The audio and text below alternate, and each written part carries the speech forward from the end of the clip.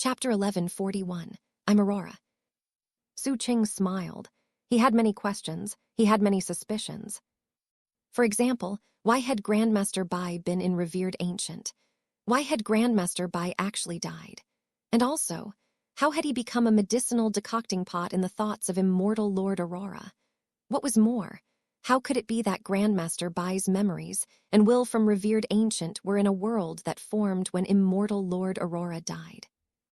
There were no answers to such questions, nor was that important right now. What was important was that the voice had said the same thing that had been said so many years ago. As long as we don't die, we'll meet again. Today, in this world, they had met again. As a result, Xu Qing was very happy. In fact, it had been a very long time since he felt this happy. It was as if he had unintentionally abandoned the emotion of happiness a long time ago. Feeling very comfortable, he laughed and looked around. He suddenly realized that the concepts of left and right were now permitted. As a result, even in his low state of existence, he could sense what was around him. And yet, all he could see was distorted chaos. That was because although the world had the concepts of left and right, everything was still flat. When being flat and looking at flatness, all one will see is a haze. There was no concept of height. But the emotion of happiness kept getting stronger, bolstering his perceptions and becoming the totality of everything. Something is off about this. As happiness filled him, Xu Qing realized that something unusual was going on. He wanted to suppress the emotion, but it didn't seem like the world would permit it. Therefore, all he could do was be immersed in happiness as he tried to restrain it. In the end, Xu Qing chose to activate his space-time cannon. He wanted to see this world clearly. Only in that manner could he understand it and find a way to leave. An instant later, his eighth extreme erupted. It was like a mist had been cleared, and Xu Qing rose to a higher level. His thoughts had been upgraded. The world entered Xu Qing's thoughts and became incomparably clear. It was a white world inside the mirror. The black dots entering the mirror from outside were rapidly growing bigger. They were no longer dots or a thread. They were returning to their original state, which meant that they had torsos, limbs, and heads. They were becoming shadows. And they were not pure black. Although the world was white as far as the eye could see, there were also colors within that world. They were colorful shadows that made the world resplendent. All of the shadows in this world seemed to be brimming with happiness. It was as if they had no anger in them at all, no sadness. They were completely free and at ease. Some were singing, some were crying out in joy, some were sleeping, some were running around. Interestingly, there were no orange shadows, one. Yet that didn't seem to bother any of the shadows, who were simply immersed in happiness. The world had no mountains, rivers, or any other things. There were only the innumerable colorful shadows. Upon seeing this, Xu Qing checked himself to see what color he was. He was green, too. The first world has countless black dots making a thread, with no concept of left, right, up, or down. This second world has left and right, which makes it seem freer. However, it doesn't have the concepts of up and down. And that's because this world is a mirror, and mirrors are flat. It's like a scroll painting, and I'm in the painting. When inside the painting, if I look around, everything seems like a blur. But if I look at the painting from outside, it looks like a world. Only the emotion of happiness is permitted, presumably because of the style of the painting. The theme is happiness, so all the living beings here are endlessly happy. In that case, how do I leave? After a while, he made a decision.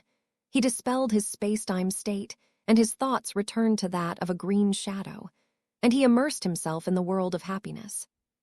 He was waiting for orange to appear. Time passed, although it was impossible to say how much. As his happiness grew greater, the number of shadows in the world seemed to reach a critical point. Xu Qing was waiting for orange. "The monster is coming," a shrill voice shrieked.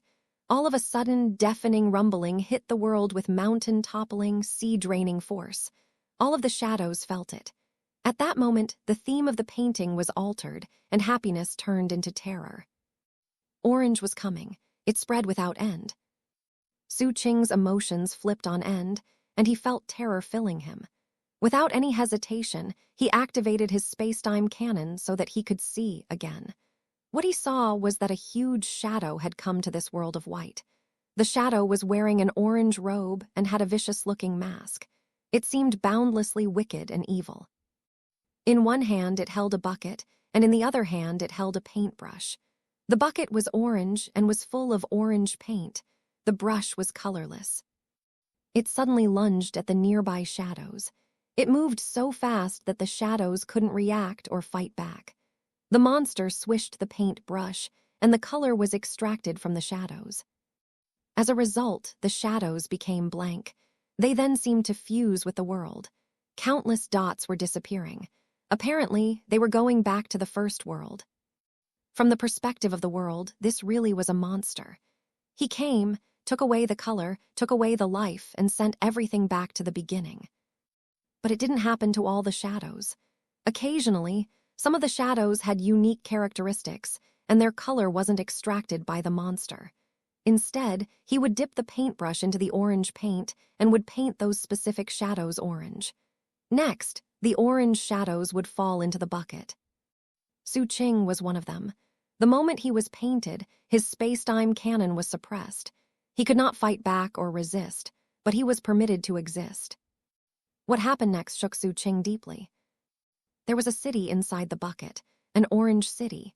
There were shadows inside, all of them orange like Xu Qing. The moment Xu Qing entered, he became a resident of the city. At the same time, he realized he felt very sleepy. That sensation surpassed his cannon, thus making it impossible to sustain his space-time cannon state, and he also couldn't resist the sleepiness. That was because in this orange-colored city, the shadows were only permitted to do one thing: sleep and then dream. There were different dreams, all of them like fairy tales, and they combined to create a complete world of fairy tales. Xu Qing was no exception. Within that orange city, he closed his eyes and began to dream. The dreams came and left one after another within his thoughts. It was a cycle with no end. There was no true awakening. But occasionally, Xu Qing was able to think about why all of this was happening. Gradually, he managed to imagine immortal Lord Aurora and try to look at things from his perspective. He tried to think about why a world like this would have been created as he died. Eventually, he developed a theory. The Orange City was probably a metaphor representing the immortal capital. In that case, who was the monster? Now he had a goal. Time passed. It was hard to say how much, nor was it possible to say which spring of which year had come to the timescape. But within Xu Qing's dream, a white-colored imp appeared. The imp's body was made of threads. He had a very large head that made up half of his entire body. There were 3 words written on his head, 3. Other than that, his body was very simplistic. He was carrying some 5-colored paint as he carefully snuck into Xu Qing's dream. He said nothing. He just stood in front of Xu Qing and snapped his fingers. Crack! A thunderous boom filled Xu Qing's mind. Xu Qing's will stirred, and he woke up briefly. Seeing that, the imp grinned and then pointed at the words on his face.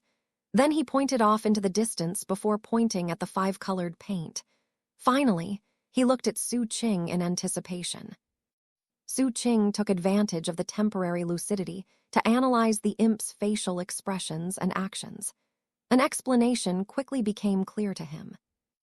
I'd say there's an 80 to 90% chance that this big-headed imp is the last surviving scrap of will left behind by immortal Lord Aurora before he died. Xu Qing looked at the 3 words on the imp's big head. I am Aurora, 4. Has it shown up because I have space-time canon? Or does it appear to everyone who makes it to the second world? Regardless, immortal Lord Aurora made this second world, and now he's explained how to leave it. It's all about that 5-colored paint. Using a color that's different from this world amounts to an act of rebellion. The imp seemed to sense what Xu Qing was thinking, as the anticipation on his face grew more intense. Xu Qing inwardly shook his head. If this is really immortal Lord Aurora, then he would definitely hate the immortal paragon. And that means that when he created this world, the exit method is going to reflect his choice back then. That said, I don't seem to have any other options right now. Eyes narrowing, he reached out, grabbed the 5-colored paint, and began to paint himself with it. All of a sudden, he shivered as he changed from orange. He was now covered with 5 different colors. The city filled with rumbling sounds as a powerful howl rippled through it. All the light dimed. And then, the endless orangeness turned into a massive hand that shot down from the sky toward Xu Qing. The excited imp finally spoke in a shriek. "The monster's coming, son. Run." As the words left the imp's mouth, he whipped his hand out in front of him, drawing a circle that he jumped into. Xu Qing didn't hesitate for a moment. He jumped right in after the imp. The circle disappeared. An instant after they were gone, the huge orange hand arrived and snatched down onto the spot Xu Qing had occupied. A howl of rage echoed out. All of the sleeping orange shadows in the city woke up, startled. An instant later, they were all flying out of the orange bucket to the outside world, where they scattered. The whole world was being painted orange. And the chase had begun. 1. There are different Chinese characters for the color orange. In this case, the character used is the most common one. Just like in English, it's exactly the same character from the fruit of the same name, except that the character for color is added to it. 2. The Chinese character used here to describe his color is the same character from his name. This character can be interpreted in different ways. It can be green, blue, cyan, blue-green, and sometimes even black depending on the context. Based on translating thousands of Gen chapters, I can tell you that he most often uses this character to describe green things. There is another character more commonly used for the color green, but he very, very rarely uses that character. For instance, when he describes rainbows and lists all of the primary and secondary colors in them, he will use this character as the color between yellow and blue. He also uses this character to describe the green color of plants and vegetation. As such, I default to translating this character as green, although I'll use other interpretations in other circumstances, for instance violet and cyan from this novel. 3. In Chinese it says there are 4 characters, but they work out to 3 English words. 4. In Chinese, Aurora is made of 2 characters. I haven't mentioned it up to this point because it isn't really relevant, but Aurora is literally extreme light. That's the same extreme character from the 8 extreme Daos. As for light, the interesting thing is that this same character is in the term I'm translating as timescape. Again, there is no indication this is relevant in any way. There are only a few thousand Chinese characters that can be used to make a vastly larger amount of words, terms, idioms, etc., so having shared characters between different words is nothing unusual. Chapter 1142, Escaping the Fairy Tale. The second world was like a painting, and now it was split into 2 parts. One part was orange and it was spreading. The other part was white and it was being painted. It was like a chase. Something like an orange sea roared as the monster within it raged wickedly. As the orange sea spread, a 5-colored shadow sped away from it. That 5-colored shadow was Xu Qing. He was fleeing with all his might. The orange sea behind him howled dangerously. He knew that if he slowed down even a bit, he would be devoured by the sea. The imp with the 3 words on its head was also running, but he seemed very calm.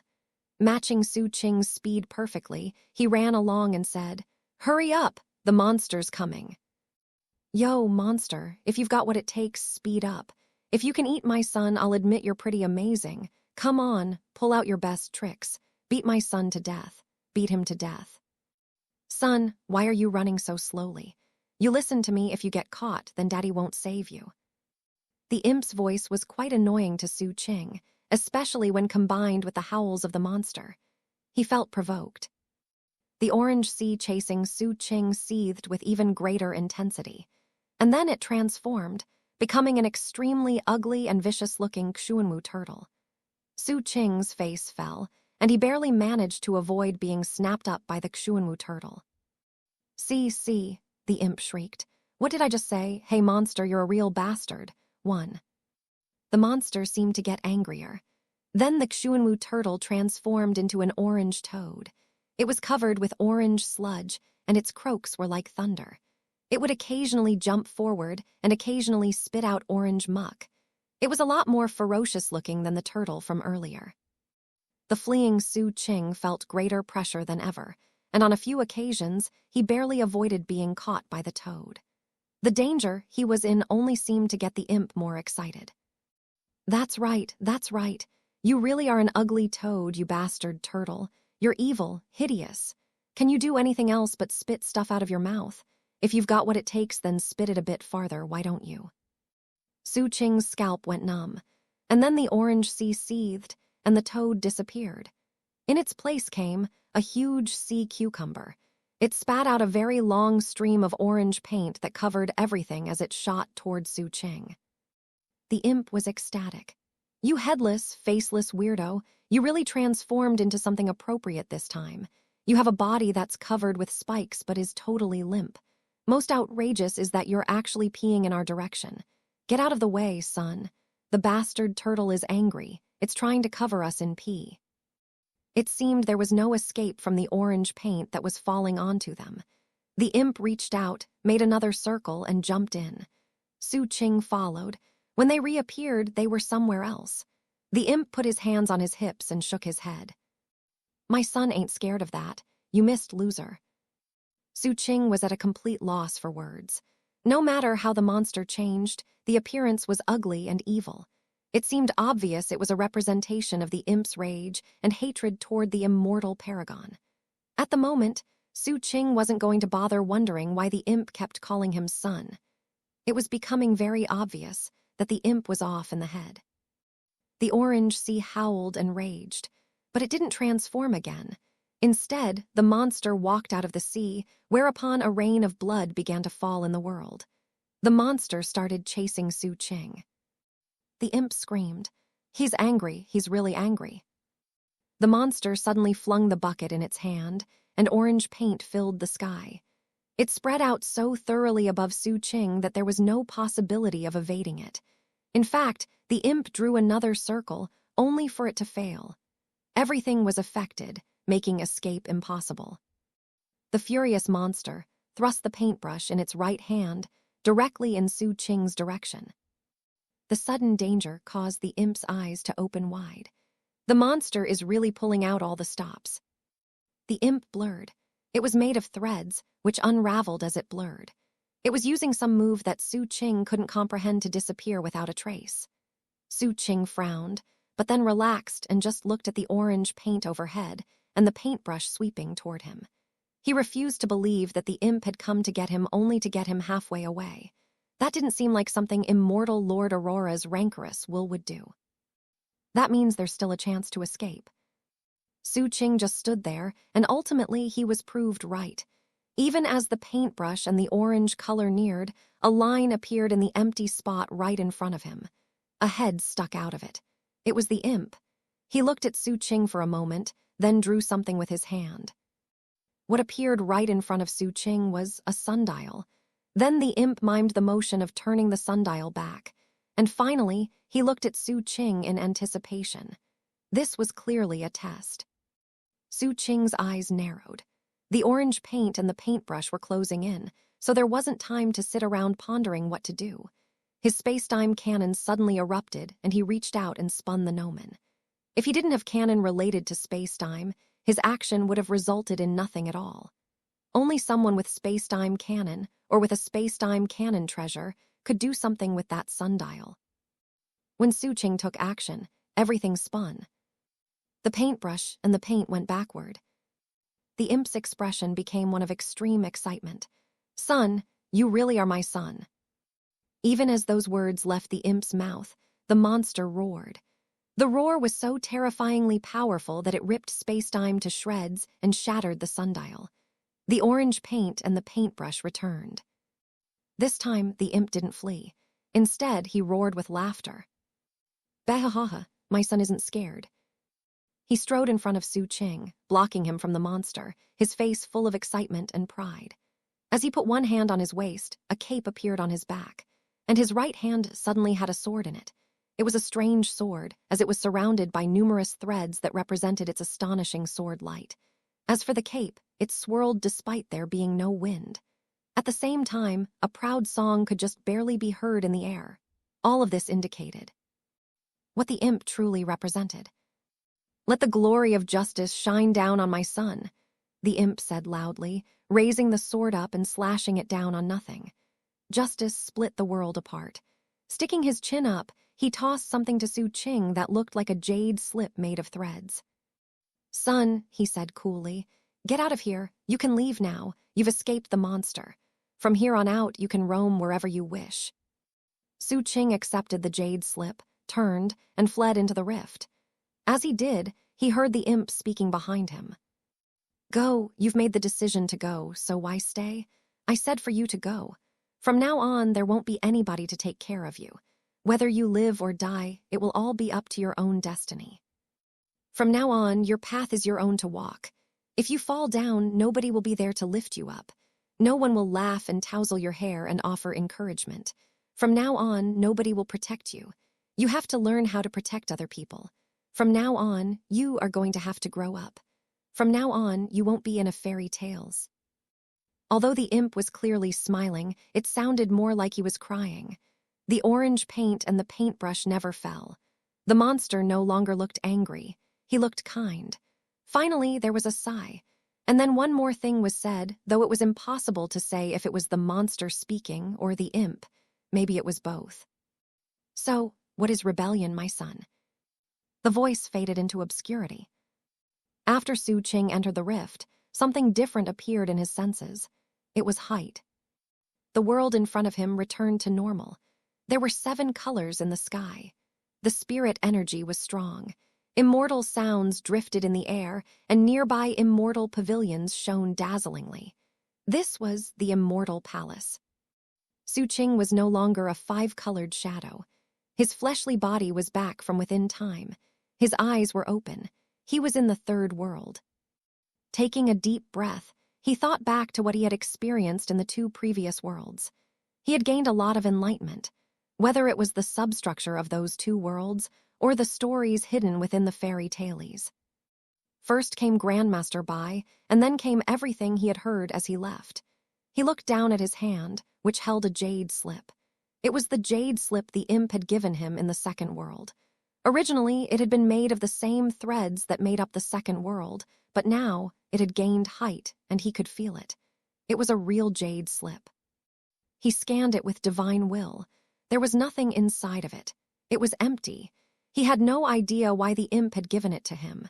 Suddenly, he found himself thinking back to the words he had heard as he left the 2nd world.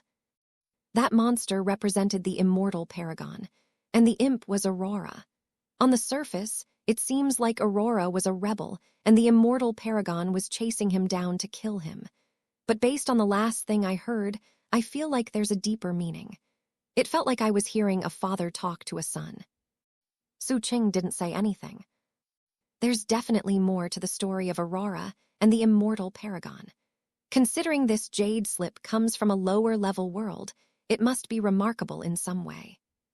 After some thought, Xu Qing took a deep breath and prepared to put the jade slip away. Just as he did, a crafty voice suddenly spoke from the jade slip. "Ha ha ha, did you really believe me, son?" There is some wordplay here, as the word I'm rendering as bastard in this context also is a word that means turtle. Chapter 1143, let me finish talking. Xu Qing's facial expression remained the same as usual. The insolent voice seemed to contain the marvelous ability to summon a mental image of the speaker. In his mind's eye, Xu Qing could see the imp with the 3 words on his face, smiling very complacently. "Senior," Xu Qing said calmly, "you didn't use me as the carrier to sneak yourself out of the 2nd world for the mere sake of making fun of me, did you?" The jade slip glittered. The imp cleared his throat. "Sheesh, you're still mad. I'm the last scrap of will left behind by immortal Lord Aurora when he died, a thought that existed in the 2nd world. I needed your help to get out, and time's limited. There's a lot to do. So of course I didn't do it just to make fun of you. Calm down, son. Calm down. By the way, I'm not asking for a free ride. Look, If you were dealing with somebody else, you might not have made it out of the second world. Am I right, or am I right? How about I answer some questions as a way of saying thanks for taking me out of there? You're wondering about my canon, right? I can explain. Basically, I had the same space-time as you a while back. I got about halfway through completing it before I realized it was just too hard. I couldn't go all the way. I'm telling you this because I hope that you can continue past where I left off. Welp, that's all, son. Bye-bye. Cracks snaked out across the surface of the jade slip. The cracks spread, and an instant later, the jade was completely covered with them. In the end, the jade slip collapsed into ash. It was as if it wasn't permitted to exist. Xu Qing frowned. The explanation he had just received seemed perfunctory at best. As for the jade slip disappearing, Xu Qing couldn't sense anything unusual in the area, and he hadn't been the one to cause the jade slip to shatter. What's it aiming to do? Xu Qing looked around for a moment. Suddenly, his heart lurched and he looked down at the palm of his hand. In that spot, the jade slip was quietly forming anew. Along with it came the insolent voice of the imp. Ha ha ha ha ha ha ha ha ha. I bet you were feeling all depressed, weren't you? You were cursing me for being perfunctory, and were then feeling completely and utterly disappointed. You were thinking about all the difficulty you went through just now, only to be rewarded with a few casual words. Am I right, or am I right? Xu Qing didn't say anything. At a loss for words. I guessed right, didn't I? Ha ha ha ha ha. All right, I'm going to throw in a few more speculations. I bet that after I came back and said what I just said, you're probably thinking that I'll give you some sort of special legacy, or maybe tell you some juicy secrets. Well, let me tell you. You, Guessed. Wrong. The truth is that I got nothing for ya. Ha ha ha ha ha, bye-bye, son. The jade slip again, crumbled into nothing. Xu Qing frowned, but was actually feeling a bit more relaxed.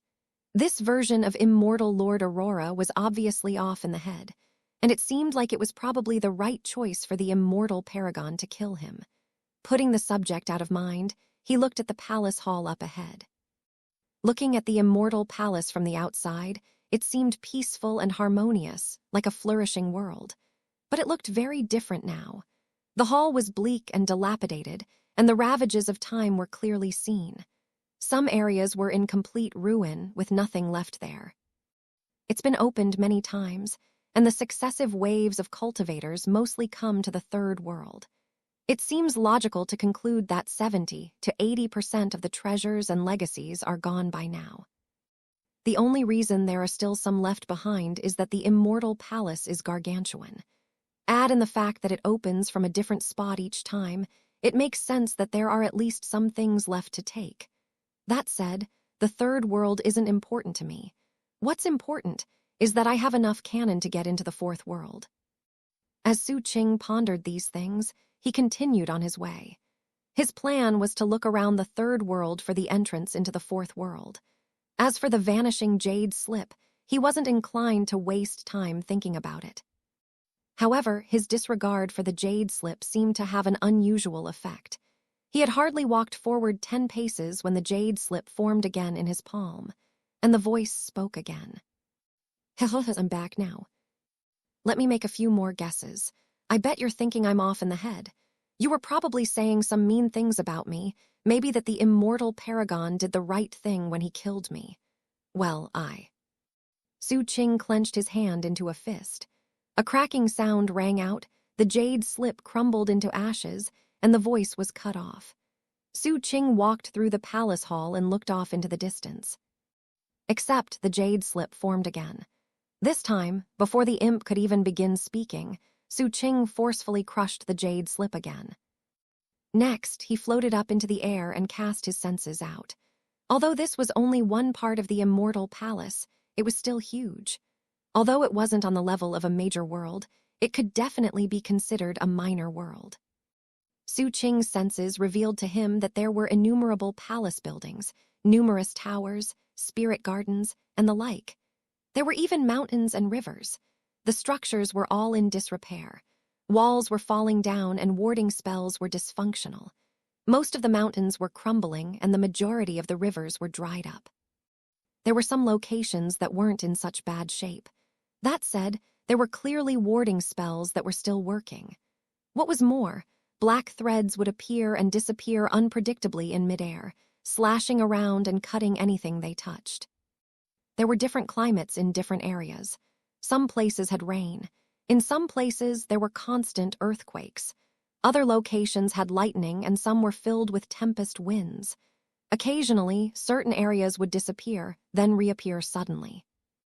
All of the interactions caused pure chaos. A person might be in one spot, then take a few steps forward and find themselves in a completely different location. Overall, the areas around Xu Qing were in a state of constant flux. He eventually sensed some cultivators.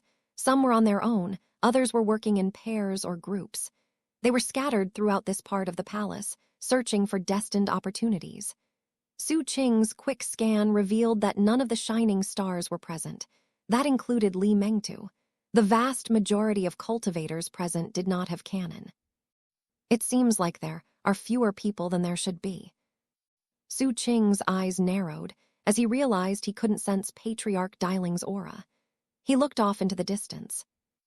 There must have been some intense fighting before I got here. Either that, or there's a way to get to more distant locations. That would make sense. The Immortal Palace has been opened enough times that people have surely figured out some of its secrets. Presumably, the members of the Shining Stars are in the Fourth World. By linking certain details of his surroundings with the complete image of the Immortal Palace that he had seen earlier, he was able to determine that it was the eastern section of the palace. From what I remember, there was a Tao sermon going on in the east. Even as he thought about such things, he again clenched his hand into a fist, and the sound of a shattering jade slip echoed out. After that, he flew off into the distance. Along the way, the jade slip worked very hard. It reappeared over and over again, only for Xu Qing to crush it over and over again. All the while, the imp kept talking. "This is outrageous, son. You." Crunch. "Ugh, let me talk, I." Crunch. "Ugh, let me finish talking." Crunch. After about 2 hours of exploration, Xu Qing finally paused before crushing the jade slip. "Wait, stop," the imp shrieked. "If you keep crushing me, I'll die. Look, I can help you. I can give you some advice. As long as you're in this pocket realm, you can just call out Big Papa Aurora, and I'll give you a chance to get some advice about cannon." Face completely expressionless, Xu Qing prepared to crush the jade slip again. "Senior," the imp yelped. "You can just call out Senior, okay? How about that?" Xu Qing thought about it and then nodded. "Deal." A sigh drifted out from the jade slip. Then the imp resentfully said, "But you have to promise not to crush me anymore. I just don't get it. It's like, you've actually got a lot of experience doing this kind of thing." Xu Qing ignored the imp as he pierced through the chaos to the spot where he'd seen the Tao sermon going on. Sadly, there was nothing but rubble there. It wasn't much of a surprise. After searching the area quickly to confirm there was nothing there, he decided to find someone who could tell him how to get to the Third World. Before he could, the imp laughed coldly from the jade slip. "What the hell good do you think it'll do to go searching around randomly? Don't you know what the Third World is all about?" Xu Qing had been about to crush the jade slip. However, the second sentence that had just been uttered proved to be its salvation. "Oh, what is the place all about?" Xu Qing asked. "Beg me to tell you," the imp demanded proudly. Without the slightest hesitation, Xu Qing said, "I beg you." "Huh," the imp blurted in shock. But what about your integrity? What about your backbone? How could you resort to begging so easily?" Xu Qing's expression didn't change as he looked at the jade slip. He had already started to get used to the imp, and truth be told, he did have relevant experience. He basically had to treat the imp in the same way he treated his eldest brother. "You'd better prove yourself trustworthy," he said coolly, and he squeezed the jade slip. The imp seemed to sneer as he said, "All right, I'll tell you. To cultivators without cannon, the Third World is a place of destined opportunities and good fortune. But that stuff is all superficial. The really good stuff only comes later, starting in the Fourth World. You see, you can only get into the Fourth World if you have cannon. But If you want to get into the fourth world, then you basically have no choice but to use the third world. The fourth world is one of identity, and that's what you have to get while you're here in the third world. Identity. That's because the fourth world is actually set in the past. Whatever identity you get in the third world, you take it with you into the fourth world. Simply put, when you get into the fourth world, you return to the Aurora Immortal Palace of the past. And that's where you can get some really amazing destined opportunities. So, to summarize, identity is the important thing here. Xu Qing was understandably surprised. How do I get this identity you speak of? The imp seemed very pleased with himself as he proudly replied, I'm not telling you. Chapter 1144, A Treasure in South Heaven. Upon realizing the imp had gone back to its insolent way of talking, Xu Qing clenched his hand into a fist. A loud crunching sound rang out. The jade slip shattered. Xu Qing sat down cross-legged in the Dao sermon area and waited patiently. Eventually, he felt a familiar sensation in the palm of his hand as the jade slip yet again formed anew. Xu Qing paid close attention to the process. It started out as a dot in the middle of his hand. Then more dots appeared until they formed a thread. The thread rippled and distorted, grew larger, and eventually created a flat surface that resembled the jade slip as it had looked in the second world. It seemed to be absorbing something marvelous from the world around it, as it eventually gained true height. And then, it became a real jade slip. Xu Qing paid very close attention the entire time. Truth be told, this wasn't the first time he had studied it as it formed. He had done the same thing on the previous occasions. After multiple inspections, he felt that he had a basic understanding of what was going on. The jade slip is an object that starts out as nothing but turns into something. For it to come from the second world into this place, it obviously needs space-time canon. But this use of space-time canon differs from how I use it. It almost seems like the power of imagination. Xu Qing thought about it for a moment. His space-time state relied on the 5 elements as the foundation. By making the 5 elements part of space and time, I can form space-time on a macroscopic level. But Immortal Lord Aurora is taking the substructure of something from a lower-level world on a microscopic level. Even as he pondered such things, the imp spoke from the newly reformed jade slip, sounding flustered and exasperated. That was going too far. Can't you even let me finish talking? It's not like I said I'm definitely not telling you. Can't you at least give me some face here, huh? I mean, aren't you ashamed to act like this? I did help you get out of the second world, did I? You heartless thug. Xu Qing listened carefully to everything the imp said, and had to admit it made sense. Therefore, he put the jade slip down, took a few steps back, straightened his robe, and then clasped hands with great respect and bowed deeply. The imp was once again stunned. After bowing, Xu Qing picked up the jade slip firmly in his hand and said, Please tell me. The imp seemed to be at a loss for words. He could sense that Xu Qing was holding the jade slip with enough force that it wouldn't take much for him to crush it. Why does it seem like he's even calmer than before he bowed to me? The imp was starting to realize that it was very, very difficult to figure out what this person was thinking or what he would do. This guy doesn't care at all about face. He'll beg left and right. He'll even give me face by bowing. He's obviously got his own way of thinking. He can bow in respect, then kill with complete calmness. And all the while he's thinking very clearly. How do you even deal with a person like this, especially when he seems to be taking things so seriously? Ag, this is so annoying. The imp was feeling a bit angry, but was scared of being crushed again, so he snapped. You can just die, die, die. Xu Qing's eyes narrowed. I'm not talking about you, the imp hastily explained. I'm talking about those Horsens who broke into my house. Check it out. For years, those Horsens have greedily burglarized me. They've stolen almost all of my stuff. They even take away the flowers and plants, even the floor tiles, and they break everything else down into pieces. Luckily, one of my toys from when I was a kid is still around. How about you help me get that toy back, and I'll tell you how to get that identity. In fact, I'll even help you get a really good identity.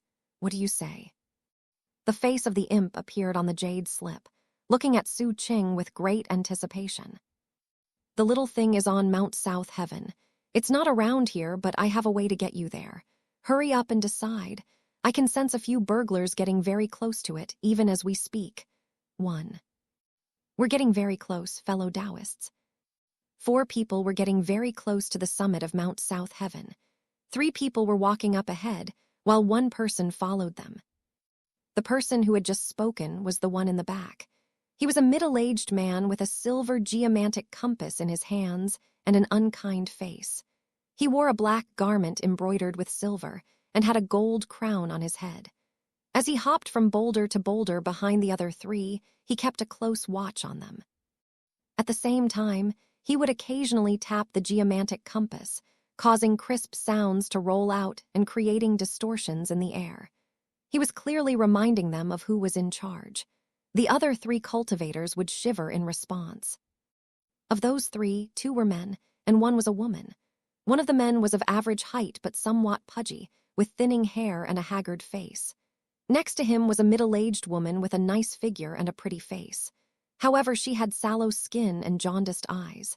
Her hair was coiled into a neat bun, and her Taoist robe was well-maintained. However, the color in her eyes made her seem a bit gruish. The last person was a very skinny old man with a slightly hunched back and a full head of white hair. He had been in good spirits earlier, but now he looked exhausted, and he looked older than ever. If Xu Qing were here, he would recognize the old man immediately. He was Patriarch Diling. He and the other 2 cultivators all had grim expressions on their faces and even grimmer hearts. Obviously, they were here against their will. They wanted to fight back, but were powerless to do so. The reason was that there were 3 threads connecting their souls to the geomantic compass. As a result, they had lost their freedom and were now little more than tools under the control of the man in black. Patriarch Diling thought back to everything that had occurred and ground his teeth. After getting into the 3rd world, everything went smoothly at first. He quickly parted ways with Li Mengtu, as he had his own plans and arrangements ready to go. Moving very cautiously, he got close to his target destination. Thanks to some information from the Yunmen clan, he had identified the location of a special medicinal plant that had a high likelihood of pushing his cultivation base through several breakthroughs. The medicinal plant was located in a secret spot that the patriarch of the Yunmen clan had discovered many years ago. Unfortunately, he had been ill-prepared to take it, so the information was recorded and passed on to later generations. Ultimately, it ended up in the hands of Patriarch Diling. Right before he was about to succeed, an imperial sovereign came along with a cannon treasure. Not only did that imperial sovereign take the medicinal plant, but he also captured Patriarch Diling and suppressed his soul. On the way from the east to this mountain, the imperial sovereign ended up capturing a total of 7 cultivators using his special method. As they went up the mountain, the imperial sovereign forced his captives to explore the path ahead. Up to this point, 4 had died in the process. Now, the only ones left were Patriarch Diling and the other man and woman, and all of them had sustained serious injuries. Patriarch Diling was getting very anxious, but couldn't think of anything to do. We'll reach the summit soon. That's where I'm headed. Of course, once we're at the top, he'll kill the 3 of us to keep us quiet. The other 2 were thinking the same thing. All they could do was intentionally go forward as slowly as possible in the hopes of buying time. Unfortunately, buying time wasn't going to help. All 3 knew full well that the black-robed man with the geomantic compass had no reason to fear them. Of all the people who had come into the Immortal Palace, the only people he needed to worry about were the shining stars or other cultivators with cannon treasures similar to his own. Everyone else was on a lower level. Therefore, no amount of struggle by the 3 cultivators amounted to anything. Hurry up, we're almost there. The black-robed man struggled to suppress his excitement as he looked up through the heat toward the summit of the mountain. This was not his first time coming into the Immortal Palace. It was his second. The first time had been years ago when the south part of the palace had opened up. Back then, he had been a mere early imperial sovereign. He had been ignorant and cautious, but had unexpectedly come across a destined opportunity. He had found the world that this mountain existed in. The moment he did, he saw a lake at the top of the mountain, floating atop which was a paper boat. Unfortunately, when he landed at the bottom of the mountain, he found that the place was covered with too many dangerous warding spells, making it impossible to reach the top. In the end, he'd had no choice but to leave. Over the years, he couldn't stop thinking about the paper boat in that lake on that mountain. After doing some research into the history of immortal Lord Aurora, he found out more information about it. And he had confirmed one important detail. That paper boat was a canon treasure, and it was very powerful. From that moment on, he had started making preparations to come back and get the paper boat.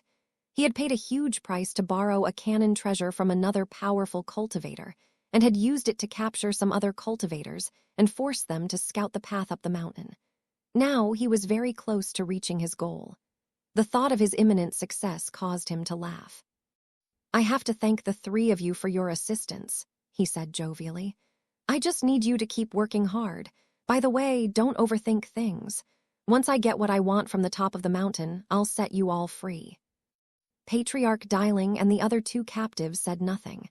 None of them believed what the black-robed cultivator had just said. In fact, even as the black-robed cultivator spoke, he tapped the geomantic compass, causing their souls to shiver. All three of them rushed forward with greater speed. And thus time slipped by. If you could slowly shift your field of vision from that scene to a higher elevation, you would find mist and clouds swirling in front of you, obscuring your vision. The people on the mountain, and even the mountain itself, would get much smaller. Soon, you would see the whole world surrounding the mountain. The reality was that the entire world was that one single mountain, and it was surrounded by mist. As you kept going up, you would reach a certain height that formed the upper boundary of the world. And if you went past that, you would eventually see a colorful fresco. It was located on a wall in a palace hall in the south part of the Immortal Palace.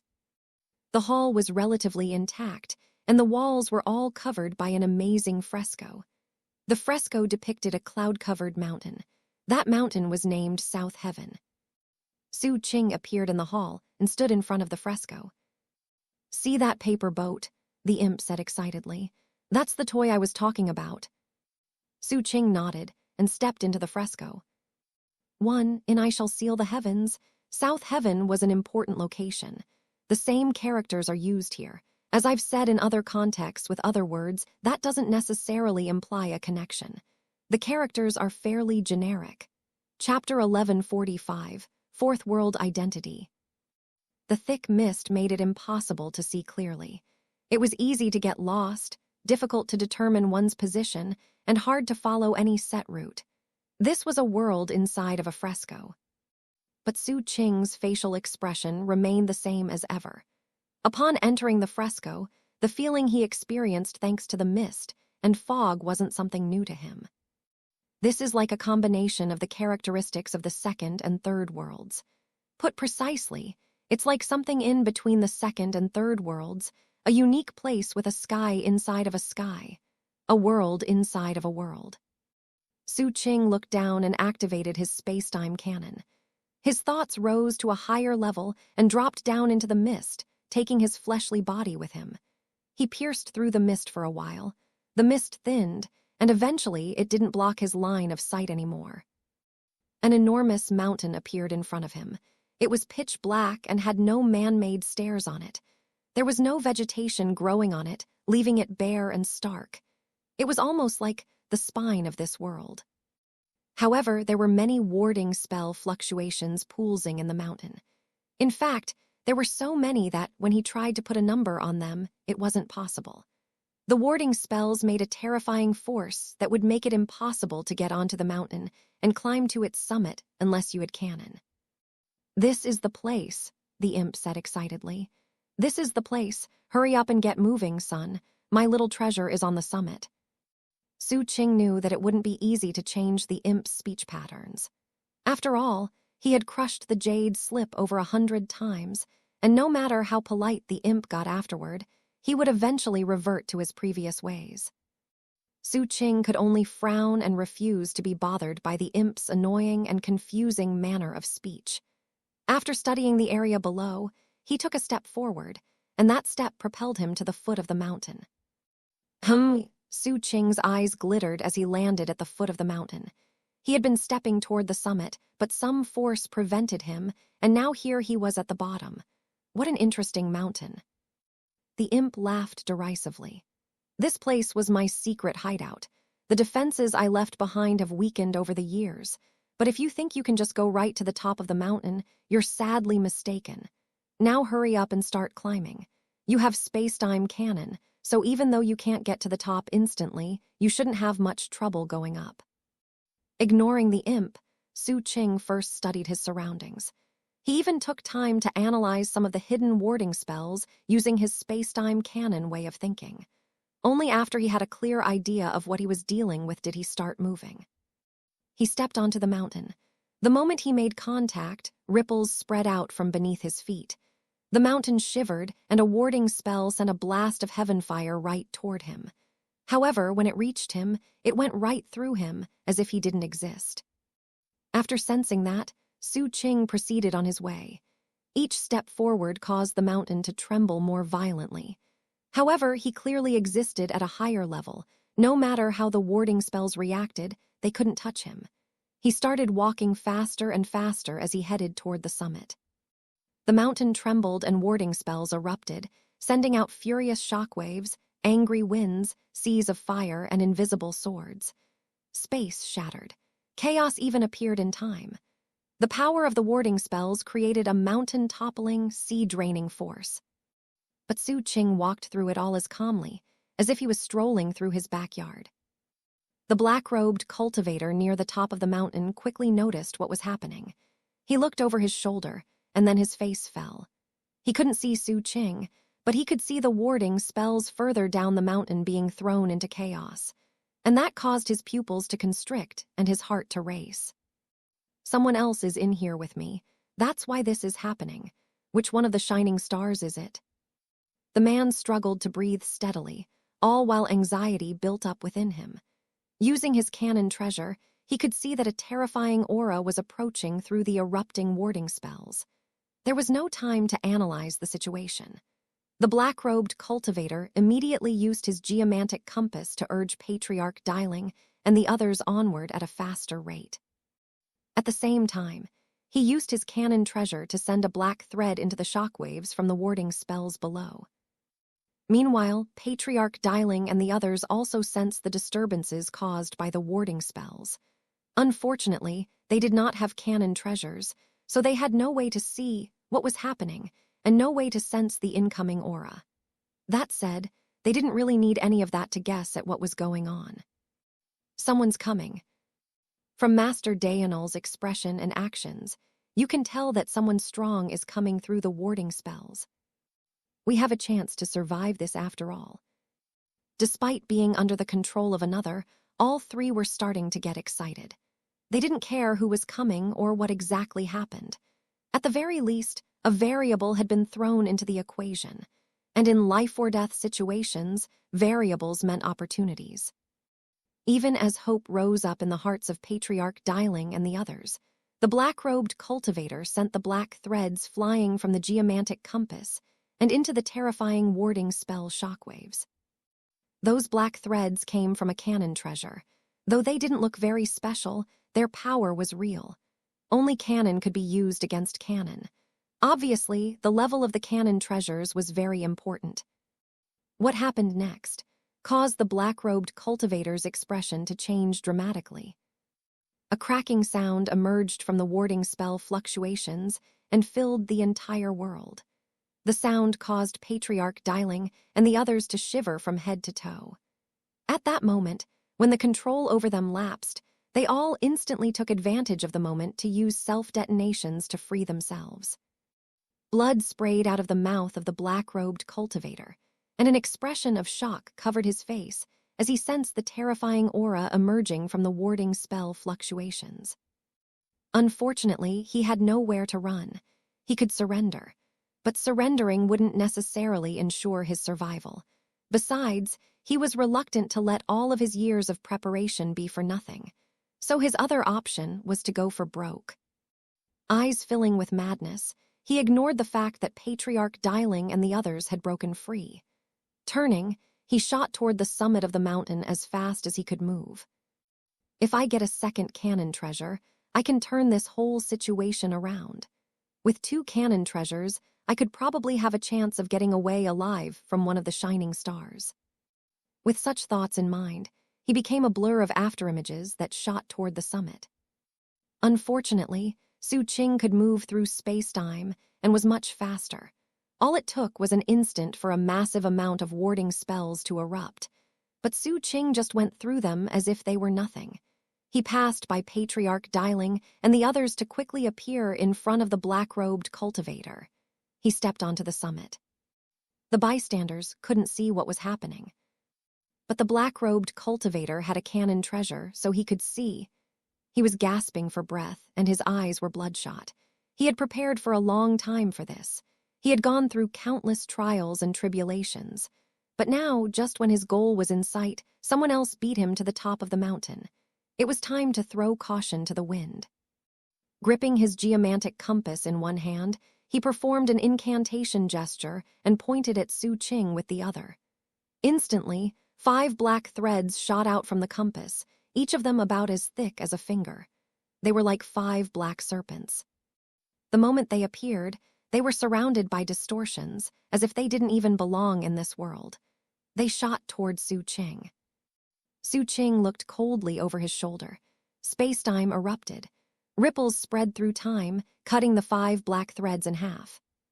Time stirred, creating distance. If you thought of the black threads as streams of water, then Xu Qing's space-time cannon was a massive river. The 2 forces slammed into each other, and then space-time raged and the streams were wiped out. The 5 black threads disappeared without a trace. A loud cracking sound rang out as the geomantic compass began to crumble. The black-robed cultivator trembled from head to toe, blood oozing out of his eyes, ears, nose, and mouth as he staggered backward. It seemed like he wanted to keep on fighting, except the severed black threads from the geomantic compass turned into a face. The face looked at Xu Qing briefly, then turned around and devoured the black-robed cultivator in a single bite. A shriek of agony rang out. After that, the face of black light vanished.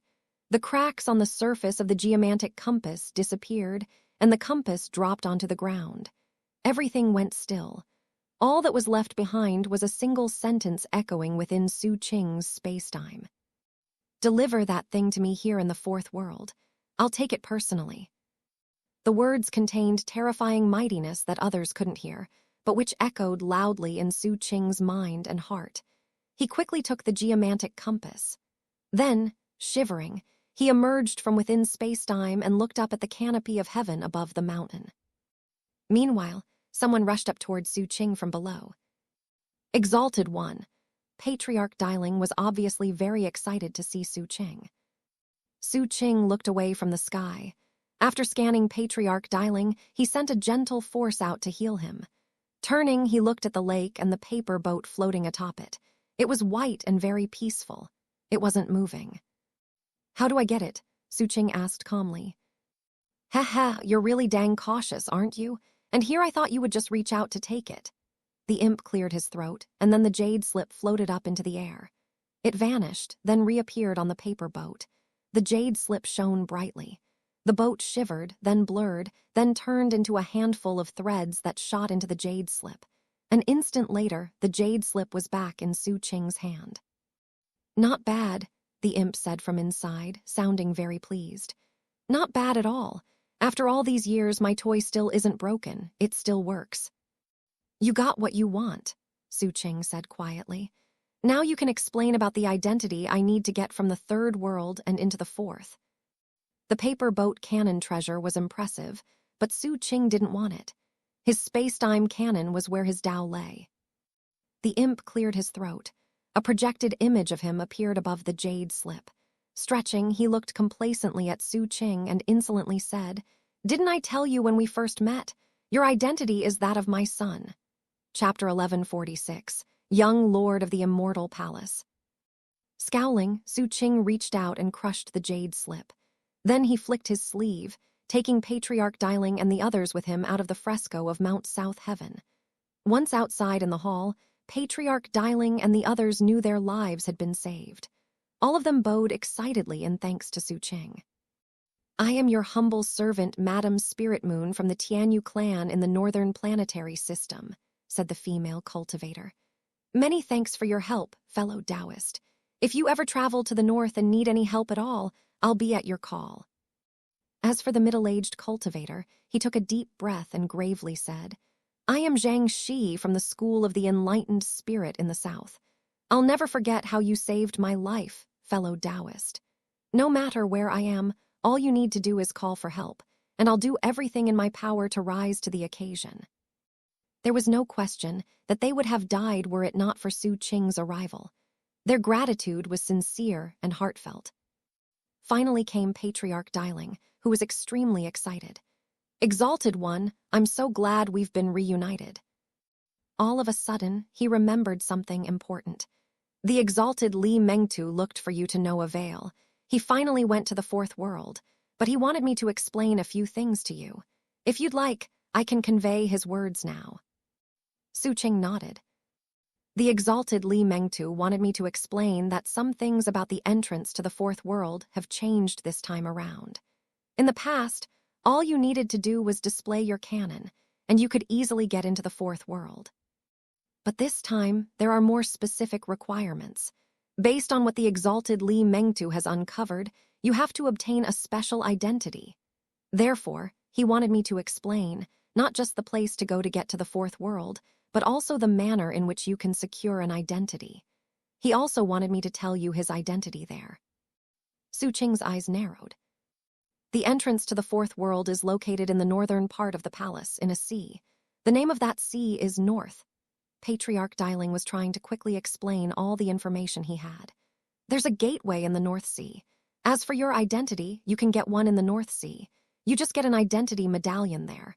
As for which identity you get, it will depend on your own good fortune. 1. The exalted Li Mengtu's identity is that of the study partner of immortal Lord Aurora's son. He wanted me to tell you that he'll see you in the fourth world. 2. Xu Qing thought about it for a moment. Thanks to the imp, he had already learned about the matter of identities in the fourth world. But from what Li Mengtu had told him, this situation with the identities was not something that had happened before. In that case, why was it happening now? Xu Qing looked down at the empty palm of his hand. Is it because of the imp?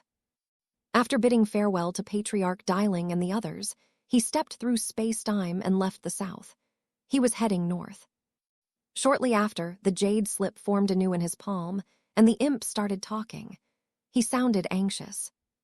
"Don't get mad. I won't scold you this time. It's a real identity." No expression could be seen on Xu Qing's face as he prepared to crush the jade slip again. Before he could, the imp appeared in projected form above the jade slip, waving his hands desperately. Then the paper boat appeared in midair in front of him. "Stop, don't. The identity is right here." Xu Qing looked at the paper boat. As he watched, the imp quickly unfolded the boat to reveal a piece of paper. Written on the paper were 8 silver words. "Dao finale, 6th month, 1st day, early morning." The imp looked at the 8 words and seemed profoundly shaken. Then he waved his hand, and a 5-colored figure appeared on the paper. That figure looked exactly the way Xu Qing had appeared in the second world. The 8 words converged with the figure. Having accomplished that, the imp started folding the paper up again. However, he didn't fold it into a boat. Instead, he wrapped it around the jade slip. If you wrap the jade slip with the paper, you can use the power of the second world to make it real. That way, your fate will conform to what is true and real, and you can turn illusion into truth. As he wrapped up the jade slip and talked to Xu Qing, there was nothing insolent about his tone of voice. Instead, he seemed to be very serious, like an older person giving important advice to a young one. "All right, you little punk. Remember those 8 words. After you get into the fourth world, you need to recite them. Then you'll get the identity. By the way, I really do need your help to get me into the fourth world. Afterward, you do your thing and I'll do mine. Oh, there's something else I should explain. When you go into the past, you can use your space-time cannon, but don't try to change history. The past cannot be changed. It can't be altered. At least not unless you want to die. After you get in, you are a spectator watching history pass. After finishing wrapping up the jade slip, the imp blurred into motion and entered it. When he was inside, he cleared his throat and once again spoke in an insolent manner. "Hurry up and get into the fourth world, son. Go into the past and see how awesome and heroic your daddy was. See how he was unparalleled under heaven. Watch him in his glory and majesty as he fights your grandpa." Xu Qing grabbed the jade slip and tried to crush it. This time, it didn't work. The paper protected it. Inside the jade slip, the imp laughed insolently. "Ha ha ha, can't crush me, can you? All right. Save your energy, I know you're annoyed with me. But don't worry, you brat, this is the last thing I'll say to you in this life. And so, see you in the fourth world." After those words rang out, the jade slip burst into flames and collapsed into ashes that quickly disappeared. Xu Qing didn't say anything. Inside, he was analyzing what the imp had told him and was also trying to determine what problems might crop up with this identity. It seemed that no matter how he looked at it, this identity would be superior to all others. Based on the clues he had so far, it seemed that one's identity in the fourth world was very important. It determined the destined opportunities you encountered, the good fortune you acquired, and how far you could go. In other words, it determined all of your limits in the fourth world. Most importantly, the moment the imp drew the 5-colored figure on the paper, Xu Qing could feel it tugging on him faintly. It was connected to his fate. At the same time, the world around him seemed different. It seemed to view him more kindly. A moment later, Xu Qing looked in the direction of the north. Then he blurred into motion through space-time. He sped through the immortal palace of the third world without so much as pausing for a moment. When he reached the north, he eventually caught sight of a majestic sea. Waves surged across its seemingly endless surface. As the waves crashed on the rocky shore, the sound seemed to tell an ancient story. 7-colored sunlight shone through the clouds and onto the surface of the sea, creating dazzling reflections and motes of light. That only seemed to add a colorful sensation of time to the ancient story. Occasionally, illusory seabirds would flap through the air, dive down into the water, and come up with a fish. Sometimes they just glided overhead until disappearing over the horizon. But those were just the things visible with ordinary sight. What Xu Qing saw with his space-time cannon was something completely different. He didn't see any 7-colored sunlight. There were no surging waves or flying birds. In fact, it was actually deep in the night. A pale moon hung in the sky, and the sea was as red as blood. It looked like a sea of blood filled with countless corpses. A powerful aura of death formed a mist atop the water. In the depths of that mist were 2 figures as tall as the sky itself, locked in combat. One of them had a broken sword and pulsed with an incredible, baleful aura. His every movement pulsed with a heaven-destroying, earth-extinguishing mightiness, and his broken sword seemed capable of slashing apart anything in existence. He was none other than Sir Vilespirit. Naturally, the person he was fighting was Zhou Jingli. He seemed to be surrounded by infinite lightning bolts that created a figure so enormous it was like the Lord of the Sky. He wielded a long dagger axe that could indict evil. Anything he pointed at was indicted evil and could be targeted by cannon-devastating force. This was the result of his own cannon, that of executing evil. After the 2 of them ran into each other in the east, they had started fighting and had not stopped even upon reaching the north. Here they were, still fighting at the entrance of the fourth world. Thunderous booms rang out, sending shockwaves through the air, smashing into the sea and the shore, and they reached Xu Qing.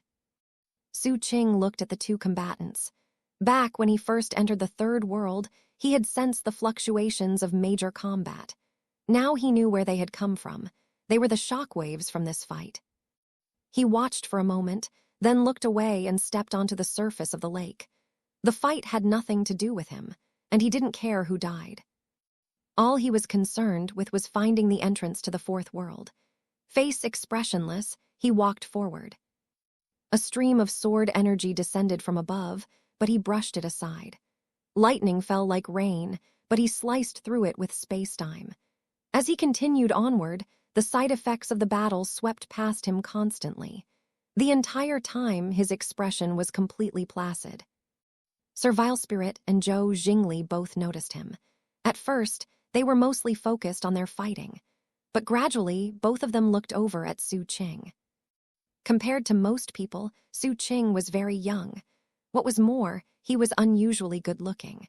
There he was on the surface of the water, a young man strolling around as calmly as if he was in his own backyard.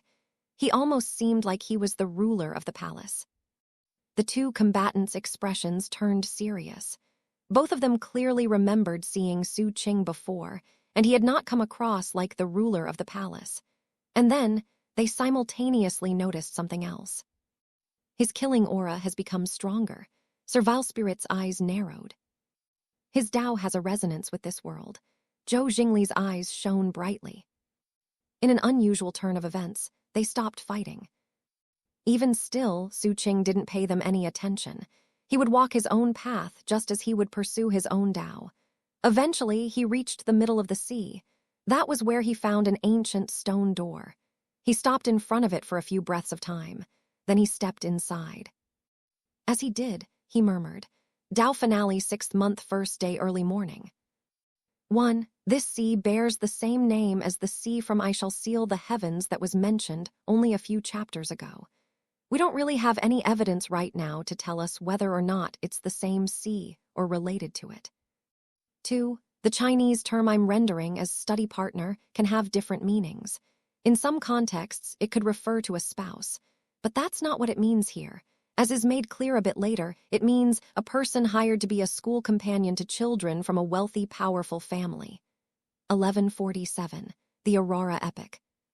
The first year of the immortal calendar in the 5th star ring was the year that the god Paragon perished and the immortal Paragon rose to prominence.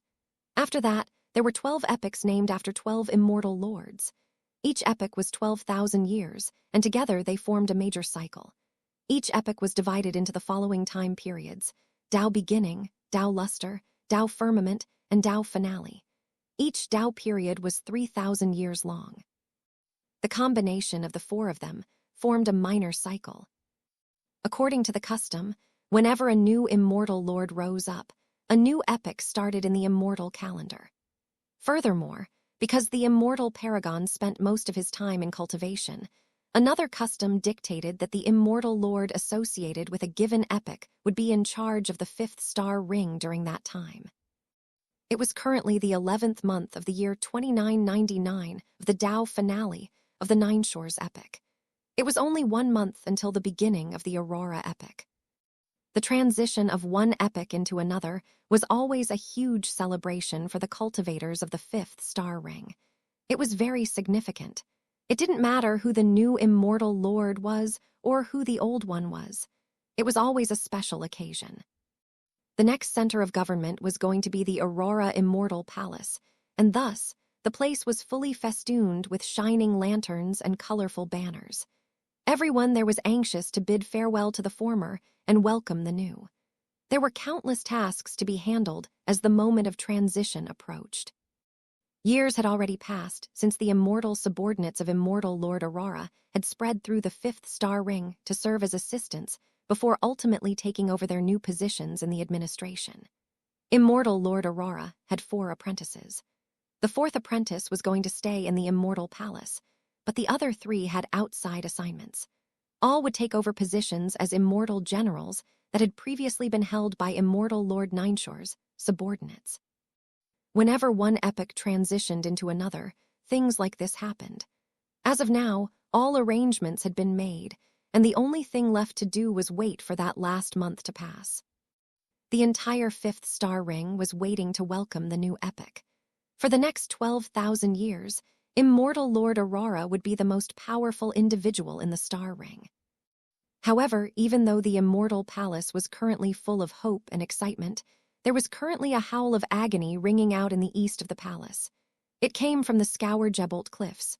1. The screams were so intense that many cultivators in the Immortal Palace could hear them. However, few people paid much attention. Occasionally, someone would look in the direction of the Scour-Jebolt cliffs, but usually they would just sigh, shake their head, and then go about their business. A young man was hurrying toward the cliff. Occasionally, some bemused onlookers noticed him and called out to him. Is the young lord being punished again? What did he do this time? What's the hurry, Xianxia? Come on, tell us what's happening. Whenever people would say things like this to the young man named Xianxia, he would smile wryly and offer greetings, but he would just continue on his way to the Scour-Jebolt cliffs. 2. As he neared, the sound of thunder grew loud, as did the howls of agony and grief. The moment Xianxia stepped into the warding spell that protected the Scour-Jebolt cliffs, the screaming stopped. Looking surprised, Xianxia hurried forward through the warding spell. His vision blurred, then grew clear again, whereupon he saw a sky full of green lightning bolts. There was no end to the lightning, which fell without cease on a person hanging in midair. He wore tattered garments, had disheveled hair, and was completely surrounded by lightning. Yet for some reason he had stopped screaming, despite how the lightning continued to smash into him, causing him to gasp for breath, and sending blood spurting out of numerous wounds on his body. Blood even oozed out of the corners of his mouth. Xianxia was relieved to see that the young lord still had some energy left in him. Relaxing a bit, he clasped hands and bowed. Young lord, as you commanded, the 100 Flowers Palace was sealed immediately. No one will go inside during your lightning punishment. 3. The lightning continued to crash down. The figure in midair didn't seem to have noticed Xianxia. His head was currently bowed, and his eyes were tightly shut. As long as the lightning was striking him, he would not open his eyes. That was because if he did open his eyes, they would be full of helplessness, confusion, and similar emotions. How come I got sent right into a torture session? Being punished by countless bolts of lightning was not making Xu Qing feel very good. He clearly remembered that only a moment ago, he had entered the door in the North Sea of the Third World. He had uttered those specific 8 words, and had then appeared here. This was not his body. In fact, it wasn't even his soul, but his thoughts were his own. It was like he had been transported. In an instant, all of the memories and knowledge of his host became part of his own thoughts. And then, every aspect of what the host was experiencing filled Xu Qing's senses. The imp had not fooled him. The identity of his host was without any doubt that of immortal Lord Aurora's only son. This was the 4th world. It was something that had happened in the past. As Xu Qing absorbed the memories of his host, the lightning strikes from above ceased. It wasn't just the lightning that stopped. The dome of heaven ceased to rotate, the air went still, and time even seemed to slow down. His study partner Xianxia similarly went still. A figure appeared out of thin air, right in front of Xu Qing. The figure was blurry and impossible to see clearly, but was full of majesty. It was like the will of heaven or the world itself, or the lord of the entire star ring. He looked coldly at Xu Qing. A moment passed, and then he snapped. You unfilial son, you want to screw around with women all the time. Fine, you want to dally at your 100 Flowers Palace. I can look the other way. I can tolerate some impudence. But you actually fooled around with the daughter of immortal Lord Nineshores. And you didn't just mess with her emotionally. You messed with her physically. Maybe I could deal with that if you had smoothed things over on your own. But in all your genius, you seduced her and then unceremoniously dumped her in the most heartless way possible. Well, guess what? Immortal Lord Nineshores' daughter just showed up asking for an explanation. Xu Qing was feeling very nervous and had his guard up completely. There was no doubt that the person in front of him was immortal Lord Aurora. His first worry was that he would break his own cover. Granted, the whole arrangement of going back in time was the work of the immortal palace, and he was following all the rules. But an immortal lord was an immortal lord. What was more, he had no way of knowing what was going on with the imp. It was entirely possible that the imp had occupied a host in this place as well. If that was what happened, it would make perfect sense for the imp to select immortal Lord Aurora as his host. After all, the imp was apparently a bit of discarnate will left behind by Aurora. But Xu Qing had no way to know for sure. What was more, Now that he had absorbed the memories of his host, he knew that when immortal Lord Aurora got mad, the best thing to do was keep his mouth shut. "Oh, now you know how to keep your mouth shut," immortal Lord Aurora said coldly. He waved his hand, and the power of the lightning surged, becoming many times stronger than before. Having done that, he turned to leave the Scourgebolt cliffs. "Since you know how to keep your mouth shut, you can keep it shut and wallow in your regret. I've already proposed a marriage on your behalf. You and Nineshore's daughter are going to be wed whether you want to or not. Also, I'll give you half a month to tear down that pestilential 100 Flowers palace of yours." "Zhang Kai, I know you're just a study partner, but this time I want you keeping an eye on everything." As his voice echoed out, the lightning that had gone still earlier suddenly went wild again, slamming down onto Xu Qing with even greater force than before. Everything else started to move again as well, including the young man Zhang Kai, who was, of course, Li Mengtu, 4. Li Mengtu took a deep breath and bowed his head respectfully. In his heart, he was feeling profoundly nervous. He knew that Zhang Kai had never actually seen immortal Lord Aurora, and that was because whenever immortal Lord Aurora went somewhere, everything went still. But this time, Zhang Kai had been mentioned by name, and thus, Li Mengtu had been able to sense some of what was happening. He had already been in the fourth world for a while now, so he was familiar with the identity he had assumed, and knew that the other people in this past spacetime couldn't tell who he really was. But there was no way he couldn't be nervous in the presence of an immortal lord. As for the young lord, according to the popular saying, when the father is a lion, the son will never be a dog. But according to Zhang Kai's memories, that was not how this father-son relationship had worked out. The young lord had a lot of cultivation aptitude, but he was very given to lust and had accomplished nothing of note in his entire life. What was more, based on what Li Mengtu remembered of history, the young lord would die at the end of the month. In fact, on the very day he was to marry the daughter of immortal Lord Nineshores, before the wedding could even be carried out, the entire Aurora Immortal Palace would experience catastrophe. In a month, he'll die, but so will everyone else in the palace. Not one person will survive the slaughter carried out by the immortal paragon. I just need to play along according to my role and complete my Tao along the way. Everyone else in here is keeping their identity deeply hidden, so I only have some basic guesses about who is who. Well, as long as they don't interfere with me, I have no reason to do anything to them." Having reached the conclusion that this was definitely the best idea, Li Mengtu looked up at the young lord and sighed. "Young lord, the immortal lord has made his decision. Why not just go along with it?" Xu Qing only vaguely heard the words, as if they had reached his ears across a vast span of time. By now, he had absorbed the memories of his host, the son of Aurora, and he was having a hard time trying to decide how to assess the life he had lived. It wasn't correct to say that he had slacked off in cultivation, nor was he a silkprince. He was over 300 years old, and his cultivation base was in the imperial sovereign level. In fact, he wasn't far off from becoming a quasi-immortal. He generally behaved well. Most people perceived him to be cultured and refined. He was graceful and was very impressive, at least on the outside. But his big downside was that he was very passionate. In the self-deprecating memories of the young lord, the best way to describe it was to say that his heart had been broken countless times, and each time it was broken by a different woman. The end result was that his memories were like an erotic painting. Xu Qing frowned and dispelled the memories. After that, he could hear Zhang Kai speaking, and he opened his eyes. His host's memories were telling him that this person was his study partner. At the same time, Xu Qing's memories were telling him that Zhang Kai was most likely Li Mengtu. That said, he had no plans to reveal that he knew that. Looking at him, Xu Qing hoarsely said, "I'm a bit tired." Li Mengtu blinked a few times.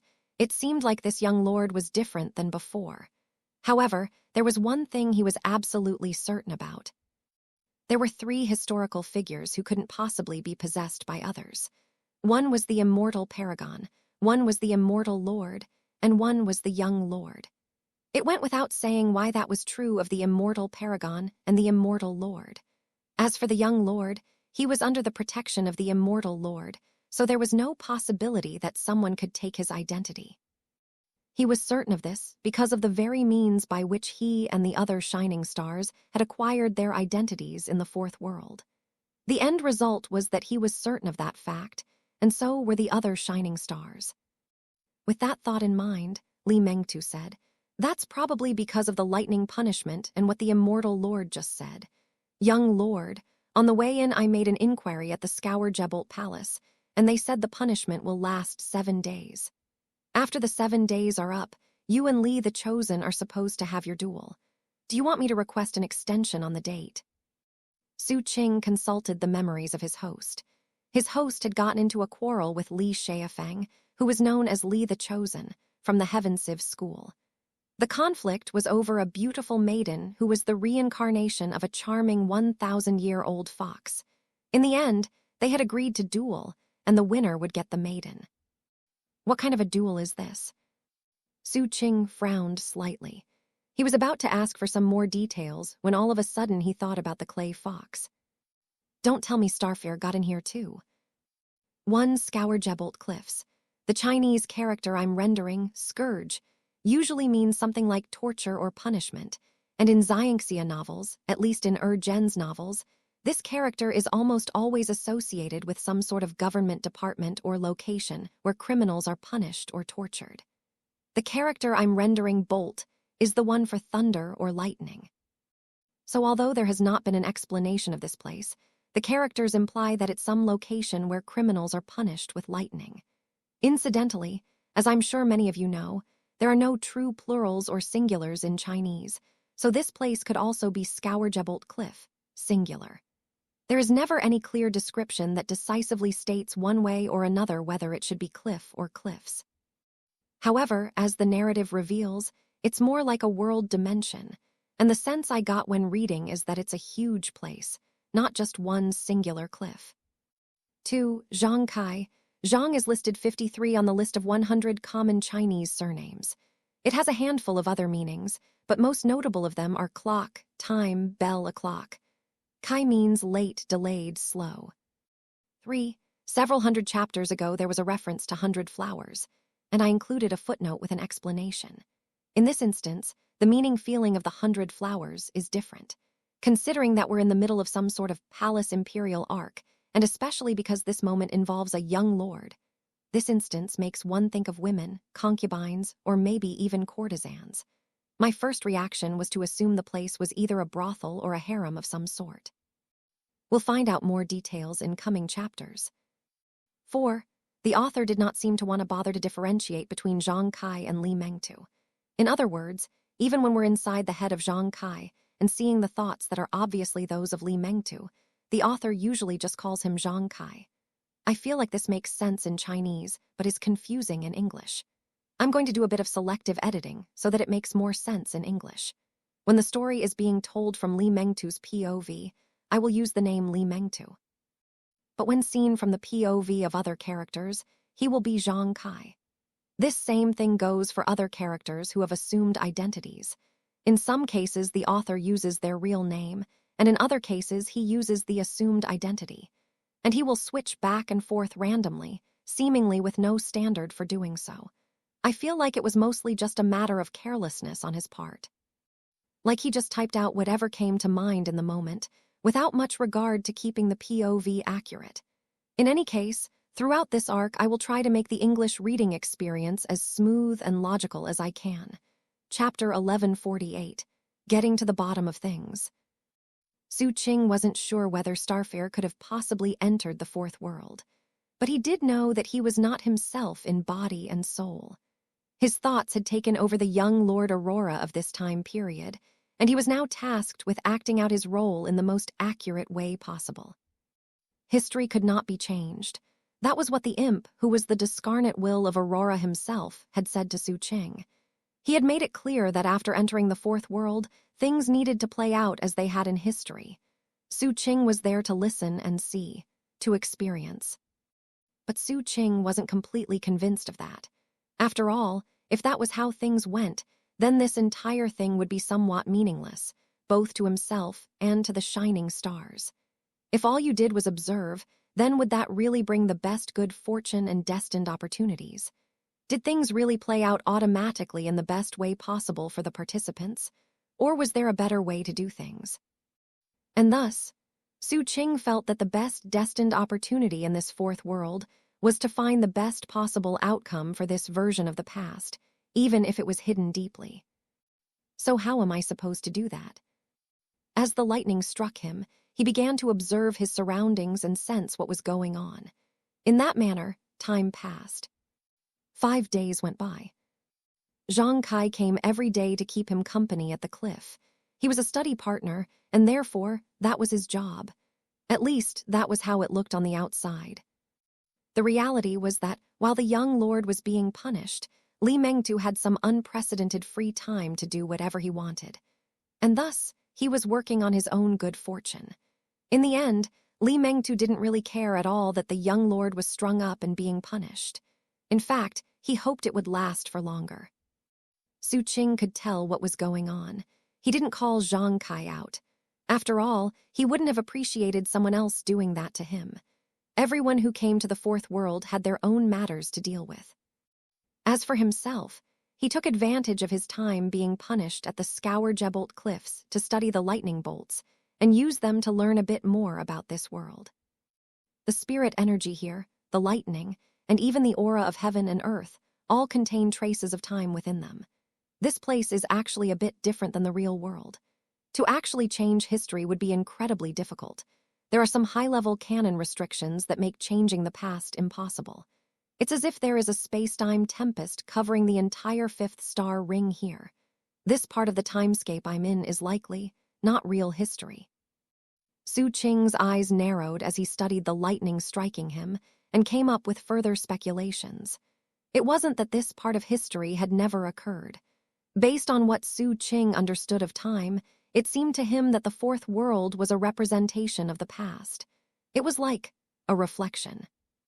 I'll have to do some tests to find out for sure. As he devoted thought to such matters, he would occasionally let loose some screams to make sure that he was playing his role properly.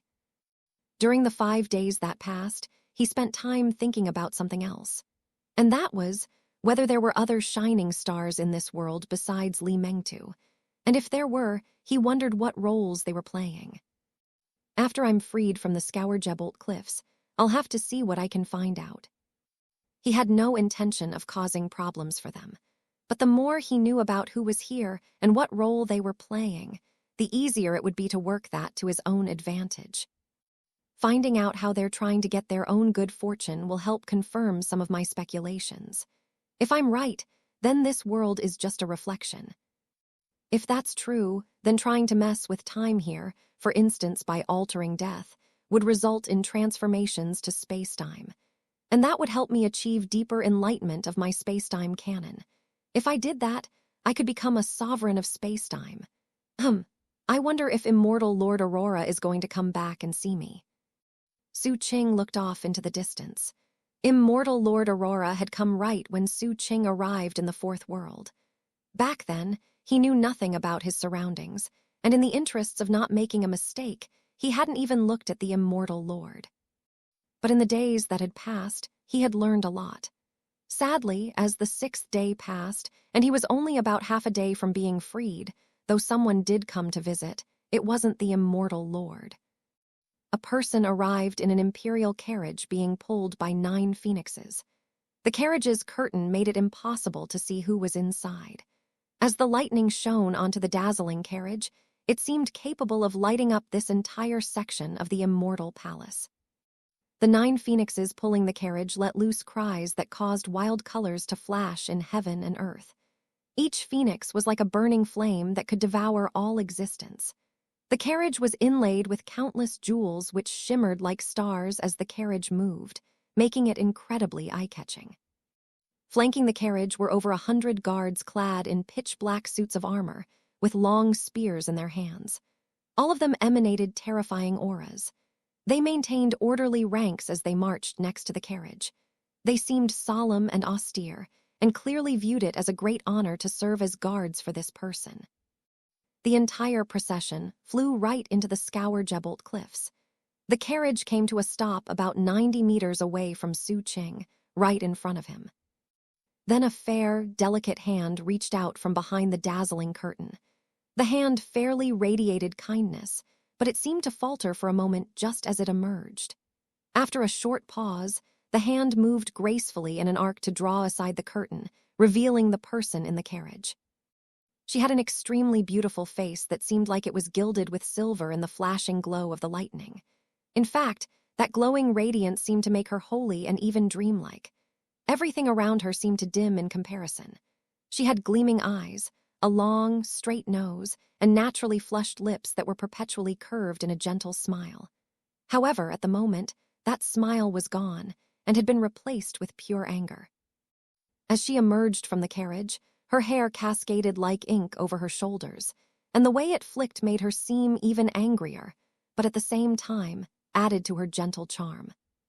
Striding up to Xu Qing, she said, "You heartbreaker." Xu Qing looked up at the beautiful young woman in front of him. Based on his host's memories, he knew exactly who she was. She was the daughter of Immortal Lord Nineshores, and her name was Zhou Linshan, although she was usually called Immortal Fairy Spirit Phoenix. 1. This was the woman that Immortal Lord Aurora had commanded he marry in a month. It went without saying that the daughter of Immortal Lord Nineshores was beautiful in every way imaginable. There was something transcendently gorgeous about her, such that anyone who saw her would think of her as so pure and holy that they wouldn't dare to even touch her. When the breeze stirred her hair, her attractiveness would stir the heart of anyone looking at her. Her good looks and her temperament made her seem like an immortal fairy who had stepped out of an ancient painting, or perhaps a beautiful gemstone delivered as a gift from heaven above. Even when she spoke with anger in her voice, it sounded like music from nature. Unfortunately, Xu Qing was not actually young Lord Aurora. After glancing at her, he simply closed his eyes and ignored her. "You womanizer," she snapped, her eyes blazing. But then she saw the wounds covering his body and she suddenly felt sorry for him. Despite still being angry, she took out a handkerchief and wiped some of the blood off him. Her hand seemed infinitely gentle, as if it could soothe all restlessness in the world. As she wiped away the blood, she said, "You were very eloquent, quite the flatterer, but now, I know you don't want to give up your 100 Flowers Palace. So why did you come flirt with me in the first place? Your father already proposed a marriage. The wedding is supposed to be in a month. You don't." Xu Qing's eyes suddenly snapped open, and despite the lightning binding his arm, he reached up and grabbed her wrist.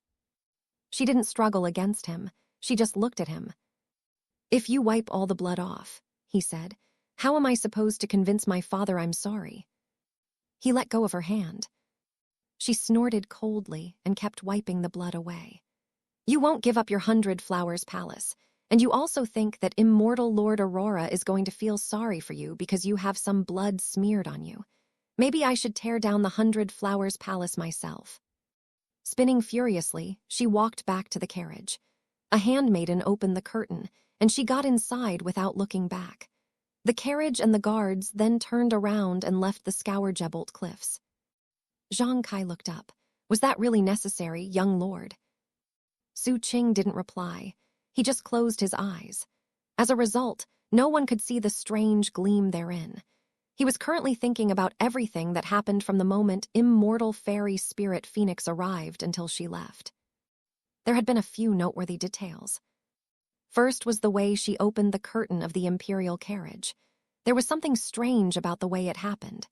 Based on the host's memories, it seemed to him that someone of her status would have grown up having other people open the carriage curtain. It was not something she would do herself. Of course, there could be reasons to explain that way. But there was another detail. When he suddenly grabbed her wrist, she hadn't reacted in any way. However, he had felt a hidden but profound force pushing back against him. It was faint, but he had been paying attention and had detected it. That was very strange. His host and Immortal Fairy Spirit Phoenix had already had physical contact, so why would there be a force pushing him away? Even still, those things could be explained away. But there was an additional detail to add into the mix. After her wrist was grabbed, and at the same time as the force of rejection flared, her guard had gone up. Given who she was, that didn't make sense. Any of those things on their own wouldn't mean very much. But when you added them together, they were very meaningful, at least to Xu Qing. That was especially true considering that those three details didn't seem to add up unless you combined them with a certain speculation. Then they made perfect sense. And that speculation was that she was an outsider. An outsider would slip up by opening the curtain. An outsider would instinctively unleash pushback against him. And an outsider, having been provoked, would put their guard up, too. I bet that she's not really Zhou Linshan. Is she one of the shining stars? There's only one of the shining stars who's a woman, although that doesn't rule out the others. Xu Qing opened his eyes and looked off into the distance. If she is one of the shining stars, then what is she trying to accomplish? 1. Zhou Linshan. Zhou is 10 on the list of 100 common surnames. Lin means gem, and Shan means coral. Madame Deathblade says it sounds like a beautiful, feminine name. The name is important, but in the vast majority of cases, she's referred to by her title nickname. For best reading experience, put a mental bookmark into Zhou Linshan being her real name. 2. Those of you who have read ISSDH might remember the outsiders from that novel. That is a completely different term than the one in this chapter. In this chapter, the word literally means someone from outside. In ISSDH, the term outsiders is actually the same as what I'm rendering as non-human in this novel. Back in the ISSDH days, I was much less experienced. Based on the context of how those non-humans were portrayed, being outside of the world Meng Hao lived in, I thought that outsiders was a cool name for them. Even after finishing that translation and moving on to Awe, it never occurred to me that outsiders was not a good choice. I mean, it does sound cool, but it doesn't accurately reflect what they are. If I could go back, I might just refer to them as non-humans the same way I do in this novel. In any case, during this fourth world arc in BTT, the outsiders are simply people from the outside. Chapter 1149. Everyone has their own Tao. Xu Qing had taken over the body of the young Lord Aurora. So far, he had spent 7 days being strung up at the Scourgebolt Cliffs. In 6 hours, he would be released. During those 6 hours, the lightning got even stronger than before, and the thunderous booms were audible far beyond the confines of the Scourgebolt Cliffs. That was intentional, so that everyone would be convinced of the power and majesty of the Scourgebolt Cliffs. However, though the figure being punished by the lightning seemed to be in very bad shape, during the final 6 hours, there was something nourishing concealed within the falling lightning. It was a case of loud thunder, but a small storm. The crashing thunder was just a show for those on the outside. What was really happening was that the lightning contained profound nourishment for his soul. It was soothing him after the 7 days of punishment. No outsider would have any way of knowing about this, but upon searching the memories of his host, Xu Qing came to the realization that it always happened this way. Whenever he got punished, the very last part would be beneficial. After all, there was no way the body and soul of the young lord could truly be forced to suffer. He was the only son of immortal Lord Aurora, after all. Li Mengtu glanced over, and though he had a look of concern on his face, inside, he was snorting coldly. Though no one else knew what was really going on, there was no way that he could be unaware of the truth. A kind father often spoils his son. However, he maintained his concerned look as he cried out, "Young lord, please, just hold on a bit longer. There are only 6 more hours to go, sir. Li the Chosen is already at the dueling stage. He's waiting for you." His delivery was perfect in both intonation and facial expression. Xu Qing couldn't help but open his eyes and look at Li Mengtu playing the role of Zhang Kai. He had recently come to the conclusion that Li Mengtu was a natural-born actor. He was so good that, if Xu Qing hadn't been aware of his true identity from the beginning, he would never have guessed. When Li Mengtu noticed Xu Qing looked at him, he worked harder to maintain the proper facial expression. It almost looked like he wanted to outshine the lightning. Of course, that wasn't possible. Lightning crashed, filling the Scourgebolt Cliffs with flickering light and booming thunder. The Scourgebolt Cliffs wasn't the only place where lightning crashed. In the north of the Immortal Palace was a sword furnace.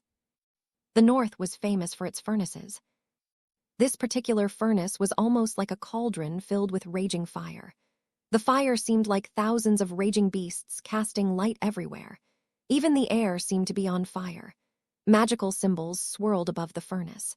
As the sound of the fire raged, the chanting of an ancient enchantment drifted about. Every single magical symbol seemed to contain profound power of heaven and earth. This was one of 100,000 minor worlds created by immortal Lord Aurora. It was a furnace of heaven and earth. It could refine countless things and could change rotten things into something magical. At the moment, it seemed to pulse with something that could transcend the mortal world. By borrowing the fire of heaven and earth, it took all sorts of metal-type precious materials and continuously refined them. They turned into a dark smoke that eventually became a liquid. And every time it transformed, the spirit energy of heaven and earth poured into it. Within that intersection of intense flame and spirit energy, something aggressively powerful was being born. It was a sword embryo. Over the years, the furnace had produced 10 immortal swords that immortal Lord Aurora wielded to earn great glory in the Star Ring. Immortal Lord Aurora's long-term plan was to have a total of 12 swords that could be combined into a sword formation. Today, the final 2 swords were being formed. Because of that, heavenly lightning was summoned. It slammed into the sword furnace and sent the power of lightning inside to help form the swords. As the shining lightning poured inside, and as the fire of heaven and earth burned, the precious materials melted, and 2 sword embryos began to form inside. Their auras swelled, becoming incredibly aggressive. From the perspective of the sword embryos, the process was like that of a caterpillar becoming a butterfly. And that was because, to the 2 outside souls that had taken over the sword embryos, this was an unprecedented destined opportunity. Hordeslayer and Rampart from the Sword Immortal School in the Northern Planetary System had worked very hard in the Third World to acquire the identities of these 2 swords. This connected very closely to their Taos. Both of them had been born with swords and had Preheaven sword bodies. Therefore, being forged into immortal swords in this furnace would have a profoundly beneficial effect on them. For them to be attached to the 2 sword embryos was the best path for them. The 2 immortal swords would never be fully forged. Historically speaking, their production would continue for a month, but they would ultimately be destroyed along with the catastrophe that struck the immortal palace. The end result was that the 2 swords never had any true master. Being masterless swords that had never been fully forged, they had no karma attached to them. There couldn't have been a more perfect match for Hordeslayer and Rampart. Both were extremely pleased with how things turned out. They didn't really care what choices the others made, or what good fortune they got. To those 2, their destined opportunity lay right in front of them. They didn't need to compete or fight with anyone. They could just peacefully work on their cultivation until everything ended a month later. Even if they did cross paths unexpectedly with some of the others, it wouldn't matter, as their destined opportunity would never involve interfering with others among the shining stars. At the moment, as the fire and lightning refined the swords, a calm voice spoke from outside the sword furnace. This furnace can do more than just refine swords. It can refine one's heart and refine one's character. The Tao of sword refining is the Tao of refining the heart. Hordeslayer and Rampart were shaken by what they had just heard, and quickly sent their divine will outside. Standing near the sword furnace was an elegant young man with a placid expression on his face. He wore a long, golden robe that swayed in the fluctuations sent out by the fire and lightning. His robe was embroidered with dragons and phoenixes, making him seem both noble and mysterious. He wore a violet gold crown inset with jewels, and carved with dragons and phoenixes so lifelike they looked like they were moving, and would inspire awe in anyone who looked at them. There was something otherworldly about this young man, a quality that would make it impossible for anyone to overlook him. He strode forward, and his gait was filled with power and seemed to conform to a specific rhythm. Colors flashed and winds blew as he walked, causing the lightning and fire to sway. He walked right into the sword furnace, appearing inside, right in front of the 2 sword embryos. The sword embryos thrummed and emanated aggressive auras. The young man didn't seem to care. His eyes shone brightly, as if he could see into the depths of all things. At the same time, his gaze was cold and apathetic.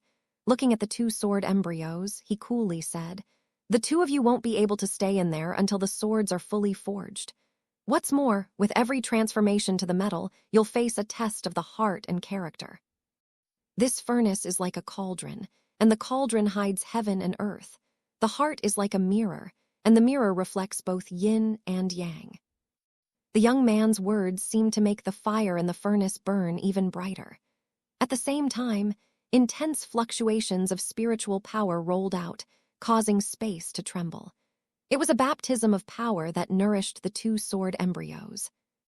"This is a great destined opportunity," the young man said calmly, his voice filled with a will that could not be ignored. "Unfortunately, history cannot be changed. Everything that happened in the past is done. It doesn't matter if history is like a reflection or not. Nothing can be changed. Therefore, I permit you to go with the flow of things and seek your destined opportunity within history. However, if either of you show any signs that you intend to try to change history, then I'll personally erase you from existence and revoke your right to be in the fourth world. Remember to follow the rules." Hordeslayer and Rampart were quiet for a few breaths of time, and then let loose sword resonances that contained the feeling of obedience. They knew who this person was, and they knew of their Tao. They needed to pick a side and make a deal. Since they chose to follow the rules, there was no conflict. The young man blurred as he left the sword furnace and appeared in the fire and lightning outside. An attendant was waiting patiently there. When the young man appeared, the attendant bowed his head and followed him out. They left the location of the sword furnace and walked deeper into the Immortal Palace. Any Immortal Palace cultivators who saw this young man would stop what they were doing and bow respectfully. "Well met, true monarch." In the Aurora Immortal Palace, the only people who could be called by the title True Monarch were the 4 personal apprentices of Immortal Lord Aurora. That was their unique form of address. Of course, 3 of those apprentices had been assigned to duties outside the Immortal Palace, which indicated that this was the 4th apprentice. In terms of status and rank, he was second only to the young lord himself, although in reality, most people thought far more highly of him. 4th True Monarch smiled in acknowledgement of those who called greetings to him as he led his attendant into the True Monarch Hall. Once they were inside, the attendant took a deep breath and respectfully said, "Exalted One, what happened with Hordeslayer and Rampart?" "They'll follow the rules," 4th True Monarch replied coolly. The attendant didn't seem very surprised. That attendant was actually Zhou Jingli. Upon arriving in the fourth world, he had quickly deduced that Sir Star Ring had assumed the identity of 4th True Monarch. After all, both of them were from the Eastern planetary system, but beyond that, both had selected similar Daos in the fourth world. Their intention was to ensure that everything played out historically here in the fourth world, and to make sure that they benefited the most from things, they would crush anyone who tried to do things differently. Following the rules in that way would conform perfectly to their respective canons. Hordeslayer and Rampart were easy to find, but Sir Vilespirit and Li Mengtu have hidden themselves much more deeply. And then there's Jiang Fan and Yuanshan Su. We have no clues at all for any of them. Zhou Jingli looked at Sir Star Ring. Sir Star Ring, in his guise of 4th True Monarch, was looking placidly at the sky outside the window. Historically speaking, there are 2 very important people to note. One is the Immortal Lord, the other is his son. Someone who wanted to change history would focus on one of them. The former is far too transcendent for anyone to do anything to. So we should focus our attention on the young lord. We can use him like bait to lure the fish out into the opens. For example, there's the daughter of Immortal Lord Nineshores, and there's also the duel with Li the Chosen, and of course, the young lord's study partner.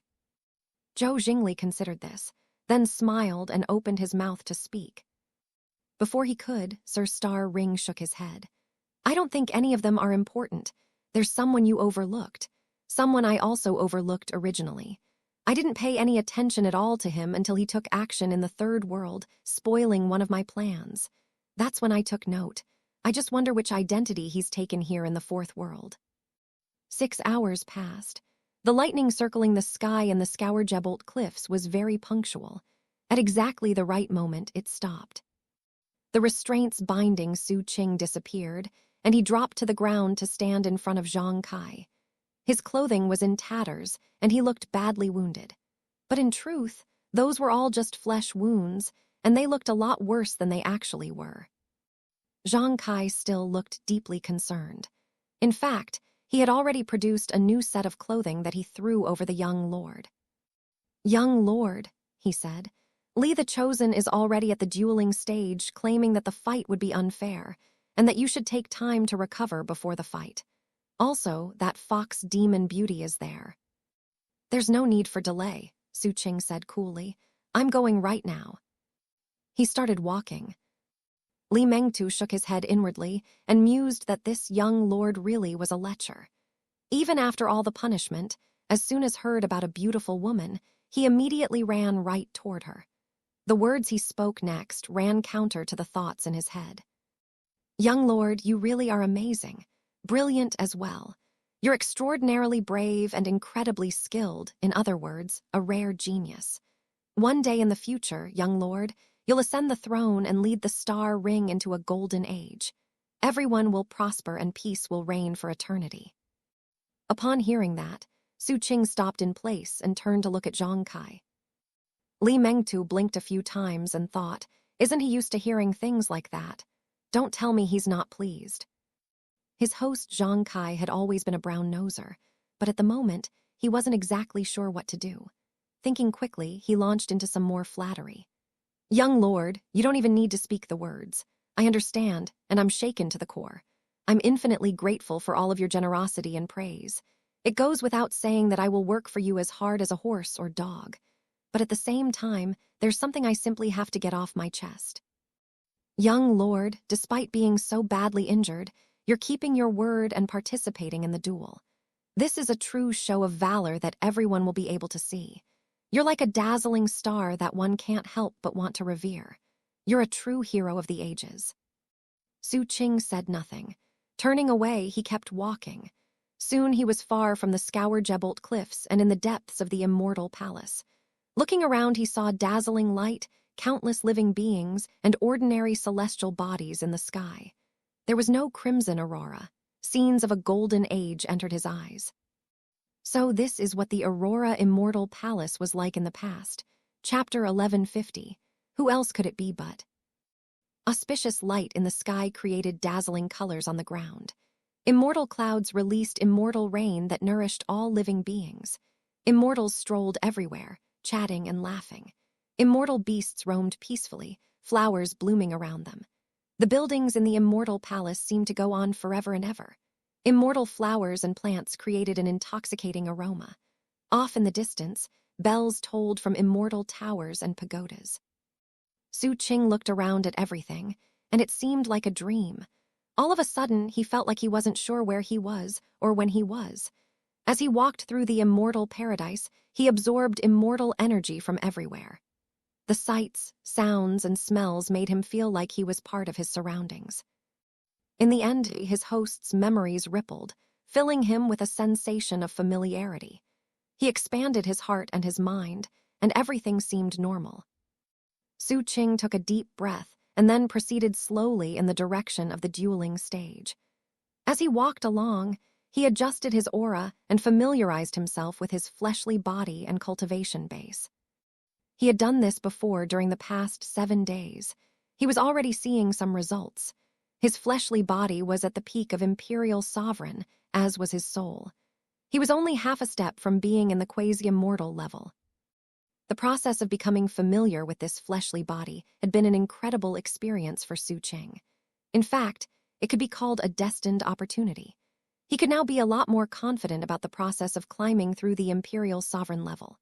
After all, though he had extraordinary battle prowess, the truth was that his cultivation base was only at the 8-world smoldering god level, and he still had no way to become an Imperial Sovereign. That said, he had killed plenty of Imperial Sovereigns, so he had a good overview of the level. The biggest difference between Imperial Sovereigns and smoldering gods, besides battle prowess, was the immortal embryo. Imperial sovereigns would combine 9 worlds to form an immortal embryo, which was a process of turning the illusory into a reality. Back at the God Blood River, the ferry pilot said that the immortal embryo is also called the undying illusory reality. 1. As he walked, he thought, the illusory represents the soul. The reality represents the fleshly body. Because of that, the imperial sovereign level is divided into the 3 minor levels of early, mid, and late. The early level involves releasing your soul externally and using it to form a fleshly body. That is the illusory reality. Xu Qing examined the fleshly body he occupied and confirmed that information. This body has already reached that point. Xu Qing scanned his host's memories to study the enlightenment his host had experienced in that level. During that time, the imperial sovereign cultivator can be considered strong, but is also weak. They're strong because the external illusion is gradually made real. They come to understand authority and can control all manner of things.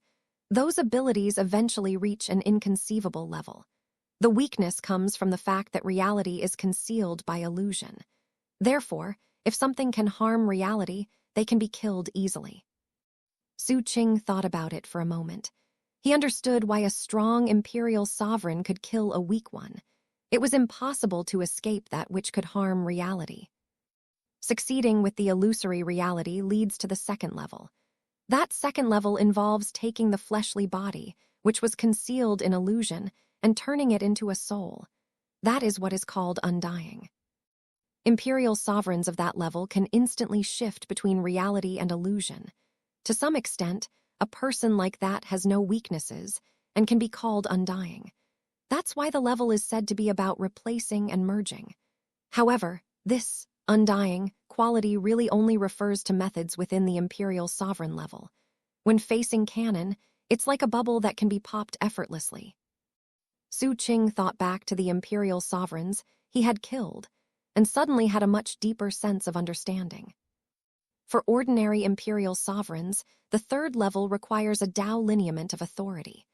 The Tao lineament is like a thread weaved through the body, taking the illusory, reality, and undying aspects and combining them. Pluck down a star, make it one, and then form the immortal embryo. The star referred to there is obviously canon. It relates to an opportunity to gain enlightenment of one's own canon. Success or failure won't affect the upgrade, but it will affect your battle prowess after the upgrade is complete. The moment you succeed, you're a quasi-immortal, also known as a Grand Emperor. As for chosen cultivators, they get canon early, which is equivalent to plucking that star. And thus, when they enter the quasi-immortal level, they are anything but weak. He had benefited a lot from his study of this fleshly body over the past few days. This fleshly body had completely completed the second level and was halfway through the third level. It had 9 major Tao lineaments and was in the process of weaving the undying illusory reality. What's more, it's clear that young Lord Aurora has his own canon. That said, his canon is a bit strange. Xu Qing's eyes narrowed as the dueling stage became visible in the distance. Even still, he continued with his current train of thought. And that was because young Lord Aurora's canon had experienced a major withering. At some point in the past, he gained enlightenment of his canon. That alone shows how talented the young lord is and highlights his powers of understanding. What's more, the canon he gained enlightenment of was completely extraordinary. It's the canon of mirror. But later on, his canon bizarrely withered for some reason, and after that, it became a canon of sealing. Xu Qing could tell that there was something very unusual about it all. Unfortunately, young Lord Aurora's memories did not have any explanation for the withering or the transformation. All the memories told him was that the young lord had informed the immortal lord as soon as it happened. When the immortal lord found out, he had looked profoundly grim. It was as if he had confirmed something he already knew, and he had stormed off angrily. But a month later, he returned and acted as if nothing had happened.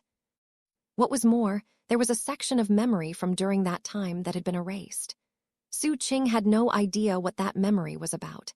He just knew that from that day forward, Young Lord Aurora had ceased to be hardworking and above-board in everything, and had instead built the 100 Flowers Palace and immersed himself in a life of drinking and women. When his cannon withered and transformed, it was given a formal name, 3 Karmas 10 Evils Seal. It was a type of cannon that could seal evil, too. As his thoughts swirled, he found the emotions of grief that were buried in those memories from years ago. He could sense the bitterness and confusion the young lord had felt back then.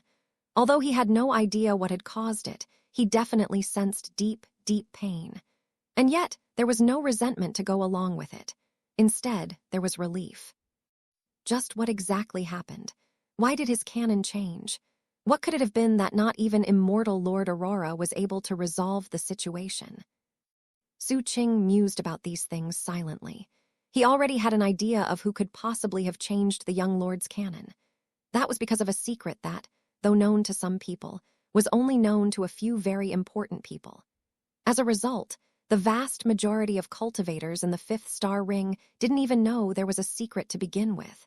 It was about the relationship between Aurora and the immortal paragon.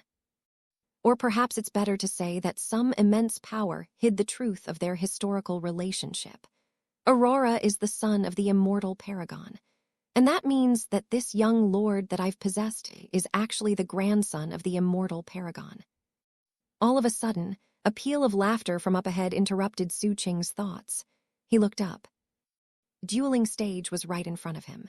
It was an ancient arena surrounded by tall stone walls. The walls were carved with all sorts of animals. Some flew in the air, some roared in the mountains, and all were extremely lifelike, so much so that it almost seemed like they were about to leap off the wall. At the moment, the sunlight shone through the clouds, casting mottled light onto the dueling stage. That, coupled with the ancient and mysterious air of the place, made it seem even more somber and dignified. In the middle of the dueling stage was a circular platform constructed from some unknown material, surrounded by a ring of cold, shimmering blades. The light of the sun glinted on the blades, casting awe into the hearts of any who looked at them. The grandstands of the arena were already filled with plenty of spectators, most of whom were witnesses that Li the Chosen had invited to watch the duel.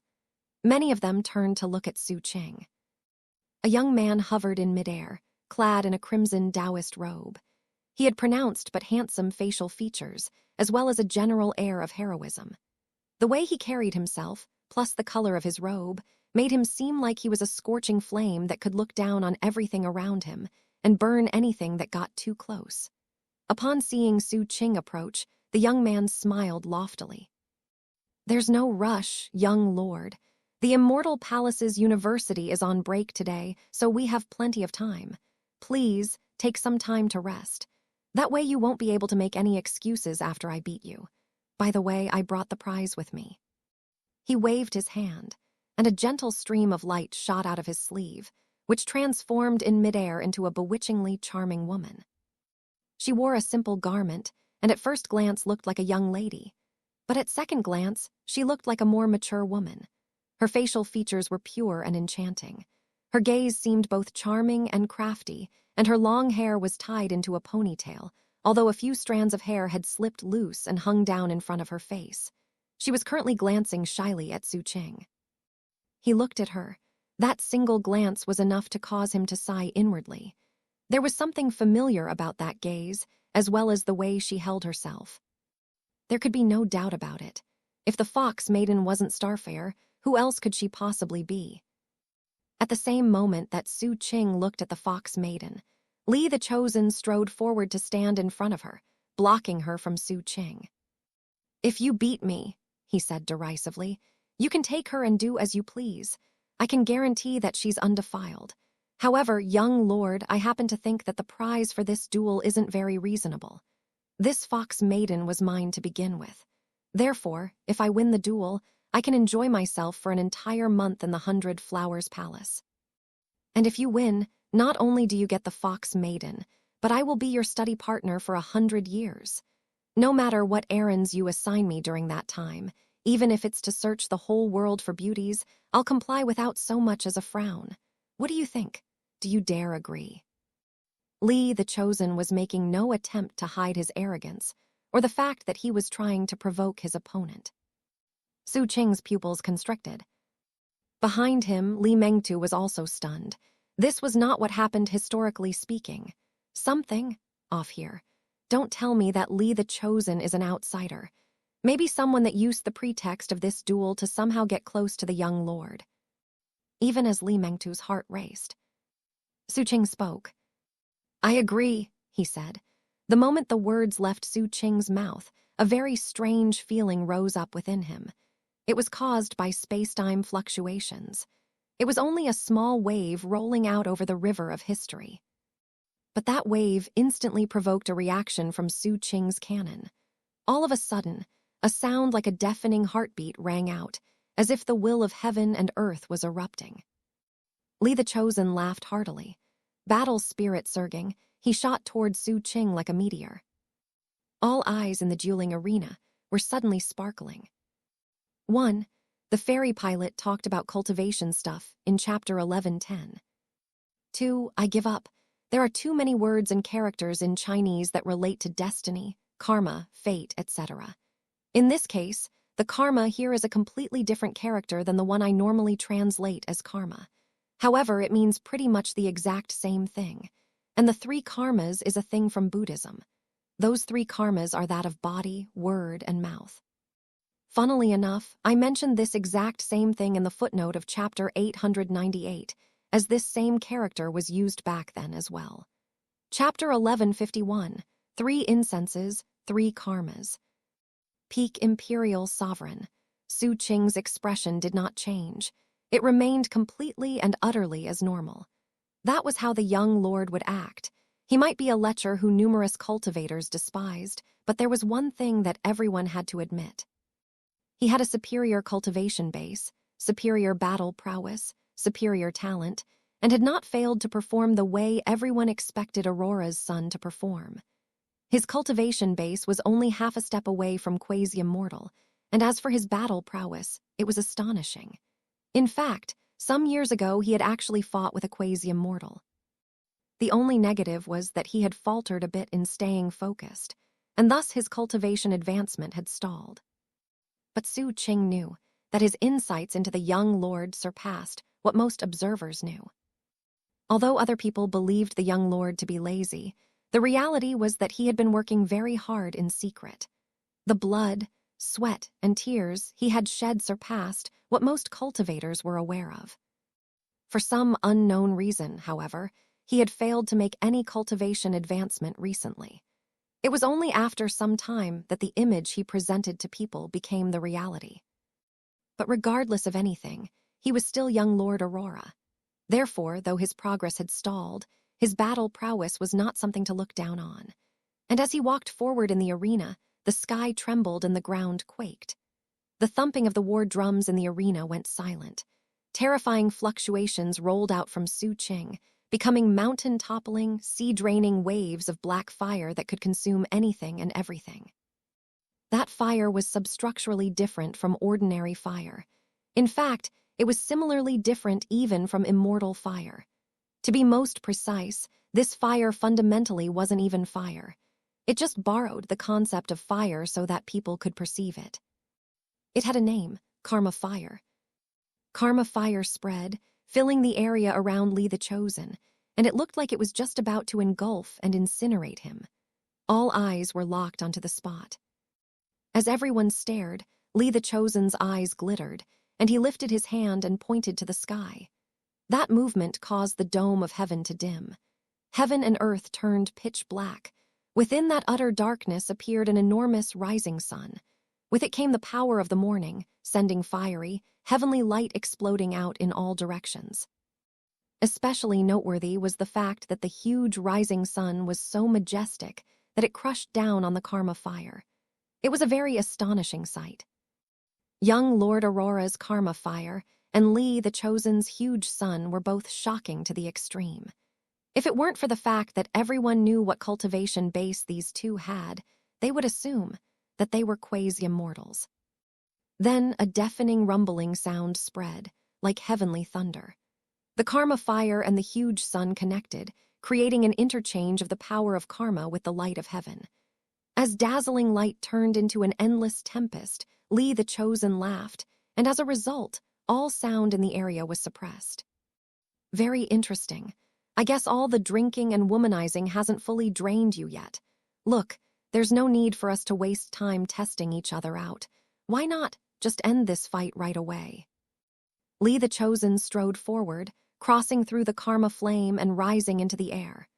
Looking down, he performed an incantation gesture with his right hand, then touched his forehead.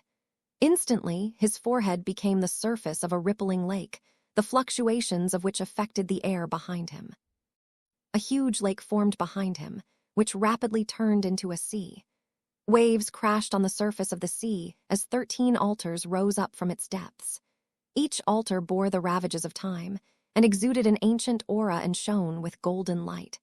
Their design had a primitive simplicity. Clearly, they had been constructed in a cultivation era when things were very different from modern times. It hardly took a moment for people to recognize where they were from. Even Xu Qing was familiar with the style and aura of the altars. They were altars from gods. The 13 altars began to vibrate, sending golden light shining out accompanied by the aura of the gods. Mutagens spread everywhere, distorting the sky and causing the land to ripple. Gods stepped out of the altars, and images filled the dome of heaven. Everyone was terrified. Were flawless gods, it defied description. After arriving, the gods turned to face Li the Chosen and bowed to him. 13 gods were bowing to him. These were gods that Li the Chosen had slaughtered over the years, all of whom had major karmic connections to him. Gods existed to be worshipped by the world, but here the gods were worshipping a person. Whoever worshipped would then have a foundation to rise to a higher level and become someone worshipped by gods. If gods worshipped a person, then that person obviously surpassed the gods. And then, to the astonishment of all, the worship of the 13 gods caused a heaven-shaking, earth-shattering power to build within Li the Chosen. This was Li the Chosen's canon. The worship of gods would push him to a higher level. After all, these gods had effectively become believers in him and were offering him own Joss flame. Li the Chosen's canon was about making gods into believers and thus gathering the Joss flame of gods. Theoretically speaking, the more gods he killed, the more gods would worship him. And as a result, his canon would become increasingly powerful. Having gained enlightenment of this canon was enough for him to truly be called the top chosen in this generation. What was more, everything so far was simply the foundation of this canon. Li the Chosen had much more he could do, and he wasn't about to stop now. He had already created a personal canon technique. Canon presents the chart of 24 incenses, used to distinguish good and bad luck. First incense, incense of compelling death. He whose life is at an end stands just ahead. Li the Chosen's voice sounded like a Tao resonance, echoing out with the power of canon. As it did, the Joss flame around him converged into 3 sticks of Joss incense. 2 were long, 1 was short. They ignited to compel death, 1. Everything in the area seemed to spin as a gruish curse suddenly built up on Xu Qing. His physical features began to decay. His face became old, which was the sign in all living things that a full life was reaching an end. His sense of smell decayed. All the lures of life and all its joy faded away. His sense of taste decayed. All of the sundry experiences of life became meaningless. Next, his sense of touch decayed. His ability to perceive the world weakened, just as the fingertips in wintertime find it hard to experience the warmth of a spring breeze. Finally, his sense of hearing decayed. It wasn't just the sound he could hear with his ears, but also the sound of his soul. Both became silent. The 5 signs of decay arrived, and death was being compelled. His life hung on a thread, too. Everyone in the arena was shaken to the core. That was especially true of Li Mengtu, who stood there in the guise of Zhang Kai. That canon is extraordinary. What a pity that, historically speaking, this guy perishes when catastrophe strikes the immortal palace in a month. After that, the Joss flame canon that he created was lost forever. I wonder if I could create a chance to study that canon while I'm here. Li Mengtu was starting to get a bit excited. Meanwhile, Xu Qing was also getting excited. The number of cannons you possessed wouldn't affect your cultivation level. But Li, the Chosen's cannon, seemed unusually suitable for the environment of the revered ancient mainland. However, now was not the time to study it closely. The moment he sensed death being compelled on him, Xu Qing reached up and wiped his fingers on his lips. That motion activated his cannon. The external manifestation was rumbling in the sky as countless lightning bolts formed into a hand. It looked like the hand of an old man, and it was performing an incantation gesture. The hand caused heaven and earth to rumble in unison. Innumerable magics trembled, and the natural and magical laws of the world all reacted. The incantation provoked shocked reactions from all cultivators and stunned all the immortals. All living beings reeled. Li the Chosen's cannon was extraordinary, but Xu Qing's host was Aurora's son, and his was even more spectacular. 3 Karma's 10 Evils seal. Karma fire was only the foundation. There were other fantastic uses for the cannon that had yet to be unleashed. The so-called 3 karmas were that of the mouth, body, and thought. 3. Upon facing the incense of compelling death, Xu Qing first chose to seal the karma of the mouth. When the mouth could not speak, the karma of the mouth was pure. When the karma of the mouth was pure, the body could be at peace. When the body was at peace, one could be fully without concern. When one was fully without concern, 10,000 thoughts could flourish. Sealing one's own mouth would seal one away from death. The incense of compelling death was gruish and actually couldn't be dealt with directly. But when the act of compelling death failed, it inevitably led to a huge backlash. Li the Chosen's face fell. Shivering, he coughed up a huge mouthful of black blood, and his aura decayed significantly. However, the fight wasn't over. The next instant, his eyes flashed with cold light, and he pointed his finger up into the sky again. Instantly, the joss flame returned, forming a second type of incense. It was often said that fortune and misfortune are brought on oneself, and that there was always the cause and effect of karma to explain it. 4. The cause of karma was on the left, the effect of karma was on the right, and the left was higher than the right. In the middle was calamity, which was lower than either, and suffered the most. In this way, the incense of evil deeds could focus on slaughter. 5. It was also known as the 3 incenses of left, right, and middle, which can exterminate 1 billion kalpas. 6. The burning of the incense influenced the evil of heaven, the evil of earth, and the evil of man, as well as the evil of all thought, and sent that evil toward Xu Qing. Dense evil became a nightmare that raged in all directions. Wild colors flashed in heaven and earth, winds screamed, and the power of countless evils converged and descended. A sensation of death proliferated. Without any hesitation, Xu Qing tapped into his own cannon. The hand of lightning switched to a different gesture. The second of the 3 karmas swept over him. It was sealing the karma of the body. The body could not tread a vile path, could not harm life, could not kill, steal, or be obscene. The karma of the body was absolutely pure. When the body was pure, nothing in existence could defile it. No wickedness could stain it. It was as if it did not exist in the cause and effect of karma, and thus, the evil incense had nothing to lock onto. It had no place in the world, giving the evil incense nothing to grip. Since the evil had nothing to lock onto and nothing to grip, after it arrived, it could only backfire. Li the Chosen's face fell dramatically. His face twitched.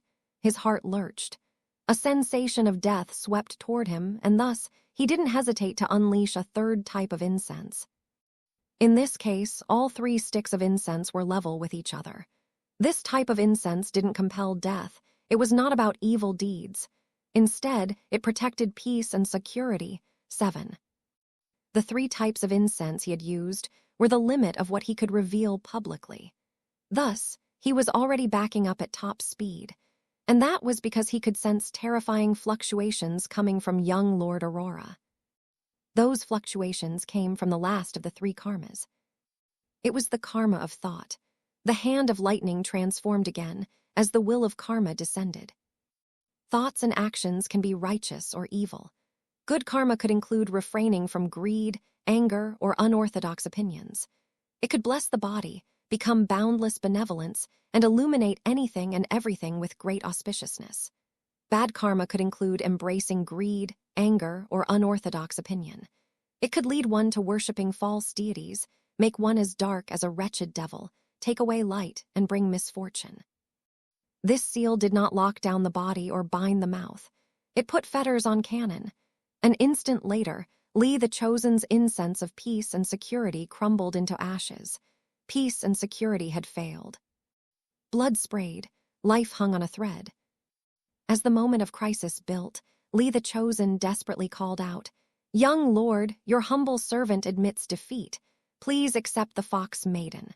I'm willing to submit to you and become your study partner for 100 years. 1. The chart of 24 incenses is a real thing from ancient Chinese divination. What's more, the incense of compelling death is on that chart, and just as described in the narrative here, it features 2 long sticks of incense and 1 short one. To see for yourself, check this picture. The compelling death incense is on the very bottom left. Just to be clear, I'm not an expert about these things in any sense. I hadn't heard about this chart of 24 incenses until I read this chapter. I did some searching in the hopes of finding information in English, or perhaps a version of the chart translated into English, but didn't find anything. 2. The 5 signs of decay are a real thing from Buddhism, and they're supposedly an indication of approaching death. The descriptions of the 5 signs that I could find do not match those described by the author here. However, the definitions I found tend to mention that the signs vary. 3. As I mentioned previously, the 3 karmas are a real thing from Buddhism. There can be different groups of 3. But in this case, the karmas of mouth, body, and thought are actually the most common versions, at least in the definitions I found when I looked this stuff up. 4. Now we have the karma from the 3 karmas being used side by side with the term I ordinarily render as karma. For the duration of this scene, I will make the difference obvious by using cause and effect to identify the more common version of karma. 5. The description of left, right, and center describes the 3 incense sticks from the incense of evil deeds from the 24 incenses. If you look at the picture, you can find that depiction in the rightmost column, in picture number 4, counting down from the top. 6. I really hate the character for Kalpa, the reason being that in Xianxia, or at least in the works of Gen, it more often means tribulation. In this context, I believe kalpa is the correct interpretation. A kalpa is a long period of time, generally between the creation and recreation of a world or universe. I believe this passage is intended to be hyperbole and cool-sounding. It's not supposed to literally be talking about kalpas. 7. On the chart of 24 incenses, this is the very first one on the top left. Chapter 1152, A Different Path. Li Mengtu's heart was pounding, and his eyes were narrowed as he looked up into the air at Li the Chosen, who had just shouted out his surrender. This was not what happened historically speaking. In real life, young Lord Aurora did win, and did win the Fox Maiden. But Li the Chosen didn't bend the knee. Instead, he returned to the university and went into seclusion, hoping to use what he had learned in the fight to achieve a cultivation breakthrough. Unfortunately, he never succeeded, because he died with everyone else a month later. But in this version of history, something different happened. At least, that was what Li Mengtu initially thought. He couldn't be completely sure. Maybe this did happen, but the historical record was altered later. That said, there was one thing he knew with certainty. Young Lord Aurora only had one study partner, and that meant that the most salient aspect of the situation now was how the young lord responded. If he agreed to the offer, it would mean history had changed. If he refused, then things would continue on as they had in real life. Li Mengtu's thoughts were completely astir. I bet this Li the Chosen is actually like me, an outsider. It doesn't really matter who it is. The important thing is that this is a good opportunity to see how this person leverages history. It'll give me a good point of reference. Li Mengtu quickly looked over at young Lord Aurora. He wasn't the only one. Everyone in the arena was doing the same thing. For one thing, each of the fighters had used some very Gruish techniques and were astonishingly powerful. Beyond that, It was unusual that the arrogant Li the Chosen was choosing to submit to his opponent. Thus, everyone was waiting to see what decision young Lord Aurora would make. Xu Qing didn't answer immediately. Instead, he studied Li the Chosen, his eyes narrowed as he analyzed the situation. If changing history was this simple, there would be no point to this whole thing. My guess is that this is actually a mere reflection of real history. But even just being a reflection, we're talking about an immortal lord here. Changing things should be extremely difficult. So where exactly does that difficulty lie? Xu Qing looked Li the Chosen up and down. Whether it was his physical presence or his actions, he seemed like the perfect test subject to use to find out if there would be resistance to a historical change. Li the Chosen could tell that he was being observed closely, and he was starting to get nervous. The reason was that, as Li Mengtu had guessed, he was an outsider occupying Li the Chosen as his host. It was no accident that he had mentioned becoming the young lord's study partner before they started fighting. He knew that it didn't conform to history, but it was related to his canon, which was an obscuring mist. It was no ordinary mist. It came from nowhere, from somewhere mysterious, from ancient time. Put precisely, it came from history. The obscuring mist of history was the source of his canon. Therefore, the way to develop his canon was to perceive history. The more comprehensive his perception, the more he was able to part the obscuring mist. As the mist parted, he was able to control and push his canon further toward completion. He knew full well that this path would end in full omniscience related to true history. Therefore, this fight with young Lord Aurora was partly real, but also partly staged. He had taken advantage of the situation to intentionally surrender. The entire point was to get close to young Lord Aurora. In order to guarantee success, he made his actions completely logical and also brought a large number of cultivators to bear witness. He did everything so that it would seem completely reasonable for him to surrender. After all, his host was a person who valued commitments. And this was the only historical instance in which his host had actually interacted with young Lord Aurora. In other words, this was a very important moment. This part of history features two important people. The first is immortal Lord Aurora himself. The other is the young Lord. It's only by getting close to them that I can completely understand everything that happened, including the things that were kept secret later on. This whole thing relates to the immortal paragon. Years later, it was said that he was putting down a rebellion when he crushed the Aurora Immortal Palace. But I'm already seeing clues pointing to something else. Otherwise, why would the Aurora Immortal Palace's fourth world suddenly lead to this very specific point in history? It seems obvious that the purpose is to reveal some secret. I just wonder if I can figure out what it is. If I want to understand all history, if I want to get a sufficient perspective, then I need to get close to one of the two most important people. And thus, he looked at young Lord Aurora and waited for an answer. Before Xu Qing could respond, a bright beam of light shot out of the sky. It looked like a magnificent brushstroke, painting a line of color that could never fade. It came with a boundless majesty and power, like the most primordial howl of a heavenly Tao.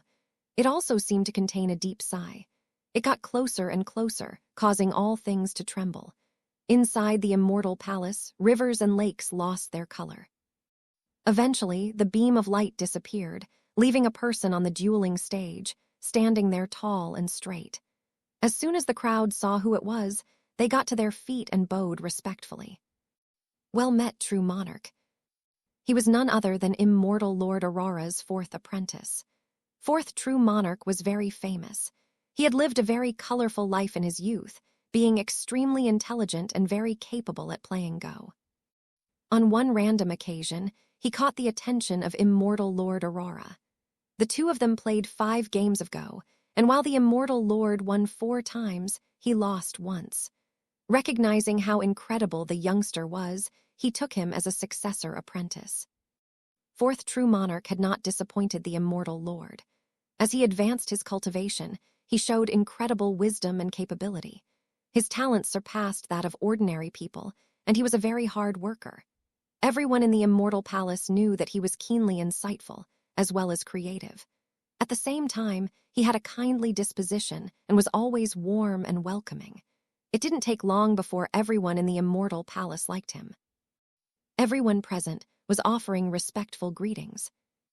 Xu Qing made sure to smile. According to his host's memories, he had a very good relationship with Fourth True Monarch.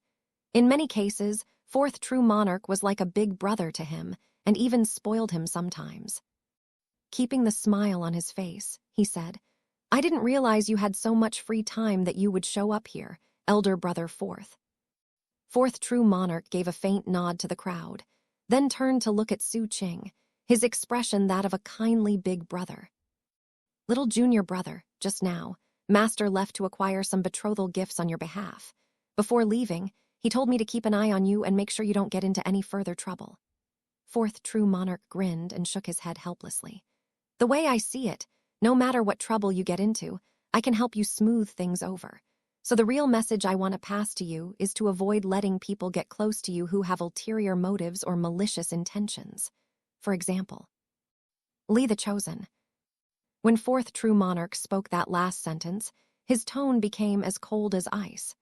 And then he glanced at Li the Chosen, his gaze suddenly incredibly fierce. One look was all it took. Li the Chosen shivered from head to toe, and he backed up a few paces. He suddenly felt like his soul was vibrating, to the point where he might lose consciousness. Li the Chosen was visibly taken aback. He could clearly sense that Fourth True Monarch had the ability to strip him of all strength. "Little junior brother, you were already assigned a study partner by Master. There's no need for another."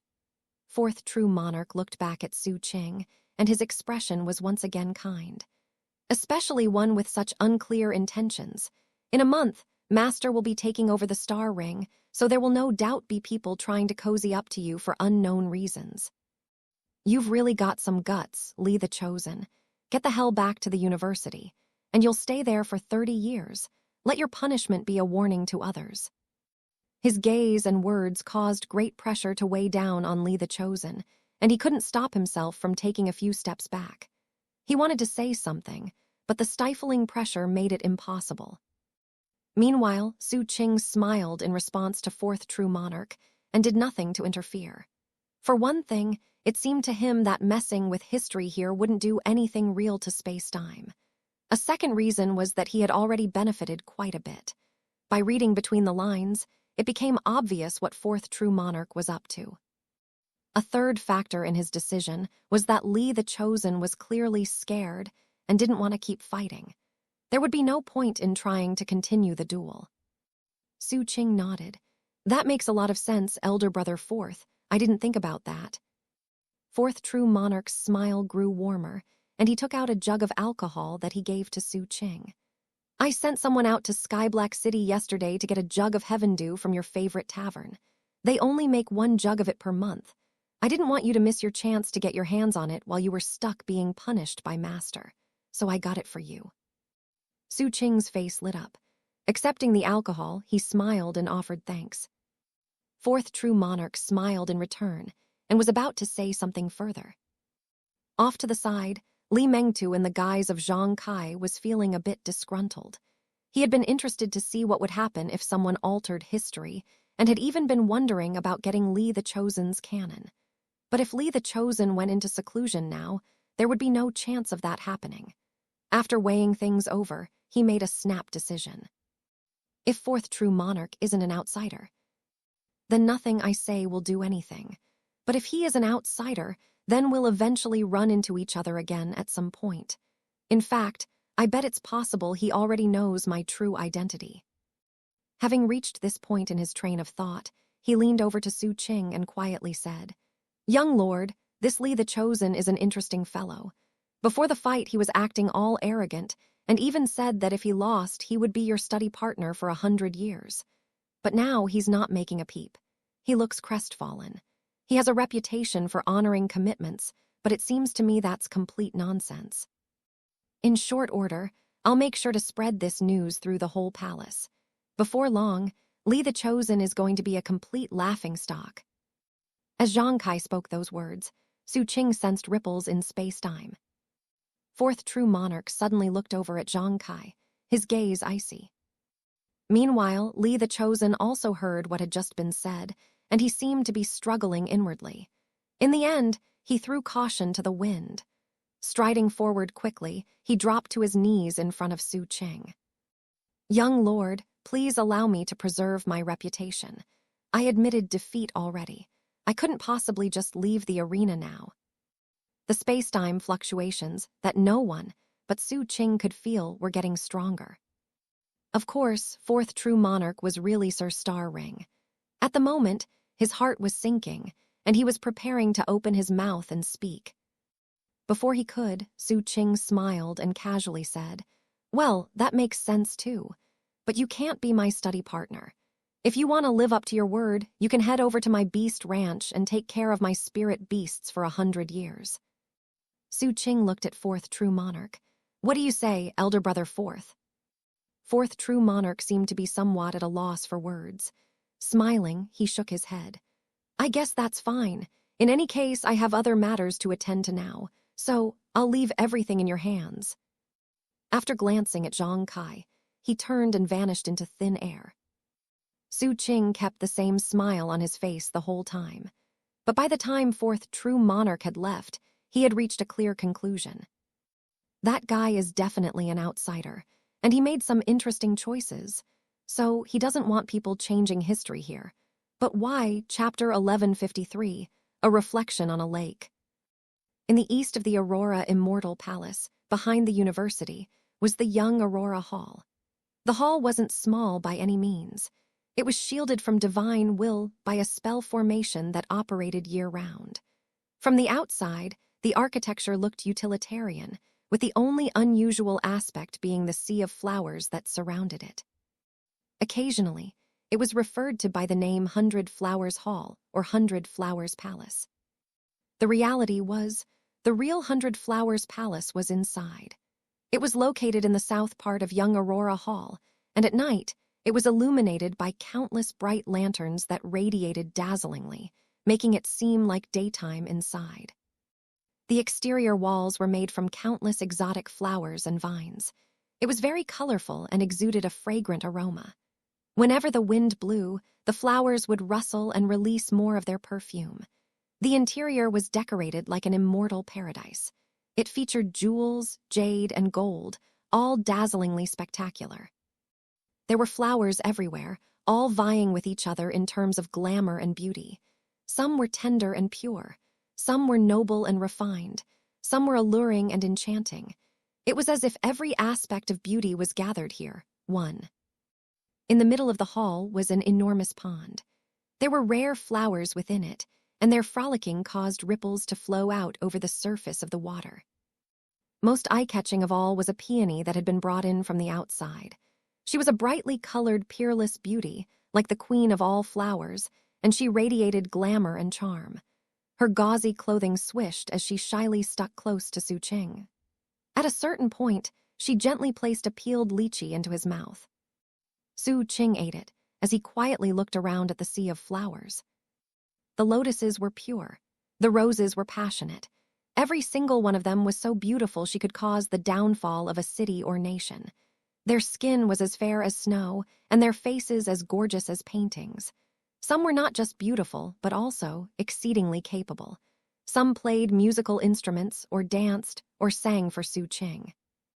In a lovely place like this, it would be easy to forget the time and date. One would quickly fall into something like a trance.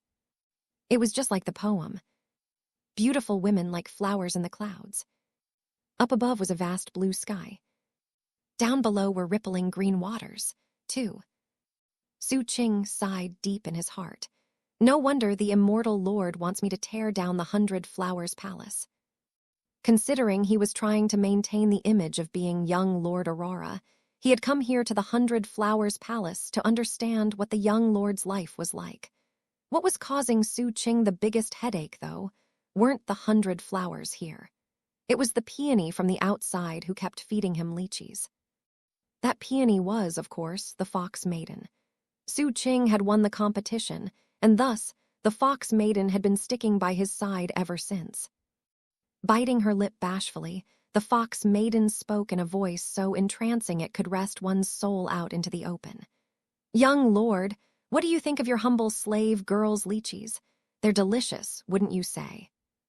Xu Qing sighed inwardly and shifted his gaze to look at the woman who seemed like a peony one moment and a devil's trumpet the other. 3. Aren't you worried someone will realize who you really are? Xu Qing asked with a frown. By now, his battle prowess was on a completely different level than it had been in revered ancient. It had risen to such a high level that the difference compared to before was like that between heaven and earth. Nowadays, he could fight any god that was not at the altar god level, and when it came to cultivators, he could fight with any under the quasi-immortal level. Starfire was extremely close to being an altar god, in other words, equivalent to a peak imperial sovereign in the Great Circle. That meant was strong, but not strong enough that he couldn't fight if necessary. Of course, that didn't mean he would be guaranteed to win. What are you looking at me like that for? Starfire said, blushing all the way down to neck. You look like you want to spank me. Shifted body and lifted rear end toward him. Do you want to spank me a bit? Xu Qing looked at coldly. Laughed softly. I love it when you're all cold like that. All right, fine, I get it. You're worried about me, right? It's just that I have to get out sometimes, otherwise I'll get bored to death. I was also worried that you would forget about me, young lord. Xu Qing did not seem to be affected by words. It is what it is. But what are you really after? Don't try to keep it a secret. You haven't forgotten what I told you when you demanded to come with me, have you? Blinked a few times. You told me something, really, I can't remember. Then I'll explain again, he went on calmly. This place is forbidden to gods unless they're slaves. It's up to you to stay alive. Starfire smiled charmingly. Oh, slaves, that's it. Not a big deal. Didn't I call myself your slave girl? I'm perfectly happy being enslaved by you. Xu Qing ignored and turned to leave. He had come to the 100 Flowers Palace to further the act, and now he had other things to do. Seeing that he was leaving, Starfire's beautiful eyes glittered. Okay, your humble slave girl will tell the truth. Happy? The reason I came here is that I'm confident I won't be noticed. After all, this isn't real history. It's a foundation built on memories of the immortal palace, reflected as if on a mirror. That's all. That said, if you can stay in control, you can achieve outstanding results. For example, if you alter the history in the mirror, it will cause space-time fluctuations that will increase your own level of mastery and enlightenment. I just wanted to get an identity in here so that if you succeed with the space-time ripples, then I could possibly have that identity permanently bestowed on me. That way, the will of the 5th star ring won't be constantly trying to reject me. Of course, it's more than your own power that will determine your success. We'll have to see if the immortal paragon will permit you to alter the history in this reflection. Well, that's everything. Now you can go handle your business. Don't worry about me, okay? Flashed a smile. Xu Qing looked over his shoulder and then left the 100 Flowers Palace. As he walked through young Aurora Hall, he thought about everything. I'd say there's an 80 to 90% chance that 4th True Monarch was possessed by an outsider. He showed up right in the moment when history was about to be changed. And that means that his Tao is in opposition to mine. The Shining Stars all have their own goals in this place. Based on what Li Mengtu and Li the Chosen did, I can tell that they want to change history. That indicates that there must be 2 camps here. One camp wants to preserve historicity, while the others want to create ripples in the history of time. I can't be sure of the details, though. I need to do some more investigation before I can make a final determination. If my speculations are correct, then I should be secretly helping the camp that wants to create ripples in history. I should make sure that they succeed in whatever they're trying to do. The end result will be the massive fluctuations that I seek. I suppose that my next task should be to figure out which roles the Shining Stars are playing. The sky was changing color. It was still dark, but dawn was coming. The moon illuminated the sky at this, its coldest point. Sensing something, Xu Qing looked up at the canopy of heaven. At this point in history, the blood-red aurora did not yet exist in the sky. There was still a moon and a sun. Similar to the suns and moons of revered ancient, the sun and moon here were not simple heavenly bodies. Both of them were living things that contained spectacular power. Based on his host's memories, he knew that the moon was named Clearbright. It was delicate and covered with shimmering silver light that filled the world with peace and harmony. In a month, the moonlight will go away forever. Same with the sun. As Xu Qing pondered such things, dawn came. The moon gradually disappeared, and the shining rays of the morning sun stretched out from the dark horizon. In the fifth star ring, the sun was named Fireblaze. Its exterior was that of scorching fire and dazzling heat. It was so strong and warm that it could bring light and heat to all living beings in the star ring. Xu Qing watched it rise. It was daytime. As the morning sun delivered light, it also delivered a person. He was a middle-aged man dressed in a utilitarian white robe. The robe was embroidered with elegant cloud patterns, so as he neared, it seemed like a wind was blowing. His features were both ordinary and extraordinary. He had a prominent nose, as well as tight lips that seemed incapable of ever smiling. His expression was as cold as a snowy mountain peak, filled with unfathomable dignity. His bright eyes were like seas, glittering sharply as if they could pierce through to the reality of anything and everything. Upon entering, his every step imparted a sense of mystery and wonder. Soon, he was standing right in front of Xu Qing. "Father," Xu Qing said, bowing his head. This person was none other than immortal Lord Aurora. As he stood there, he kept his aura reined inside, making him seem like a dormant volcano that might erupt at any moment. His coldness and apathy came because he had long since come to see through the luxury and vanity of the mortal world. As a result, he was no longer so deeply attached to ordinary things. "Voice cold," he said, "I'm taking you somewhere." The moment his voice rang out, heaven and earth spun and everything blurred. They were no longer in the immortal palace. They were on a frozen lake. "Follow me. This is the last thing I'm going to do for you as your father." He started walking. Xu Qing's mind was starting to race, but he forced himself to remain clear-headed as he followed. It was a very special lake. It was like a mirror that reflected the light in the sky, as well as the condition of the heart. When one walked on it, the reflection below would be unique and different. As Xu Qing looked down, he realized that the reflection was that of his true form. He was stunned, yet the immortal lord in front of him didn't seem to notice or care. Xu Qing hesitated for a moment before looking at immortal Lord Aurora's reflection. His pupils constricted. The reflection looked like Aurora, but his clothes were different. They were black, and his expression was somber and wicked. Xu Qing looked away, 1,000 thoughts running through his head. As they continued, the immortal lord remained silent. Time passed. Above the lake, a white-robed Aurora and his son walked, one following the other. Beneath the lake, a black-robed Aurora walked with Xu Qing, one after the other. Within this paragraph, it uses the plural female pronoun to refer to the flowers, which obviously implies that the description is not about flowers, but about women. 2. The poetry is an excerpt from the poem Endlessly Yearning by Li Bai, who is probably the most famous Chinese poet in all history. Frankly speaking, most of the translations I found suck so much that I don't want to link them. 3. The flower mentioned here is the same one mentioned about 100 chapters ago.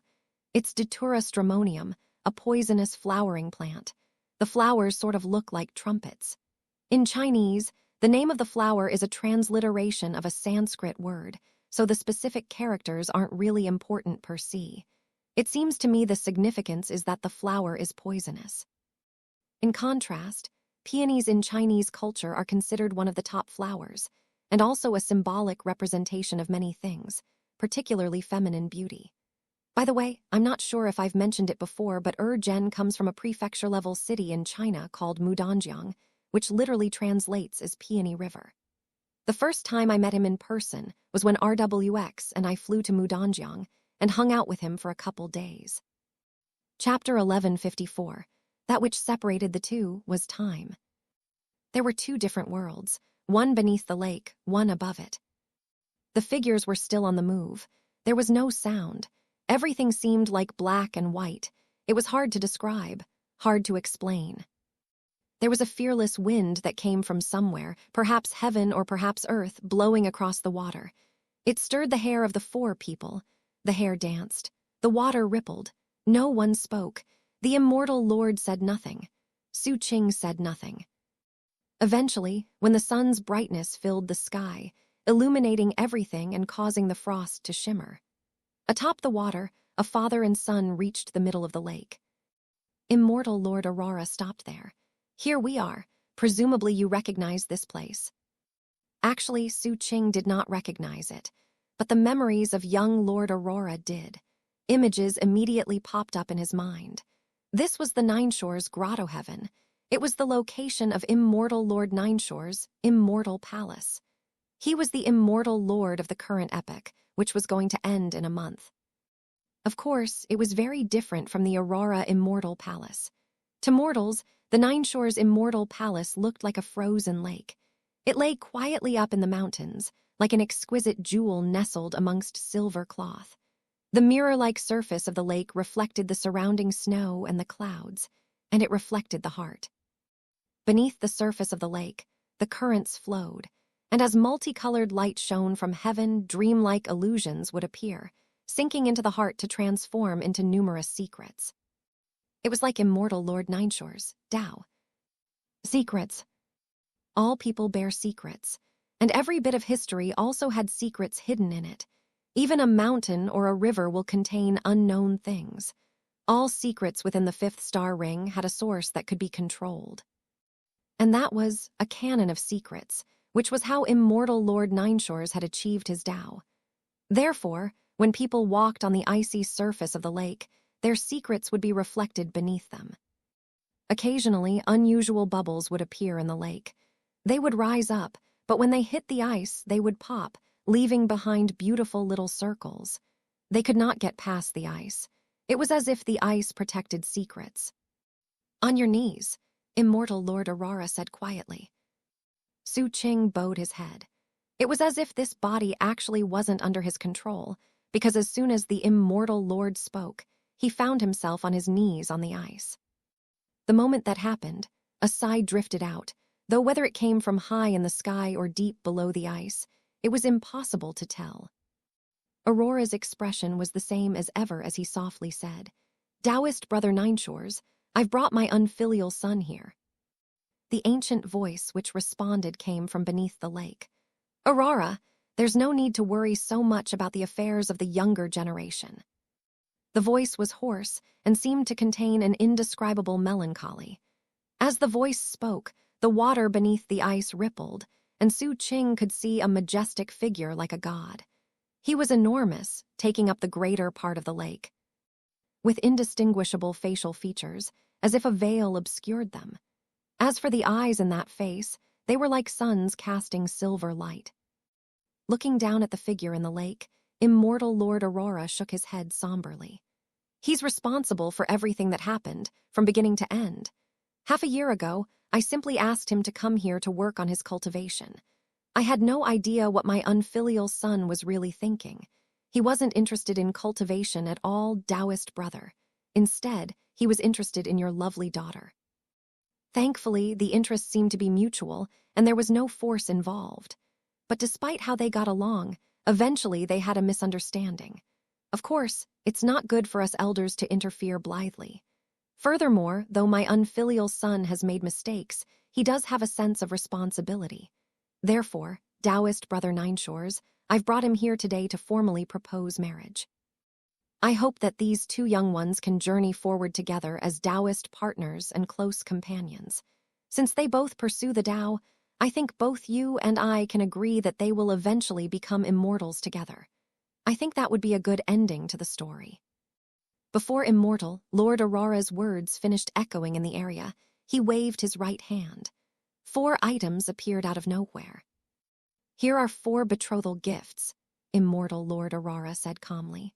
"First is the collected blood and marrow left behind when the 2 gods Lone and Menghan perished here in the 5th star ring.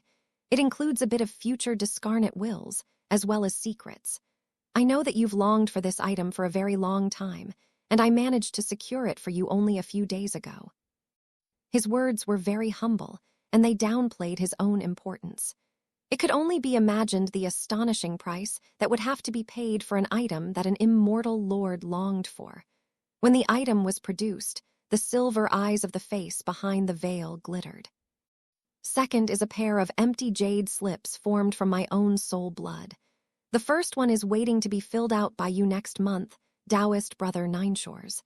Inscribe it however you wish, and it will be considered an order from me. As for the other jade slip, Taoist brother Nineshores, you can inscribe it with any item in my immortal palace. As soon as you do, all karma on that item will be erased, and ownership of it will be transferred to you. Xu Qing was visibly moved. The first item surpassed his comprehension, but the set of jade slips were incredible. The one which could be inscribed with orders was essentially like an imperial edict. After all, in a month, Aurora would be succeeding Nineshores and taking over the throne. The future era would be that of Aurora, so to leave behind a blank imperial edict was profoundly significant. The same held for items in the immortal palace. And what was even more significant was that there was no time limit attached to either item. These gifts showed an immense amount of sincerity. At the bottom of the lake, Nineshores opened his mouth as if to speak. Before he could, immortal Lord Aurora kept talking. The fourth gift is of little value. It is my son's birthdate characters. 1. Immortal Lord Aurora waved his hand, and a red piece of paper flew out, upon which was written 8 characters. Xu Qing looked over and confirmed that it was the birthdate of his host. All of these things combined suddenly filled him with a deep sense of paternal love. Having accomplished these things, immortal Lord Aurora clasped hands and bowed deeply to the lake. Considering the gifts, the status of the person involved, and the bow, Nineshores felt compelled to speak, and could not remain at the bottom of the lake. A sigh echoed out, which turned into innumerable threads that rose up through the water. They were made of the secrets of the world, intangible as they pierced through the layer of ice. After coming through the ice, they transformed from incorporeal to corporeal.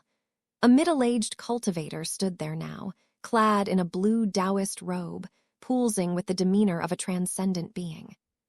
He stood right in front of Aurora and looked him in the eyes. He nodded. Then he extended his right hand. The blood, the jade slip that was the imperial order, and the piece of paper with the birth date all flew up to him. He put them away. As for the jade slip that could be filled in with an item from the immortal palace, he flicked it to Xu Qing. Xu Qing caught it. In a month, you'll marry my daughter. Going forward, you will no longer be the son of Aurora. You'll be the son-in-law of Nineshores. Xu Qing inclined his head, clasped his hands, and bowed deeply. Immortal Lord Aurora smiled as if an immense weight had been lifted off his shoulders. A rare smile appeared on his face. He looked at Nineshores, who was in fact his lifelong friend. They had grown up together, furthered their cultivation together, fought enemies together, and faced death on numerous occasions. The mixture of steel and blood had caused a deep friendship to form. Each would have died for the other, and the truth was that when they were young, they had laughed about what it would be like when they had children in the future. Maybe those children would be like brothers, or maybe they would become Taoist partners. Mind filled with such thoughts, Aurora quietly clasped hands, then turned to leave. Xu Qing got to his feet, bowed, and left, a complicated expression on his face. Nineshores stood there quietly as he watched the two of them walk away into the distance. Eventually, he sighed in his heart. I know you're going to do something that will shake heaven and earth. Aurora. Oh, Aurora. You can truly be called a filial son to the immortal paragon, and to that child you are a compassionate father. But for you to be stuck in the middle must be pure bitterness. Perhaps from the moment Xianxia perished, you no longer wish to linger in this world, too. Nineshores sighed softly, then blurred, turning again into countless threads that passed back through the ice and sank to the bottom of the lake. After leaving the Nineshores grotto heaven, father and son continued on through heaven and earth. A gentle breeze stirred immortal Lord Aurora's hair and did the same to Xu Qing's host. Neither of them spoke. Xu Qing wasn't sure if it was a misperception or not, but it seemed to him that the wind was taking away some of immortal Lord Aurora's coldness. His apathy seemed to be slowly fading away. And it had all started when immortal Lord Nineshores nodded. The weight which had lifted off him at that moment must have been immense. Xu Qing soon realized they weren't going back to the immortal palace. Instead, they were getting closer and closer to a location familiar to Xu Qing. Eventually, a vast sea of golden sand appeared ahead. It looked like an actual sea, full of dazzling waves, shining gloriously in the sun. It seemed like a dream or an illusion. Xu Qing had been to this desert before. However, he had seen a version that existed countless years later. This version was from much earlier in the timescape. That which separated the two was the name of the desert itself. Time. When you were little, immortal Lord Aurora said softly, you always asked me about your mother. As they walked out over the desert, the immortal lord didn't seem like an immortal anymore. Apparently, this desert was profoundly significant to him. Now that he was back, he suddenly seemed a lot older. I never told you much, but you've grown up and are about to get married. Soon you'll have your own wife. Therefore, I brought you here. This is the spot where your mother's soul faded away. This is the only place that has anything of her left. 1. Birthdate characters are a combination of the heavenly stems and earthly branches that describe the time, date, month, and year of a person's birth, primarily used in fortune-telling. And since I'm sure some of you will want to go back and check, we did recently come to find out about a set of 8 characters that clearly described a specific date and time. That was in Chapter 1146, with a detailed explanation of calendar-related stuff in 1147. As of now, we don't have enough information to determine if the date mentioned back there is the same as the one here, but it seems highly likely. 2. Lanxi. This is a given name without a surname. Lan means orchid and Xi means evening tide. Chapter 1155, that sea of flowers. Mother. As Xu Qing walked along behind immortal Lord Aurora, he looked at the desert and listened to the story. Perhaps it was some sort of resonance with his host's body, or perhaps it was the word mother itself. Either way, he suddenly found himself thinking about his own past. In his mind's eye, he saw Peerless City in the revered ancient mainland. He remembered his dad and mom there in the city. Those were good times. But then the blood rain fell. He thought back to his father and mother. Perhaps he had traveled too far and experienced too many things, because all of a sudden he realized that all that remained of his parents in his memory was an outline. However, that outline exuded warmth. It didn't matter how far he traveled or what he experienced, that impression would never go away. It would always be there in his mind. People can't determine who it is that they will see last in life, but the first people to accompany them are always the parents. Mother. At the same time, his host was also wrapped in such thoughts. In the memories of his host, he could see only the vague outline of a mother. It was just like Xu Qing thinking about his past. As of this moment, the two of them were in complete resonance. The resonance turned into ripples, flowing through the sea of the heart, stirring time and spreading out into the desert. It became part of the desert. Immortal Lord Aurora's voice drifted across the desert of time. Your mother and I got to know each other back in our hometown. She was my junior sister, in other words, the 7th apprentice of your grandfather. Back in those days, there was a sun and moon, but they looked different than they do now. 1. Immortal Lord Aurora was talking to Xu Qing, but also seemed to be simply recalling the past. As he spoke, he seemed to get older and to sink further into reminiscence. Back then, our hometown was just one of many captive minor worlds in the 5th star ring that belonged to the gods. It was a life in which you worshipped gods, were enslaved by them, and had nothing to look forward to except death. Naturally speaking, the sun and moon overhead were both gods. I guess it's most accurate to say that the light of the sun and moon came into our minor world. Their names were the most paramount godly names in the entire minor world. Clearbright and Fireablaze. Those times were full of pain and bitterness, but with your mother there, I was happy. Immortal Lord Aurora spoke softly, and Xu Qing followed, listening quietly. He knew that now was a moment in which he should pay attention respectfully. We furthered our cultivation together. We grew up together, and eventually we ran into Nine Shores. Immortal Lord Aurora shook his head as he sank further into memory. His personality back then was much the same as it is now. He was quiet. He liked to observe things and keep records. Your mother called him the Great Scribe. He actually liked that, and it's what we called him for many years. So stupid. Aurora smiled. And so, time passed.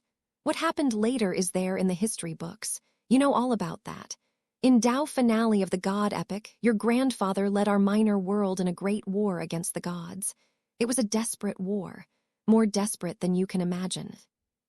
You were born during that time, but your mom didn't want you to see all the chaos, so she sealed you away. We agreed that we would wait until the war was over and the world had become magnificent before we unsealed you. Then you would be able to see lands full of beauty and peace, with no gods. We wanted you to have the most wonderful life possible. Aurora's voice continued to echo in the desert of time, full of both reminiscence and grief. The war lasted for many years, but eventually it ended, and we cultivators had fully risen to prominence. We crushed all of those high and mighty gods. The sun and the moon in the sky perished, and we replaced them with our own versions. Unfortunately, I lost someone forever during that time. Your mother died. Xu Qing listened quietly. This was someone else's story, yet for whatever reason, perhaps the resonance that had sprung up, Xu Qing could feel his host's sorrow, as well as Aurora's grief. For certain reasons, I fell into a deep slumber that lasted for 10,000 years. By the time I woke up, it was impossible to change what had happened. The canon of spacetime had reached its limit. 3,333 years. That's the ultimate limit of spacetime in this star ring. When you were sealed away, your mother and I were both there. But when it came time to unseal you, only I was left. Aurora suddenly stopped walking. Xu Qing saw a sea of flowers. It was an illusory sea, filled with endless gorgeous orchids blooming in the middle of the desert. It was consummately beautiful. It was hard to imagine how there could be a sea of orchids in the middle of a desert. At the very least, Xu Qing knew that, when he visited this desert far in the future, there had been nothing like it. Apparently, this was a secret buried in the depths of the desert. The exquisite orchids were of different shapes and sizes. Some looked like fluttering butterflies. Others resembled soaring immortal cranes. All of them had unique fragrances. As Xu Qing and immortal Lord Aurora arrived, the sun shone through the scattered clouds onto the sea of orchids, and the golden beams of light added a further sense of mystery and romance. A faint breeze stirred the flowers. It all seemed like a dream, and then it almost seemed like an immortal fairy had appeared in the flowers and was looking at the two of them. A faint murmuring sound could be heard, like gentle laughter. Immortal Lord Aurora looked at the sea of flowers and the immortal fairy from his memories. He also laughed softly. Striding to the edge of the sea of flowers, he knelt down and produced a handful of seeds from within the fold of his robe. As of this moment, he wasn't the soon-to-be most respected person in the fifth star ring. He was not a ruler of countless immortals with an astonishing cultivation base. He was just an ordinary person thinking about his deceased wife. He was now planting the seeds in the desert. They would definitely bloom eventually. Your mother's name had the character orchid in it, and her favorite flower was always the immortal orchid. It's a flower that cannot be tainted with the aura of gods, otherwise it withers. And yet, that type of flower never disappeared from our minor world, despite the proliferation of mutagen, because after it withers, it can bloom again. We had always hoped that, after the war was over and everything was beautiful, we could find a place to plant some immortal orchids and turn them into a sea that bloomed year-round. Over the years, I've always made sure to plant some more when I come here. Gradually, they've turned into a sea. Smiling, immortal Lord Aurora patted the soil over the seeds he had just planted. Then he sat down and looked out at the flowers. He said nothing, yet the warm smile remained on his face. Xu Qing quietly walked over, sat down next to immortal Lord Aurora, and joined him in looking out at the flowers. Time passed. When evening approached, immortal Lord Aurora spoke again. "You've grown up," he said softly, "and you're about to get married. In the future, I'll be very busy, so remember to come back here every year and plant some more orchids for your mother. Let's make sure there's always a sea of flowers here. Mixed emotions filled Xu Qing. He was fully aware that in a month, immortal Lord Aurora was going to die, as was his host body. Years in the future, there would no longer be a sea of orchids here. Perhaps that was why he had not seen any flowers when he passed through this desert. The sea of flowers had long since withered up as time passed. But he still nodded. Aurora smiled and in uncharacteristic fashion reached out and tousled his son's hair. I want you to remember something. Your mother wasn't able to accompany you through life, nor will your own children be able to stay with you all the time. Only your Taoist partner will keep you company forever. You have to take care of her. Don't be like me. Don't lose the person you love. With that, Aurora stood up and looked at Xu Qing. Do you remember that story I used to tell you when you were young, about the night? Xu Qing nodded and quietly said, When night falls, don't go to see you. That saying was implanted firmly in the memories of young Lord Aurora. It was something that immortal Lord Aurora had told him many times. It made Xu Qing think about the reflection beneath the ice lake. Based on his memories, immortal Lord Aurora always came to him during the days. Aurora smiled and nodded, then looked at the deepening evening. It's about to get dark. Let's go back. With that, Aurora took a step forward. Everything blurred. A moment later, the desert was gone, and so was the sea of flowers.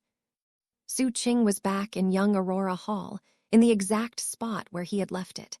It was almost as if everything that had just happened was an illusion. Immortal Lord Aurora was nowhere to be seen.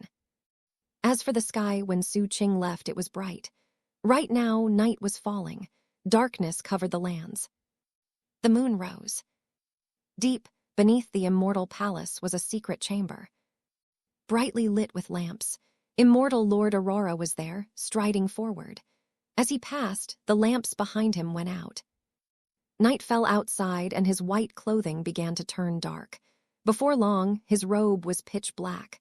The kind look on his face became replaced with something vicious and wicked. He started trembling, and his pace faltered. However, he managed to walk all the way to the end of the cave. There, he entered a prison cell. The moment he was inside, countless magical symbols formed chains that wrapped around him, both blessing him and sealing him. All of the light went out, and everything became pitch black. Within that darkness, groans echoed out, along with the clink of chains. One, specifically this is the paternal grandfather, so that would be immortal Lord Aurora's father, who we know is the immortal paragon. Chapter 1156, The Way of the Shyster. It was night at young Aurora Hall, and the lanterns shone brightly. Inside, Xu Qing was thinking about everything that just happened with immortal Lord Aurora. On the road, Aurora was an immortal lord. Outside the Nine Shores grotto heaven, he was a father. And in the desert of time, he was a lonely man who had lost the love of his life. By the time night fell and he was back in the immortal palace, he was back to being an immortal lord. Before this event, Xu Qing had considered immortal Lord Aurora to be little more than a symbol. Granted, the imp in the second world had called himself a scrap of discarnate will from immortal Lord Aurora, but whether or not that was true would require further investigation. From the very beginning until now, Xu Qing had had his doubts. That was why, to him, the words immortal Lord Aurora had been just that, words. But everything he had experienced just now, and the different versions of Aurora that he had seen, all painted a very different picture. Without even realizing, he had come to view Aurora as a real and complex person. And now, I'm getting an inkling of what's going to happen in a month. Otherwise, how was it possible to explain how Aurora had essentially entrusted his son to another like an orphan? And what explanation was there for what he had said in the desert? However, even as some of the puzzle pieces clicked into place in his mind, more questions and suspicions proliferated. Immortal Lord Aurora already had space-time canon and has pushed it much closer to completion than I have. He has to know what's coming in the future. It's not going to come as a surprise to him. So what's going to happen in a month that will cause the immortal paragon to interfere? Why does the historical record call it a rebellion? And why am I instructed not to go see him at nighttime? Does it have something to do with that sinister, black-garbed version of him I saw under the lake. Furthermore, he's made all sorts of arrangements, including entrusting his son to someone else. So why does his son die in a month? What's more, why does everyone else in the Immortal Palace die as well? Why does the Immortal Paragon wipe out every living being here? Even stranger, why does the palace get left behind to exist for such a long time afterward? There were too many questions swirling in Xu Qing's mind. Even after much analysis, he didn't come up with any good answers. I'll see it all play out in a month. Xu Qing looked up at the moon in the night sky, then entered the main hall and sat down cross-legged. For the time being, he put immortal Lord Aurora out of mind, and instead focused his attention on how to create waves in space-time.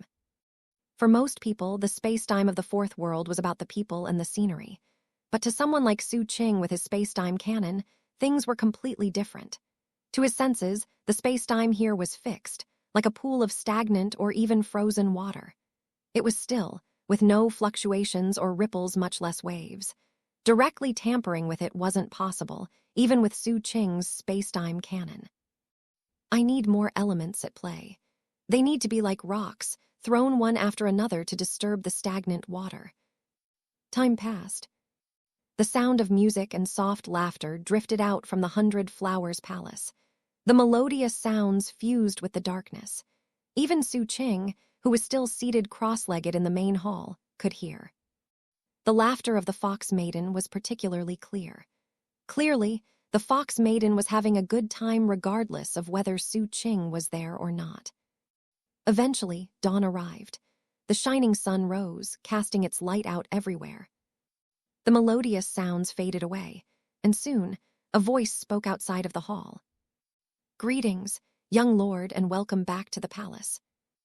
It was none other than Li Mengtu, who was playing the role of young Lord Aurora's study partner, Zhang Kai.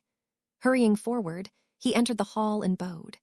Of course, he had a lot of speculations about what was going on, considering that he hadn't seen young Lord Aurora for an entire day.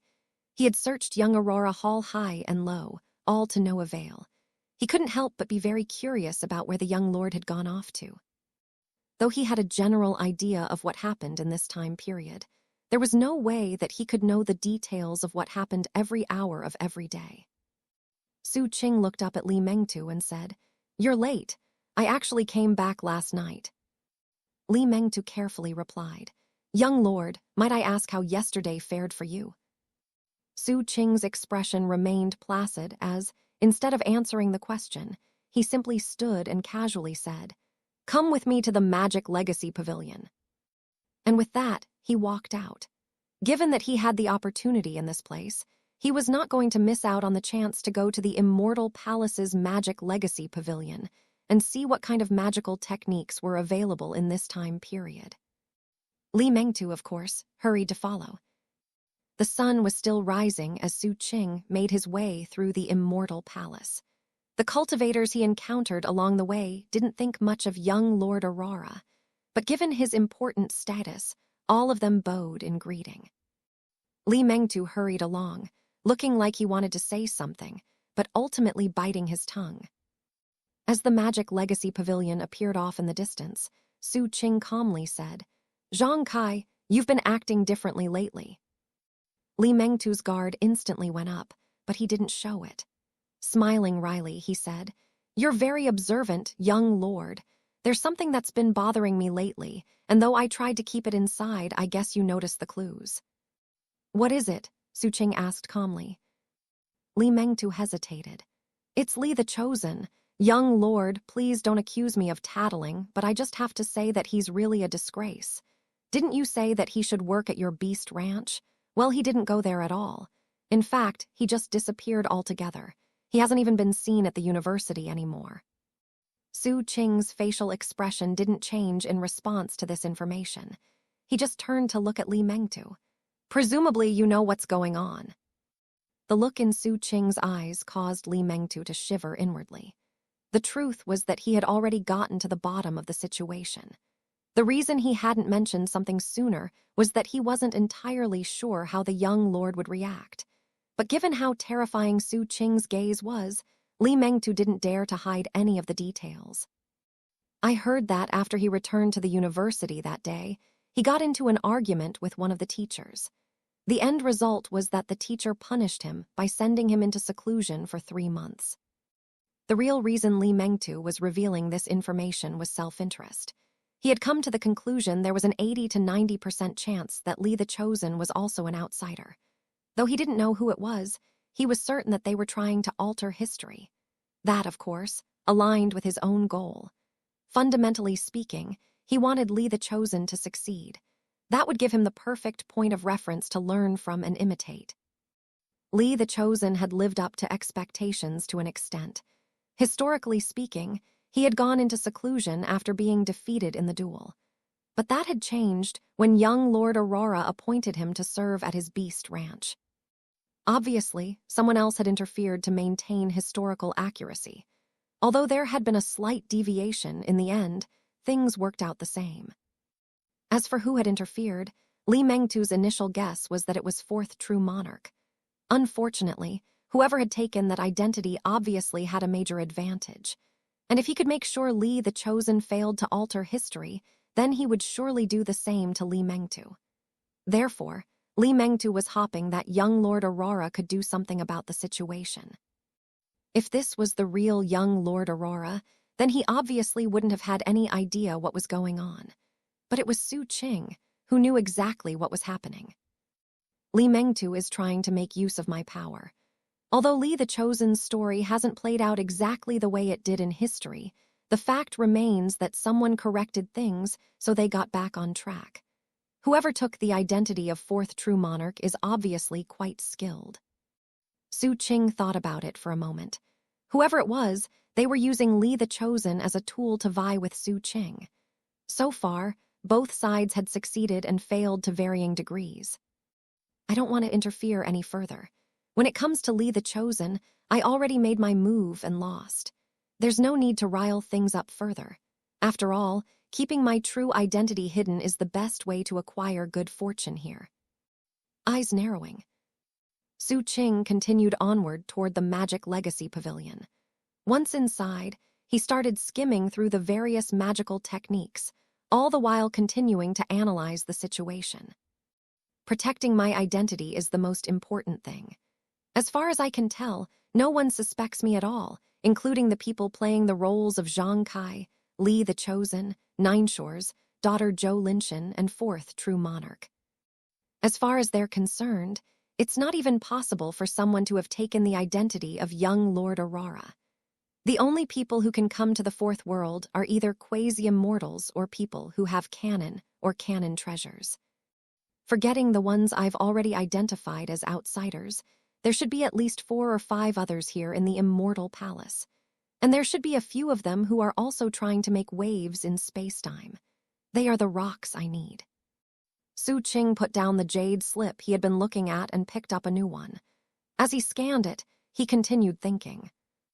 This entire thing is like one big game of Go.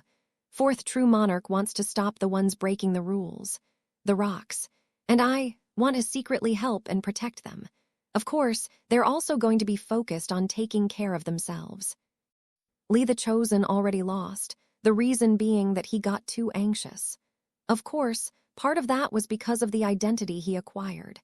He only had one shot on that specific day. If he didn't take that opportunity, he wouldn't have had another. Unfortunately, everyone else has remained hidden too well. If I can't figure out who they are, I have no way to help or protect them. So how is Fourth True Monarch finding them? Time passed quickly as he pondered matters and simultaneously looked through the techniques. Around the time the sun was setting, he left the Magic Legacy Pavilion and returned to Young Aurora Hall. By that time, he had come up with a plan. I don't need to find all of the rocks. I just need to make sure they're all staying cautious and on guard. I guess making them feel threatened would do the trick. As for Fourth True Monarch, I'm still hidden while he's out in the open, although not completely. If I could unmask him completely and force him to break his own rules, that would be perfect. As Xu Qing sat down in the main hall, he closed his eyes and sent his divine will to the 100 Flowers Palace. There, the Fox Maiden was lounging lazily and chatting with the other beautiful women. Suddenly, her eyebrows shot up, and she groaned inwardly. That naughty man has really grown a spine. I almost can't believe he's giving me orders. That said, seeing him so domineering just makes me like him more. The fox maiden licked her lips and laughed softly. For a few days, things were quiet in the Aurora Immortal Palace. But then 2 rumors spread like wildfire. According to the first rumor, outsiders had possessed certain cultivators in the Immortal Palace. They were currently undercover plotting and scheming, and there were quite a few of them. The second rumor was about Fourth True Monarch, supposedly. Fourth True Monarch was possessed by the leader of the outsiders. Chapter 1157, Fishing. Xu Qing's goal was very simple. The outsiders he had not yet identified were extraordinary individuals. Not one of them could be considered a simpleton. Unless it was absolutely necessary, they weren't going to risk revealing themselves the way Li the Chosen had. And unless they did reveal themselves, finding them would be as difficult as fishing a needle from the sea. Each of them had their own unique goals and plans, making it that much more difficult to identify them. And if they knew someone was coming after them, they would work even harder to maintain their cover. It was less of an issue for those who wanted to create waves in space-time. Xu Qing was fairly confident that he would be able to find them eventually. After all, they would eventually be like flames in the night, easy to spot. Good examples were Li the Chosen, Li Mengtu as Zhang Kai, and Zhou Linshan, who was the daughter of Nine Shores, commonly referred to as Immortal Fairy Spirit Phoenix. All of them were using him as an anchor point. Unfortunately, the whole process would take time. What was more, it was hard to say how many of the outsiders wanted to cause waves in space-time, and how many of them wanted to protect the status quo and just watch things play out as they did historically speaking. If they truly just played the role of spectators, it was going to be difficult to identify them. All he could do was keep looking. Otherwise, since I have no way to immediately locate the hidden outsiders, then the first rumor I spread will at least tell them they need to exercise greater cautions. That way, even if I don't find them, at least Fourth True Monarch will have to work a lot harder to do the same. As for the second rumor. Inside young Aurora Hall, Xu Qing was looking out at the sky. It will force him even more into the open. The rumors could directly blow his cover. Xu Qing's eyes glittered. It didn't matter whether or not the inhabitants of this time period believed the rumors. The important thing was that other outsiders be given some serious food for thought. They were being sent a message. At the same time, he was already creating a wave in history. In the situation with Li the Chosen, I won the first half of the round, but lost to Fourth True Monarch in the second half. As for the current situation, I don't yet know how Fourth True Monarch is going to react. If he gets bogged down trying to prove he's not an outsider, all the better for me. Right now, the most important thing for him to do was stay hidden and keep his eyes open. He wanted to see how the Immortal Palace would react to the tempest caused by the rumors, and what the ramifications might be. In addition to the advantage I have because I'm still in hiding, there's a second upside I have in this game of history. He looked in the direction of the 100 Flowers Palace. Nobody had any idea that Starfear was here. Everyone else who had entered the Fourth World was leaving clues behind that astute observers would eventually be able to notice. But not Starfear. Had not left any clues at all, and thus was going to be a huge asset to Xu Qing. A few days later, the rumors brought mixed results. Though they spread far and wide in the Immortal Palace, in the end, the inhabitants of the time period found the rumors to be laughable. After all, this was the Aurora Immortal Palace. It was true that the different immortal lords in the 5th star ring had all come from different minor worlds and didn't always get along perfectly. There were occasional conflicts, but in a general sense, they were all unified around common ideals. Even more important, the immortal paragon was always there, mighty above all else, and he wouldn't possibly allow significant conflicts to arise between the immortal lords. Because of that, most people felt that it didn't matter one way or another if there were outsiders possessing certain individuals in the Immortal Palace. Beyond that, astute individuals could tell that the rumors had obviously been spread for a specific reason. And that was especially true considering that they directly called out fourth true monarch. Most of the cultivators in the palace chose to just wait and see what happened. In contrast, the outsiders in hiding were exceptionally vigilant. Although they had different perspectives, all of them were able to come up with valid speculations about what was really going on. At the moment, Li Mengtu in the guise of Zhang Kai was listening in on a group of immortal palace cultivators conversing about the subject. Of course, he was as on guard as ever. This feels like an actual war. Just as I suspected, fourth true monarch is an outsider. The real question now is who started spreading the rumors. Who warned everybody? I wonder if that dialing fellow managed to get my message to Xu Qing. Did he make it here to the fourth world? In a guest hall in the south of the Immortal Palace, immortal fairy spirit Phoenix sat cross-legged, listening to a handmaiden deliver a report. Though she looked like she was bored, she was actually paying very close attention. Fourth true monarch. No wonder he suddenly showed up to that duel between Li the Chosen and young Lord Aurora. Li the Chosen was completely exposed at that point. However, it seems like fourth true monarch wants to prevent any changes to history, which means the two of us don't have any conflict with each other. I do need to stay careful, though. There were people thinking similar thoughts all throughout the Immortal Palace. It was the same in the Sword Furnace. Hordeslayer and Rampart were so perfectly hidden it didn't seem anyone could find them. However, after fourth true monarch had come to them, the brothers had been trying to figure out where they went wrong. Unfortunately, they lacked clues to work with, and then the rumors reached them. Someone's targeting him, Rampart said via divine will. Let them fight, replied Hordeslayer with a cold snort. It has nothing to do with us. We can just patiently wait for time to pass until the sword embryo is at its peak state. The main thing I'm wondering about now is who started the rumors. Zhou Jingli was in True Monarch Hall, looking at Sir Star Ring, who was seated a short distance away. Keeping his voice low, he said, "There's a distinct possibility that this is the work of Li the Chosen, but it's also possible that Sir Vilespirit is responsible. Either way, the result is that we're in a passive position now." "There's no need for alarm," Sir Star Ring replied calmly. "You're falling right into the trap of whoever's orchestrating this. What's more, you're still forgetting someone. No one we know would do this. He has to be the one behind it all." Zhou Jingli thought back to that person he'd seen with Li Mengtu before they'd all entered the Immortal Palace. "You're talking about that guy we saw at the entrance, the one who is canon but isn't one of the shining stars." "Exactly," Sir Star Ring said. He looked out the door of the hall and into the sky, his eyes glittering menacingly. "If I just ignore the rumors, I won't have to waste time trying to prove who I am. A person with an identity like mine wouldn't pay attention to such rumors anyway."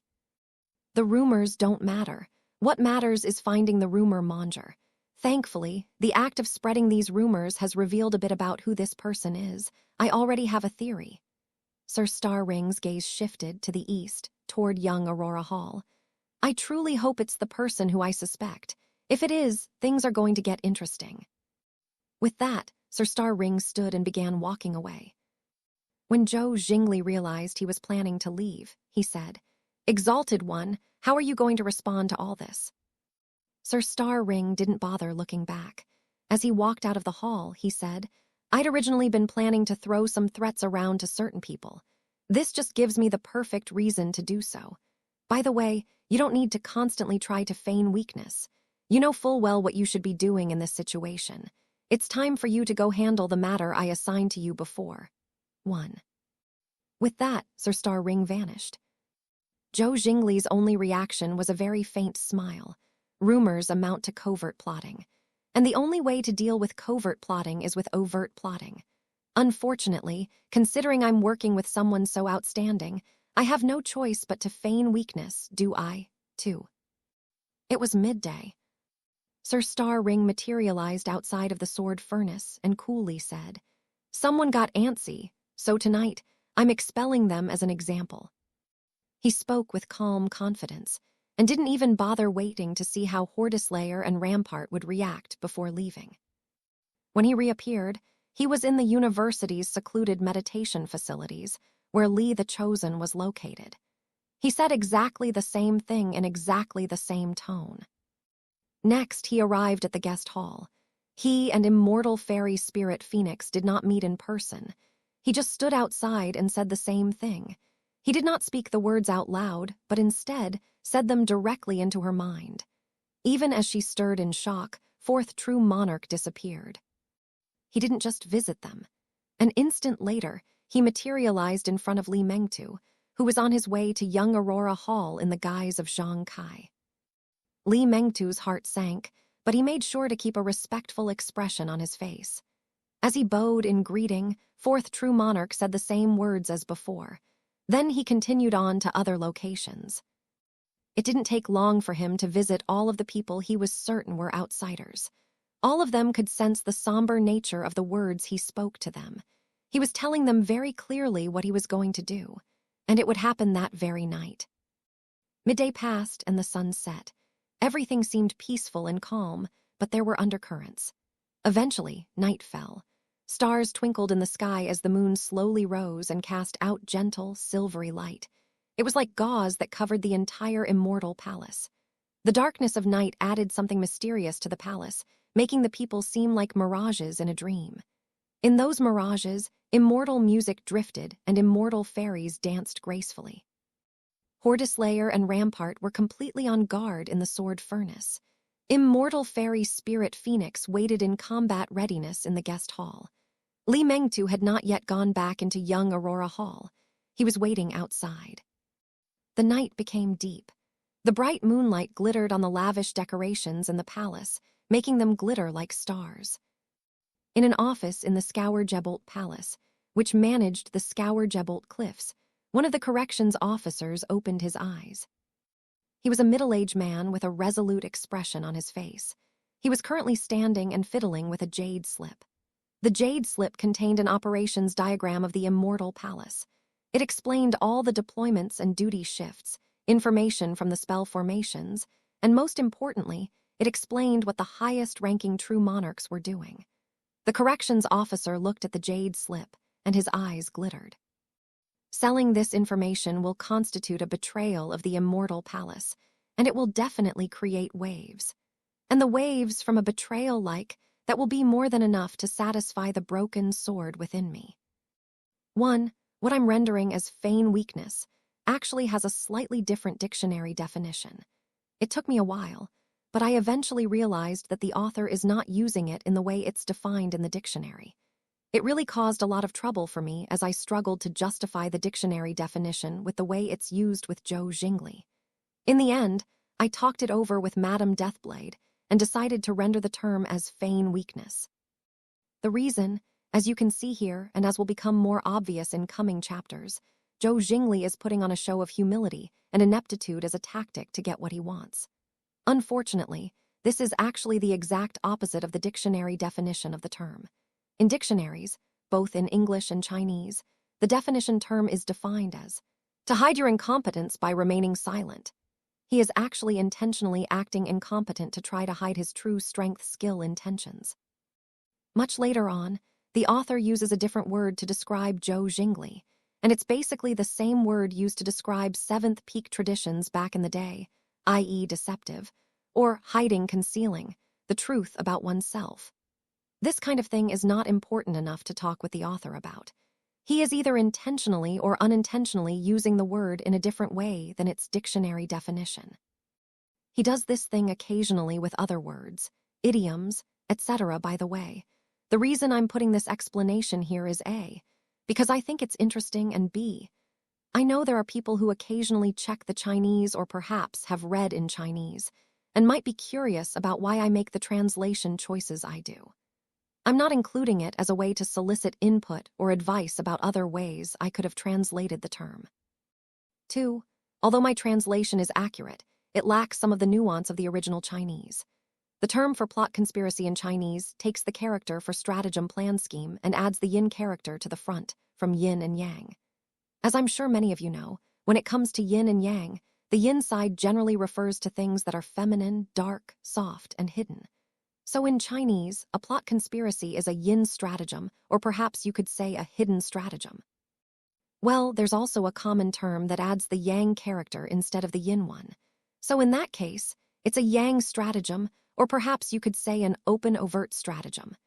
Both terms are used here, and I'm rendering them as covert plotting and overt plotting to try to maintain a little bit of the wordplay element that you have in Chinese. Chapter 1158, Who's the Game Piece? Who was manipulating things from behind the scenes? Silver light flowed through the night, enveloping the immortal palace. But it didn't obscure the immortal music and twittering chatting and laughter coming from the 100 Flowers Palace. It drifted into the ears of Li Mengtu, who was waiting outside of young Aurora Hall in his role as Zhang Kai. Inside the main hall, Xu Qing also heard it. Xu Qing looked up at the person standing outside. Li Mengtu is acting strangely today. Xu Qing's eyes glittered, normally speaking. His study partner would leave at night, unless otherwise ordered to stay. It was rare to see him around at this hour. With such thoughts on his mind, Xu Qing waved his hand to produce a go board. Zhang Kai, he said. His study partner hurried into the hall, saying, Your humble servant is here, young lord. Play Go with me. Xu Qing looked down at the go board. Sure thing. Nodding, Li Mengtu hurried over. Xu Qing took a game piece and put it on the board. Game pieces descended. The sound of the wind grew stronger. The wind that night was cold as it screamed through the Scourgebolt Palace. Sir Vilespirit was hurrying through it in the guise of the middle-aged corrections officer whose identity he had taken. Someone must have figured out who I really am. That's why everything happening in the Scourgebolt Palace today has me so on edge. And that's why it took until today to get all the details about the other 3 true monarchs. As he walked along, his mind was filled with thoughts of the current situation. I'm getting the feeling that if I don't act tonight, I'll never get the chance. This whole thing is very strange. His narrowed eyes glittered with a strange light. Someone is using me as bait. They're trying to force me to take action tonight. But there's no doubt that the information I just got is time-sensitive. If I don't act quickly enough, it won't count as a betrayal of the immortal palace, and the waves won't be suitable for my needs. So no matter how I look at it, tonight is my last chance to do anything. And when you add in those rumors that have been spreading lately. Sir Vilespirit looked thoughtful. Is the person using me as bait the person who spread the rumors? Or is it the subject of the rumors? If 4th true monarch is the fisherman, then his goal is obviously to lure out whoever spread the rumors. Of course, there's always the possibility that 4th true monarch himself is the source of the rumors. Maybe he's just trying to sow confusion and trick everyone into thinking there's some other mastermind working in opposition to him. That could theoretically lead the rest of us into making some big mistakes. His eyes glittered as he pondered this possibility. In the end, it doesn't matter. Given that they've targeted me in their plot, I suppose I'll have to. His expression flickered as his train of thought was interrupted. He stopped in place. Expression somber, he clasped hands and bowed. Master. A person walked out of the night. It was a dignified old man wearing the Taoist robes of the Scourgebolt Palace. As his eyes fell on Sir Vilespirit, he frowned slightly. What are you doing scurrying around so late at night? Sir Vilespirit tensed inwardly. This person was his host's master, and he was also an honor guard in the Scourgebolt Palace. He had a lot of power and authority, and normally treated his apprentice coldly. At the same time, the host's memories were telling him that the man was nothing short of awe-inspiring. In fact, he had already second-guessed his choice of identity a few times because of it. He knew he had to be extremely careful. Master, Sir Vilespirit said, my Thunderlight has recently developed an excess of yang energy. I'm planning to take a trip to the lightning pond and extract some Gloomthunder serum to stabilize it. 1. The old man's eyes glittered like electricity as he looked his apprentice up and down. As his gaze pierced into the depths of his apprentice, he confirmed that there was indeed an excess of yang energy present. He nodded slightly. There have been some rumors going around the Immortal Palace lately, the old man said. However, the Immortal Lord, the Palace Lords, and the Elders haven't put much stock into them. As a result, I haven't been looking too deeply into the matter. That said, if you hear anything actionable, bring it to me immediately." "Yes, sir," said Sir Vilespirit. With that, the old man turned and vanished into the night. Sir Vilespirit waited a moment, then hurried on his way. After he was gone, the old honor guard appeared again. He looked at the disappearing form of the corrections officer and seemed to be lost in thought. That gaze caused Sir Vilespirit to feel as if great weight was bearing down on him from behind. Thankfully, it didn't last for long. When it was gone, he breathed a sigh of relief and hurried away a bit faster. His true destination was actually a long-distance teleportation portal located next to the lightning pond. He currently had everything he needed to activate the portal. As long as he got into the portal and left, then he could send the information to the buyer. That action would be the betrayal he required. That was his Tao. He needed to betray the palace, regardless if that was not how things played out historically. After all, this was just a reflection of history, so what did it matter? His canon treasure, the broken sword within him, would get the nourishment it needed for a major transformation. Of course, I have to make it out alive first. He was wrapped up in such thoughts as he neared the lightning pond. As he did, fluctuations began to roll out that could only be sensed by someone with space-time canon. And they were getting increasingly intense, making them like torches on a bright night. Xu Qing sensed the fluctuations but didn't react visibly. He placed a game piece onto the board. He had no idea what fourth true monarch was up to this night, but Li Mengtu's unusual behavior had got him thinking. Besides, he had been waiting for days now to see what would happen because of the rumors he had spread. Now, the space-time fluctuations he had been waiting for had finally appeared.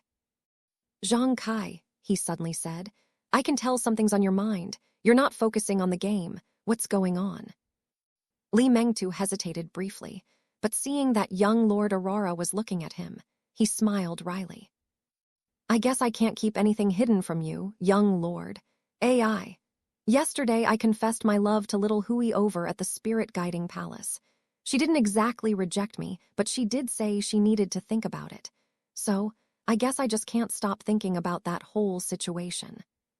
Xu Qing smiled and waved his hand dismissively. "Since you have something like that on your mind, there's no need to keep this game going. Please go find fourth true monarch and invite him to come play with me. A game with elder brother fourth right now would be much more meaningful." Something seemed odd to Li Mengtu, but he didn't put too much thought into it.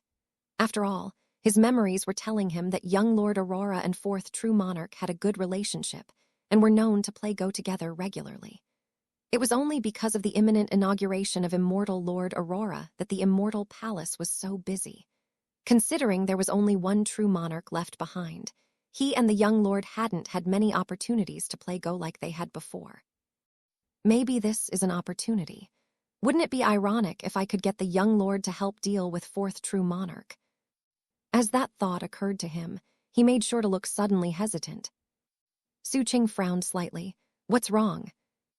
"Young lord, I doubt the true monarch has free time today," Li Mengtu said. Xu Qing looked up at him. Mind racing, Li Mengtu continued. "Young lord, I heard that the true monarch is doing something very important tonight." Xu Qing's jaw nearly dropped. "Oh, who told you that? And what important thing is he up to?" "That's just what people are saying. You heard about those recent rumors, right?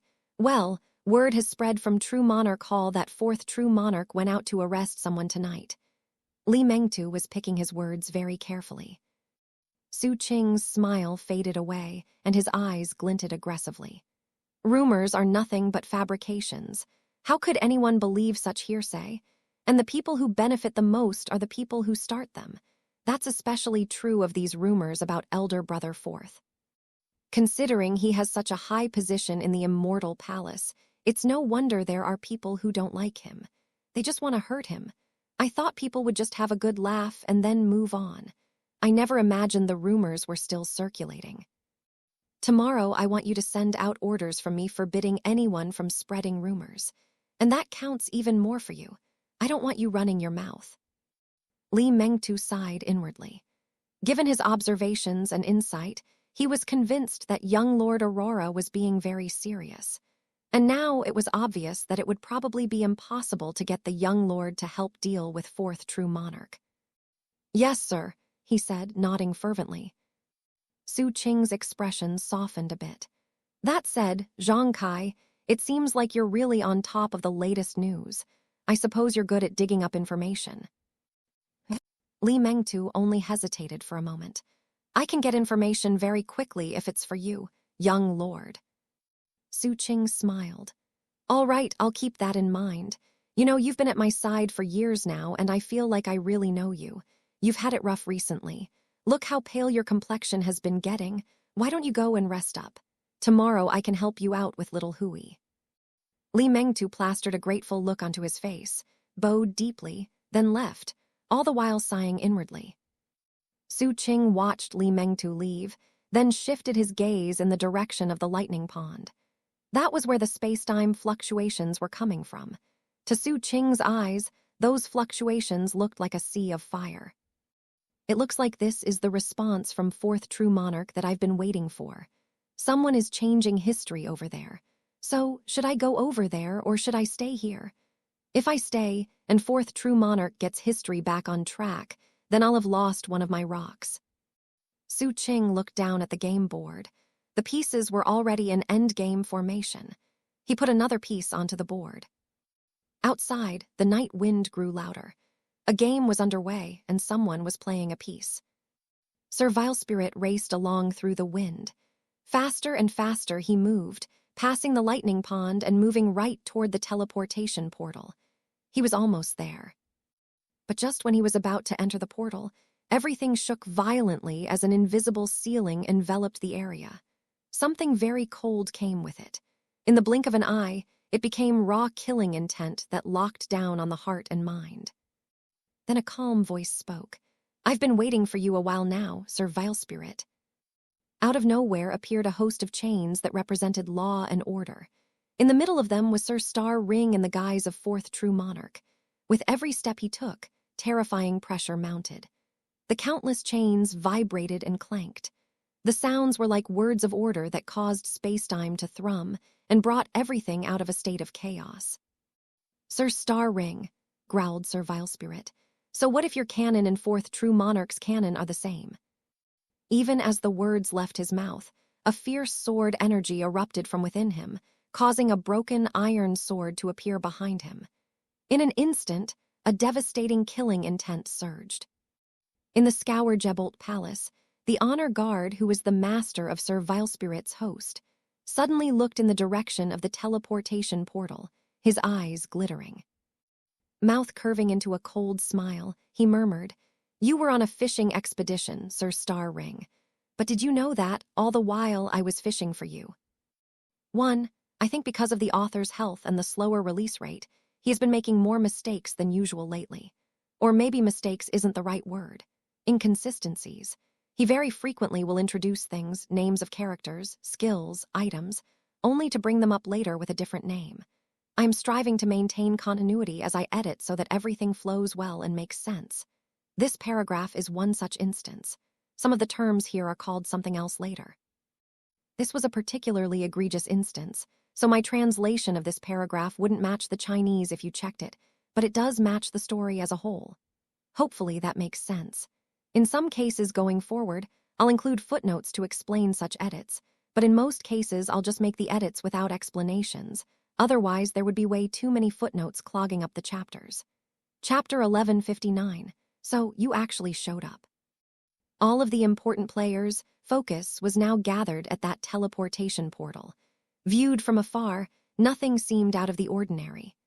The teleportation portal stood there just like always, and it wasn't possible to see the corrections officer or fourth true monarch.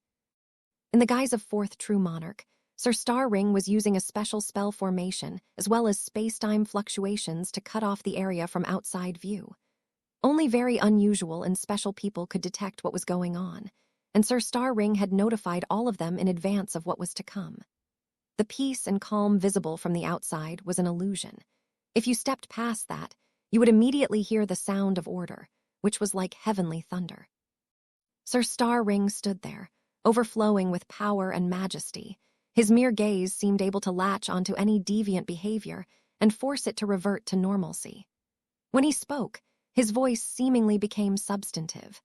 It transformed into countless glittering magical symbols that swirled around to form a majestic spell formation. Silver light seemed to inundate heaven and earth in the area. It was as if daytime had come. This was a Tao voice turning into order itself. The spell formation sent dazzling light out as Fourth True Monarch's cannon erupted, weighing down on everything with crushing might. It was like a sea in the sky, weighing down on everything below. And it was all focused on Sir Vilespirit.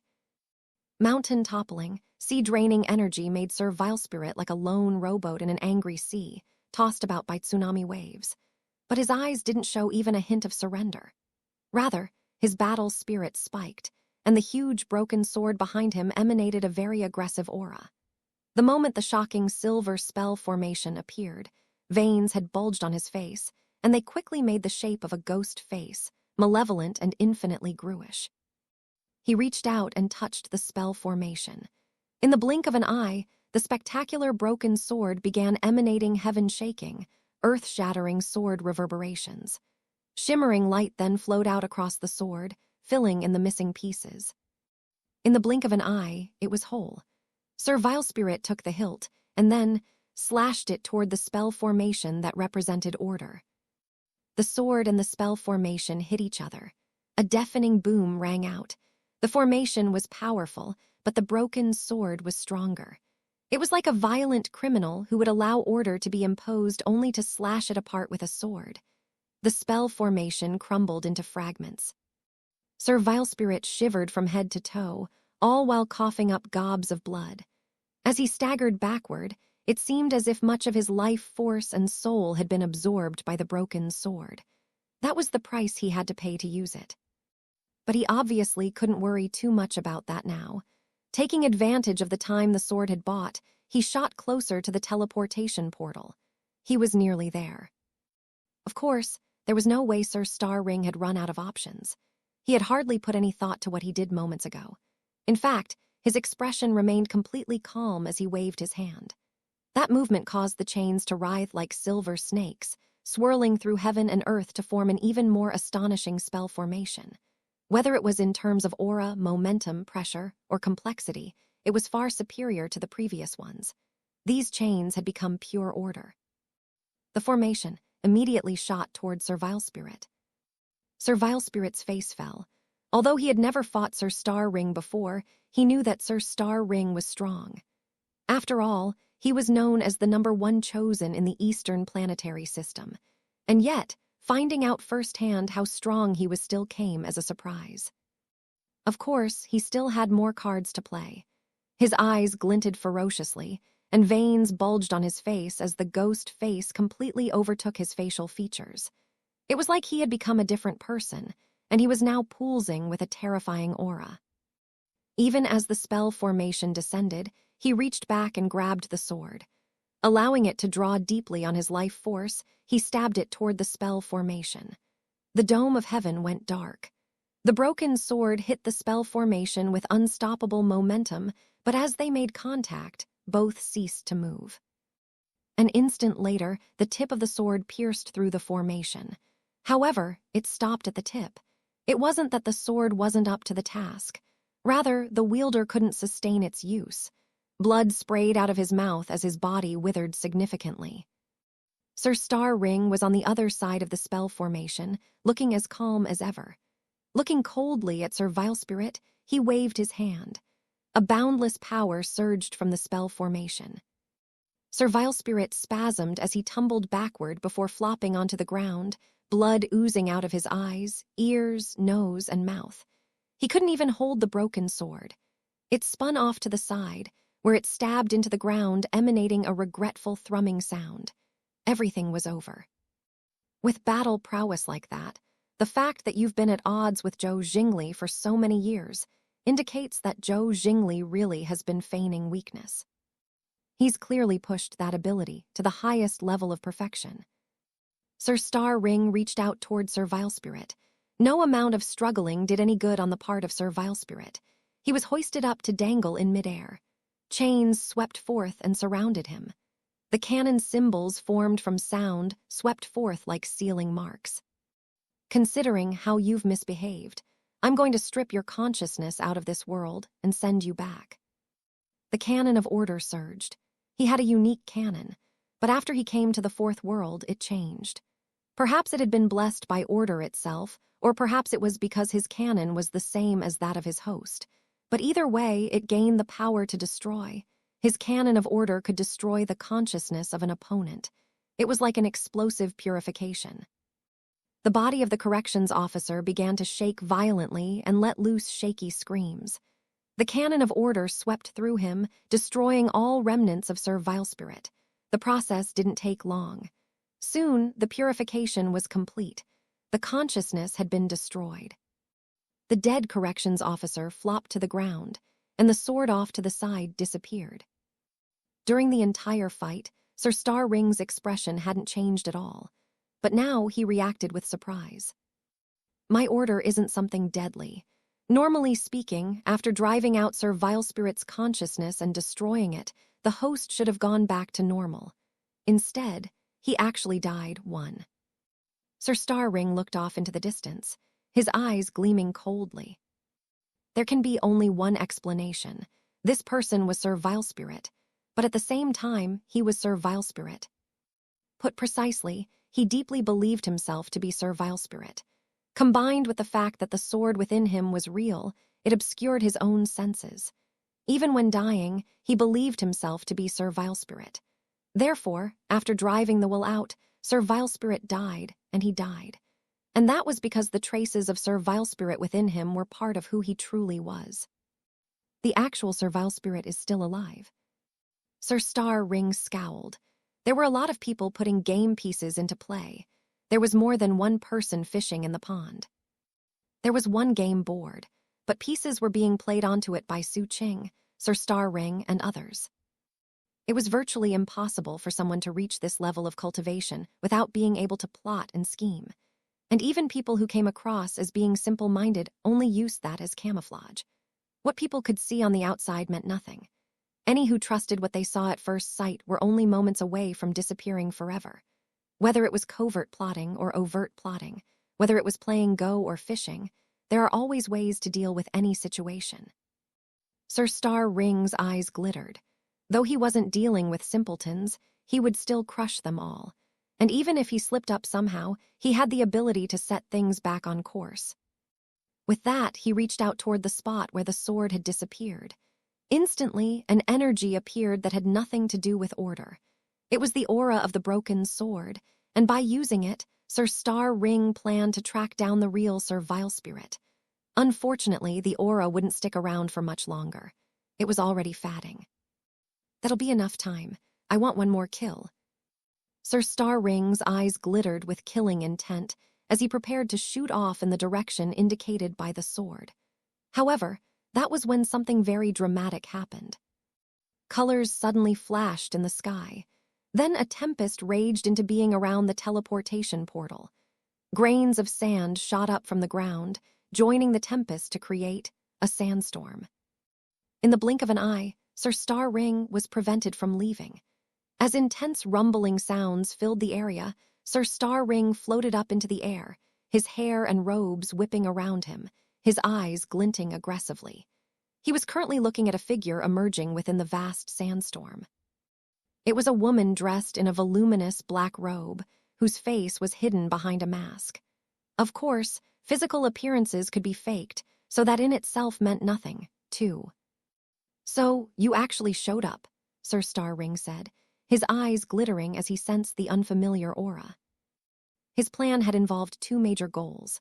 The first was to crush Sir Vilespirit and thus quell chaos and restore order. The other was to fish out the person who had been spreading rumors behind the scenes. Because that person had targeted him, it seemed most likely that they had differing goals. That person was not interested in maintaining order, which meant that if they didn't show up after what happened with Sir Vilespirit, it would count as a win. And if they did show up, then Sir Starring would get the clues he needed to determine their identity. He had put his opponent in a no-win situation. That said, This person had come at a very inopportune time, just when Sir Star Ring needed to go track down Sir Vilespirit. Therefore, Sir Star Ring simply turned to leave. After all, the sword aura was disappearing. And most importantly, Sir Vilespirit had obviously been doing some fishing of his own, using the fake version of himself as bait.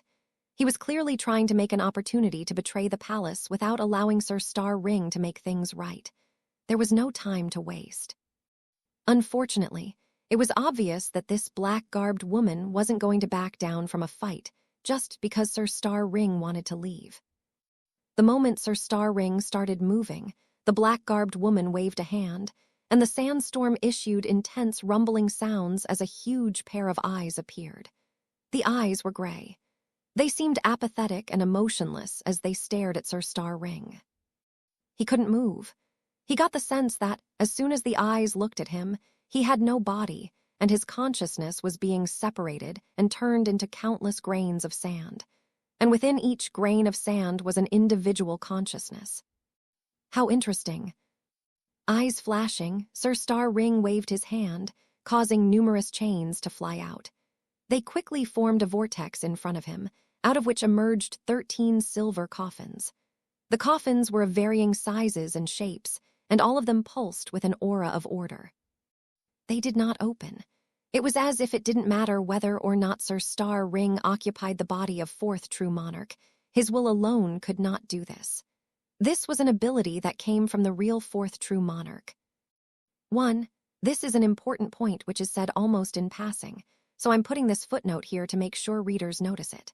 Normally speaking, killing one of the possessed people will result in the consciousness of the outsider being expelled. Then the possessed person will go back to normal and continue along the normal track of history. This is one of the main explanations why everyone is trying to achieve their goals via intrigue as opposed to overt action. 2. In reality, the gender of this person is not revealed until later. That's easy to do in Chinese. Unfortunately, when you have extended scenes, it becomes almost impossible to keep the gender hidden in English. I mean, it's possible, but at a certain point it becomes extremely awkward and also obvious. So rather than bend over backward to hide the gender, I'm just revealing it a bit early. Chapter 1160. This game is unwinnable. Fourth true monarch cultivated the canon of order, and thus, over the years, he had tracked down everyone who competed with him by cultivating the same canon and killed them. Thus, the canon became his own. His Tao of Order became completely and utterly unique. Unless he died, it would be impossible for anyone else in existence to take the canon of order. As of this moment, 13 canons had appeared, yet only 3 canonical orders emerged from within the coffins. Wind cannot exist here. The moment the words drifted out, all wind in heaven and earth vanished. Countless grains of sand began to fall to the ground. Sand cannot exist here. The grains of sand stopped moving, then turned into absolutely nothing. Up in midair, the black-garbed woman looked on, eyes narrowed. Then came the third and last canonical order. Other than me, no one from outside this space-time can exist here. A terrifying force descended as if to purify the area and drive everything away. When it hit the black-garbed woman, who shivered from head to toe, her consciousness started peeling away. Then, the eyes behind the mask turned crimson. Laughter rang out. It was a sinister, disdainful laughter. You're not the real fourth true monarch, nor the immortal lord.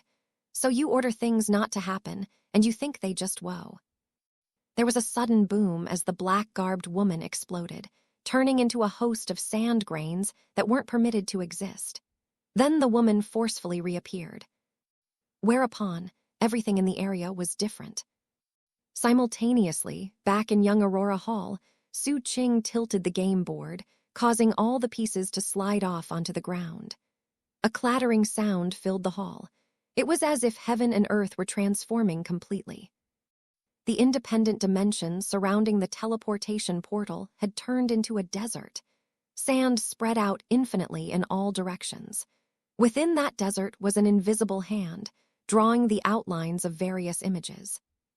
An eagle spread its wings, letting loose a piercing cry as it shot toward Sir Star Ring. A rhino stepped out, threw its head back, and bellowed as it rushed in the same direction. A shapeless mass, like the outline of heavenly soldiers and commanders, formed and charged forth. It was like a mural made from sand. The images came one after another. Next, a blazing sun appeared in the mural of the desert, drawn by the invisible hand. Within it was a sun god. A bright moon rose, and a moon god was in it, looking down at all heaven and earth. Words appeared that turned into a story, which became a thread that formed the outline of another figure. The mural of the desert was transforming. A figure bearing a sword materialized, surrounded by raging sword energy. He wore an imperial robe and crown, and was none other than the past life origin of the three souls Sunfire, Starfire, and Moonfire. This was the human emperor of that world that existed outside of the revered ancient mainland. 1. The desert rumbled as Sir Star Ring tumbled backward.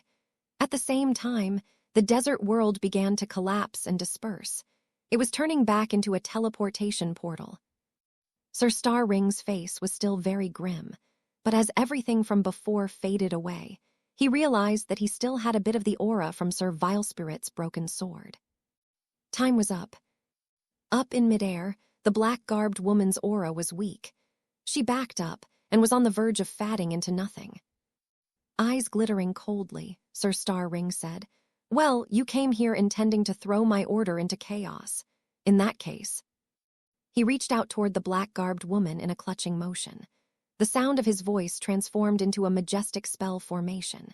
Chains whipped out, becoming a formation of order. And then, both formations glittered with silver light as they connected. As they spun, the power of order turned into a purifying force that swept over the black-garbed woman.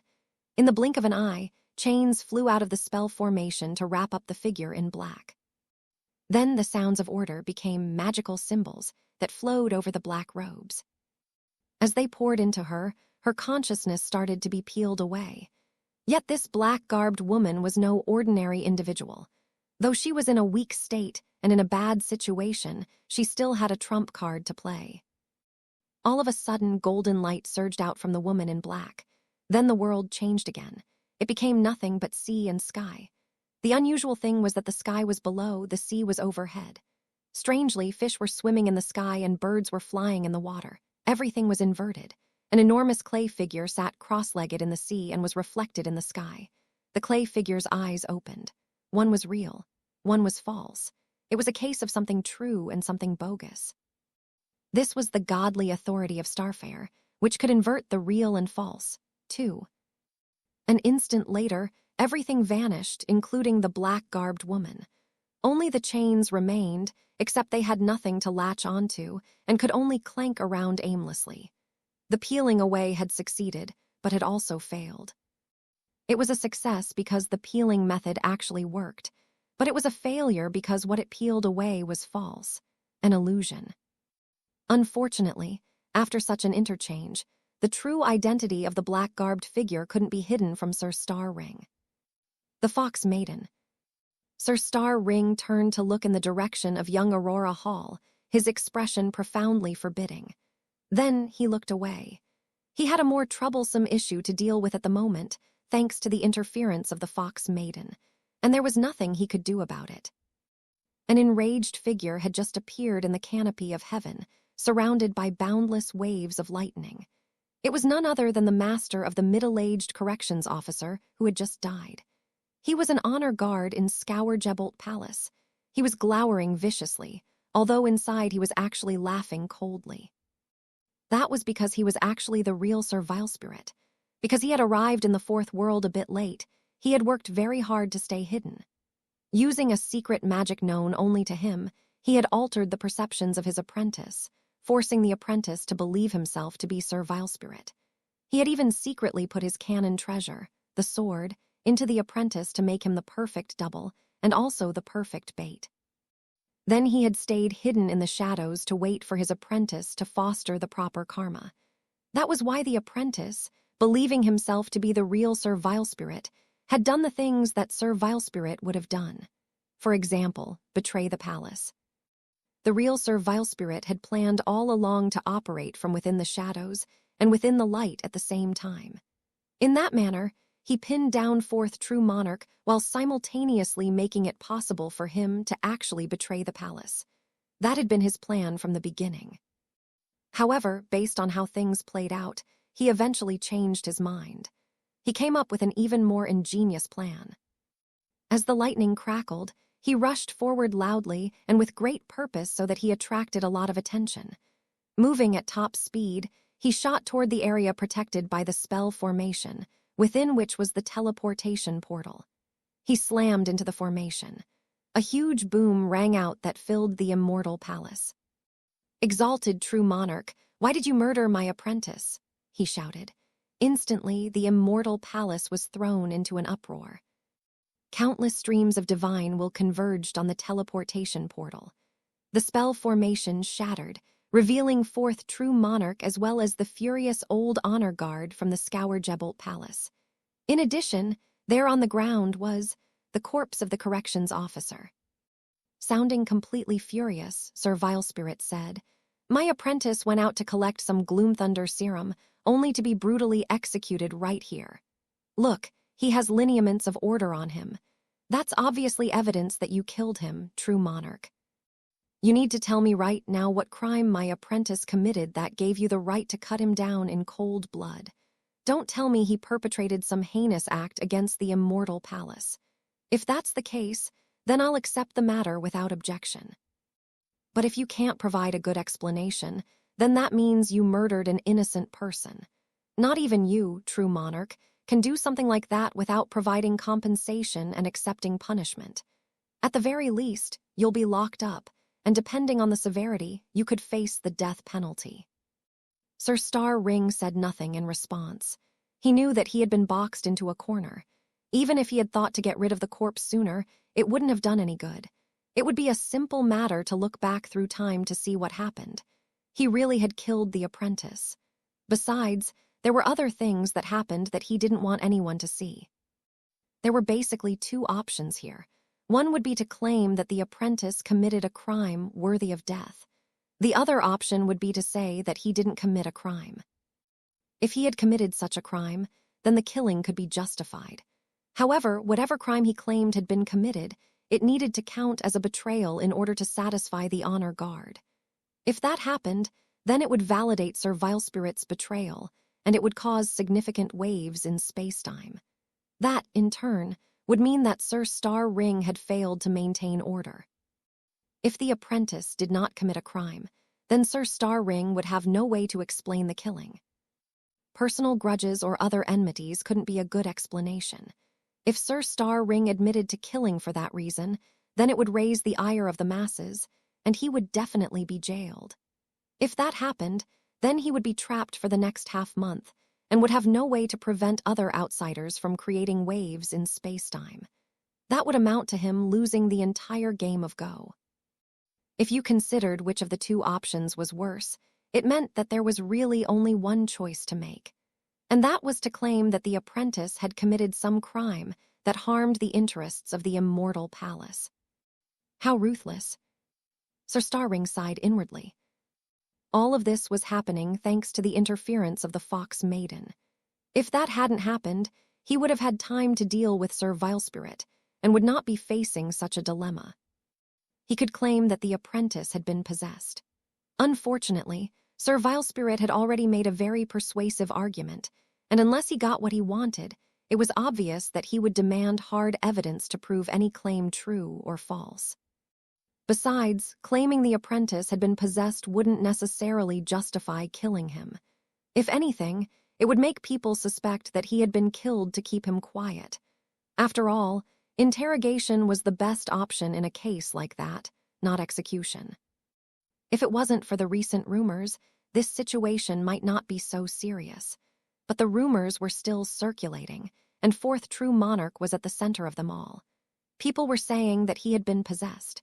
That made things all the more dangerous.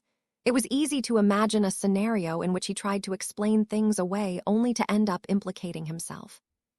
Finally, Sir Star Ring looked up, first at Sir Vilespirit hovering in midair, and then at the distant young Aurora Hall. Finally, he floated up into the air, his face completely expressionless. This person betrayed the palace. He has a classified jade slip on him with all the proof. That's why I had no choice but to kill him. Sir Vilespirit trembled and was visibly struggling to breathe steadily. He could sense the broken sword calling out excitedly to him. The connection between him and the sword was now closer than ever. Space-time was whipping up into a tempest. It was becoming a timescape vortex that no one else could see or even sense. Unheard-of waves were rolling out. Over in young Aurora Hall, Xu Qing was in the middle of picking up all the game pieces that had fallen down. He suddenly looked up and smiled faintly. He was holding a handful of sand. It was time's sand, and each grain represented a law of time. Every grain that entered into him could significantly bolster his space-time canon. That was how he had benefited from Sir Vilespirit stirring up waves in space-time. 3. 1. The story of this emperor was told in chapter 897. 2.